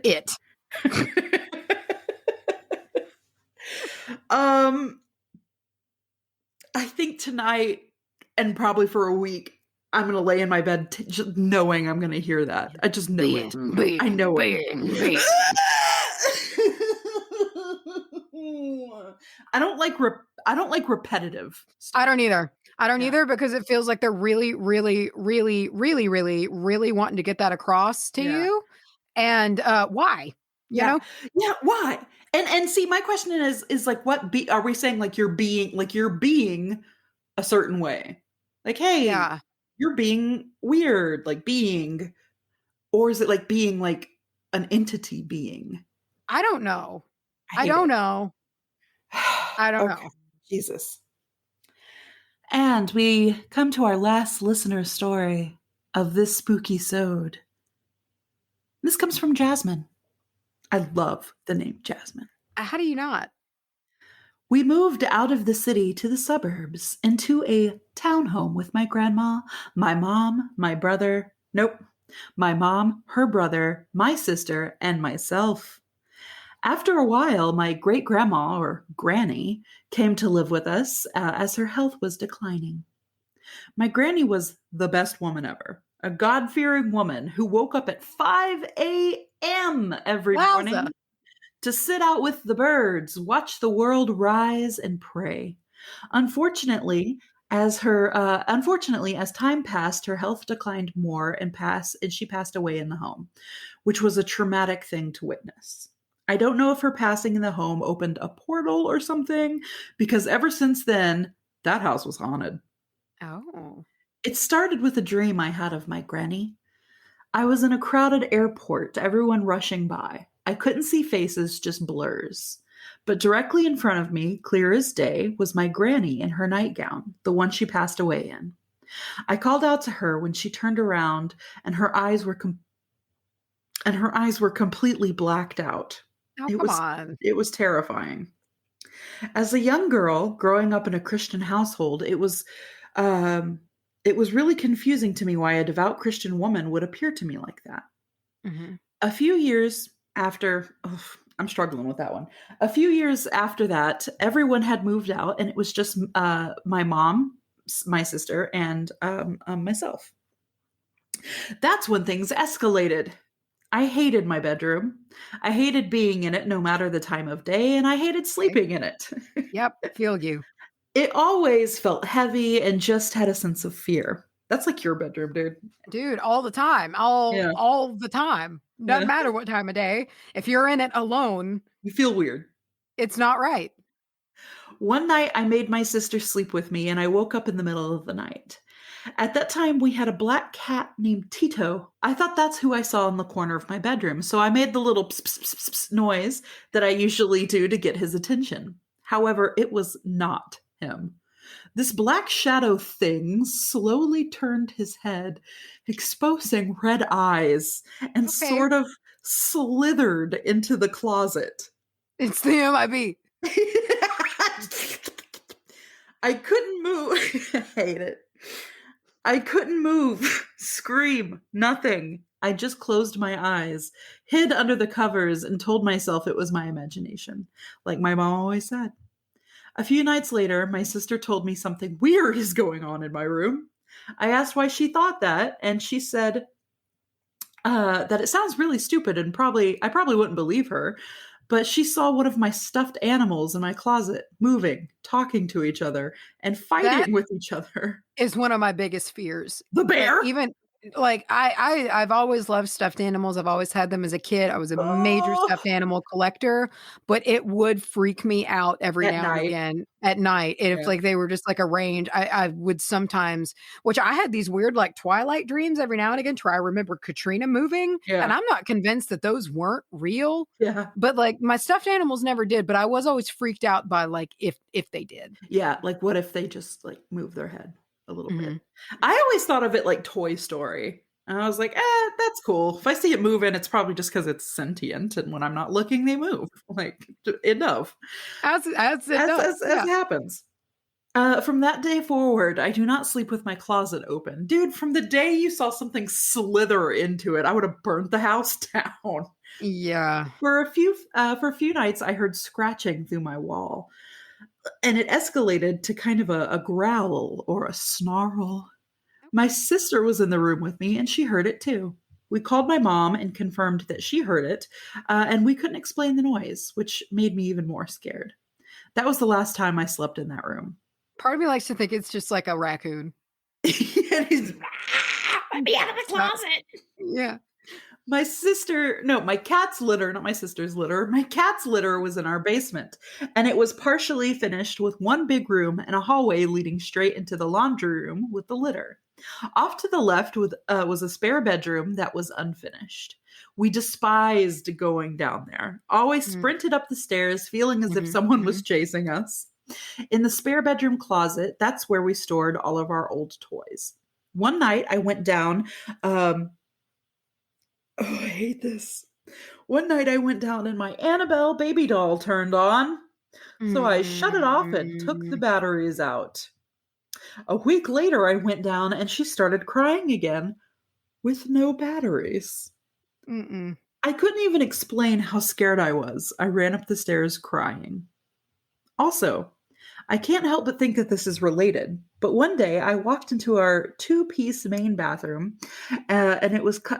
and I was covered head to toe in black flies. What? Like in real life? No, sorry, not me. No, I walked into our two-piece main bathroom and it was covered head to toe in black flies. Okay. No. Dude. There's some weird, like, stereotypical hellish shit going on. Yeah, flies aren't good.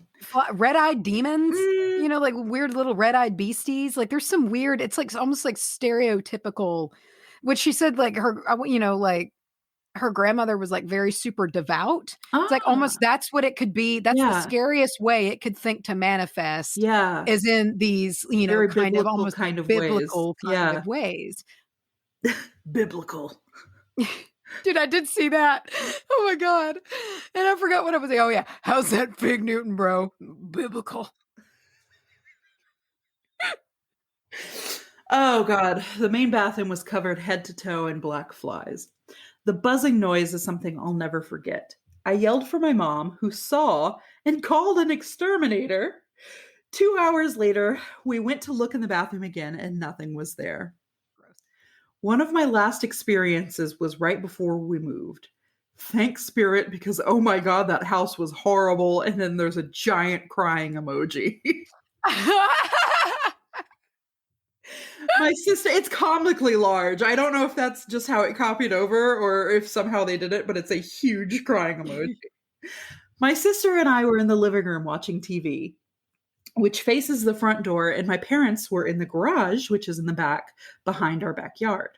All of a sudden, there was a knock at the door. We didn't answer. Then the doorknob started to turn like someone was trying to open the door and break in. So we sprinted out so fast out of the back door, and we left it wide open, through the backyard and into the garage to get to our stepdad. We walked with him back to the house. As he stepped up the stairs to walk through the door, it slammed in his face. His nose was touching the door. Oh. No windows were open to even suggest that it was the wind. That's aggressive. Dude, I don't like doorknob stuff. I don't either. I don't know if that sounds like super tame, but like no, that scene it is because of doorknob stuff and like that I can't handle the Babadook. I can't handle it. There's a scene in there in particular where and it goes on forever. I swear it goes on forever. And it like such a long time. It like walks into the room and like what and I watched that movie one time and I don't think I've ever had a horror film fuck me up like that one did, to the point where I'm never, ever, ever going to watch it again because it took me years to get over it. Yeah. It really fucked me up. It's like it was the exact kind of horror that is like the worst thing that I could, it was like my brand of the worst horror I could witness. Just like low and slow and psychological as fuck. Something's like, just not right. Yeah, dude. Oh my God. It really fucked me up. Oh. Oh. I've not seen your eyes water like this in a while, dude. Yeah. Yeah. Oh man. So those are our listeners' stories. What'd you think? We had some good ones. Some bangers. Oops, all bangers. All bangers. I am strangely comforted by the English teacher and his Hawaiian. I am too. There were a few comforting ones. The boyfriend that that I love you one. I thought that was really, really that's really sweet. Yeah. There's also some terrifiers in this one. Yeah. I don't know why I'm so stuck on this, but the slithering thing. Yeah. I'm gonna take that one. I don't just love coal-eyed granny either. Oh yeah. That's creepy, And something Coraline-ish is very off-putting about just being in a group of people and someone just going cold. Well, and I'm not forgiving, and I'm not over the old woman in the curtains. I'm not over that. His old bitch wife made him stand in the corner. Y'all, never, ever, when you're playing hide and seek with Mace, never fucking hide behind the curtains. She'll murder you. I might. If you're interested in having your spooky story read on an upcoming Spookysode, send us your story. Send us your story to wbahpodcast@gmail.com. And whatever you do, put spooky somewhere in the title so we can find it. How did you feel about that? All of those. I've thoroughly enjoyed recording this episode. I don't always enjoy recording Spookysodes, to be completely honest. Y'all know that. Yeah, I think everyone gets it when you're like, I want to go home. I want to leave. Yeah. But this was fun and this was thought-provoking. I like that both of our topics were weird on the high strangeness side. I like that. Yours really fucked me up, dude. Yours really fucked me up. I'm shaken and I can't wait to go outside and put my feet in the dirt and be like, the ocean is so far away from me right now. But it's never too far away. Never too far. I mean, we were going to it in a week. Oh, yeah. Yeah. And partially, I was this time, next week, we will be at the ocean. When this drops, are we going to be in the ocean? Yeah, when we will be at the ocean the next day. So since today's Friday, by next Friday, we'll be at the beach. So it drops on Wednesday and we go to the beach on Thursday. So you guys know that when you're hearing this, we're only hours away from being swallowed up by the bloop. So send us some good thoughts. Yeah, wish us luck. You see witches out there, please just keep Julia away from us for a little bit. Yeah, I know you'll talk. That's why she's called Julia. It's just a real entity. Oh my God, Julia. I mentioned her a little bit like who was the girl with the pink hair from Greece? She was the beauty school dropout. Oh yeah, what is her name? I don't know. I forget. Holy hell, I can't believe I don't remember her name. Fuck. But I imagine that's what Julia looks like, just kind of like in a poodle skirt, and she's like smacking on some gum, and she's got just some like, gum, yeah, making weird noise. Okay, well, homies, I hope you weren't too spooked, but I also hope that you were. I hope that you were. I mean, I always look forward to these episodes for a shameless reason of one, we always pick up listeners on these episodes. These are really shareable episodes, and we always see a nice permanent listener bump after one of these bad boys, because it's like the bait and switch. Yeah. You know, like we give them this, and then it's like, oh, but you might come back every week for about content that's like, I don't know, like 60% as good as this, but you're here. I was going to say, if you are a new listener, if this is your first time and you are ever annoyed by us being loud, laughing too much, or singing, just leave now. Leave now. We won't care. We won't be mad. We get it. Yeah. Yeah. But if you want to come back for the Spookysodes, that's chill too. They happen once every 10th episode. So our next one will be Spookysode number 16 on episode 155, I guess. Yep. Happen on the fives. This up next, weather on the fives. Oh, you're doing it again.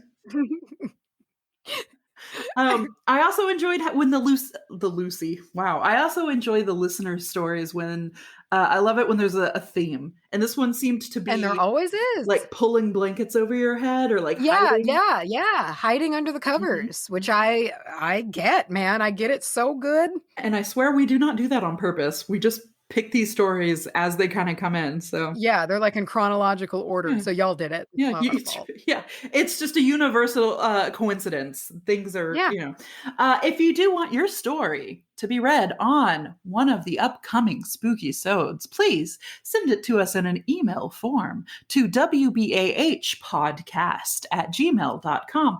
Don't forget to put spooky somewhere in the title. Subject line, whatever it's called.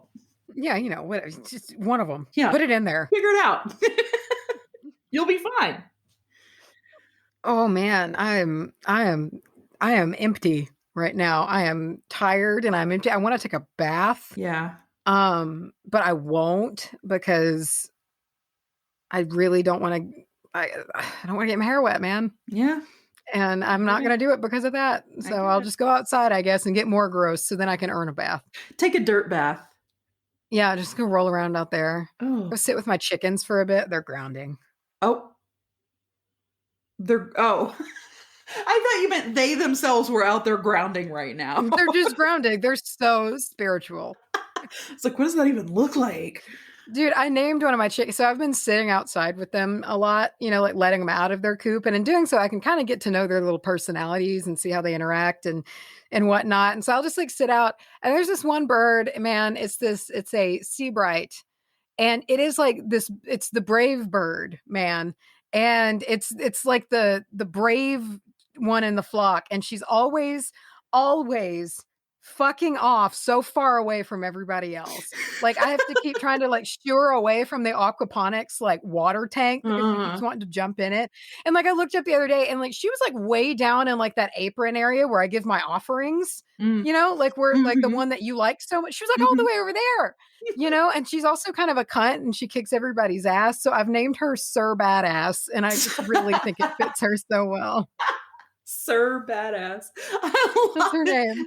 Sir Badass is gonna get carried off by a hawk one of these days. I know. And it's like, and part of me that is at the same time like, dude, if your evolutionary instinct is to stray this far from the flock, I'll be sad when you die, but like, I'm not going to be surprised, like I'll be sad, but it is kind of the natural order of things. you are kind of not very good at being a chicken. I say that to our dog all the time. I'm like, Dova, you're not good at being a dog. No.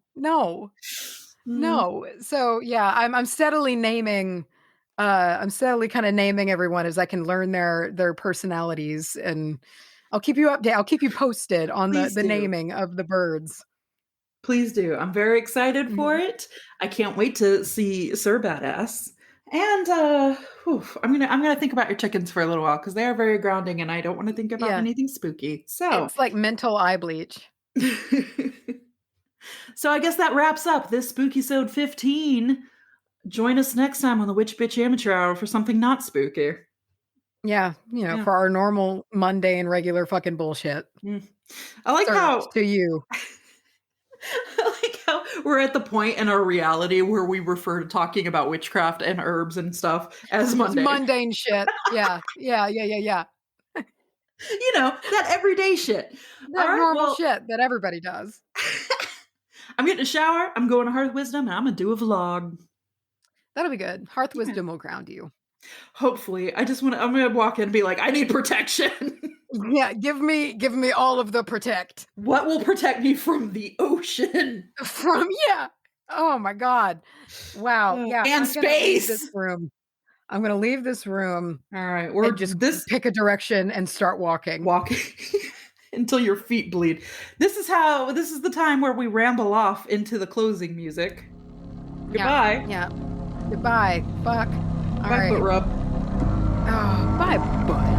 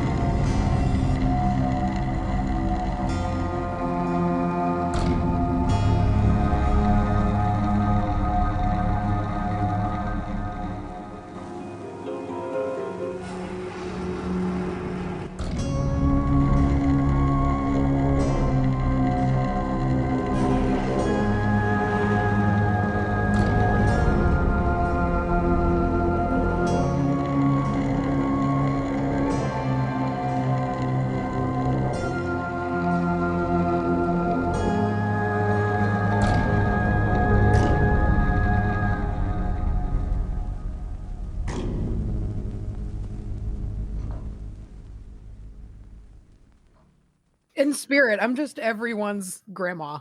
You need a grandma? I'll be your grandma.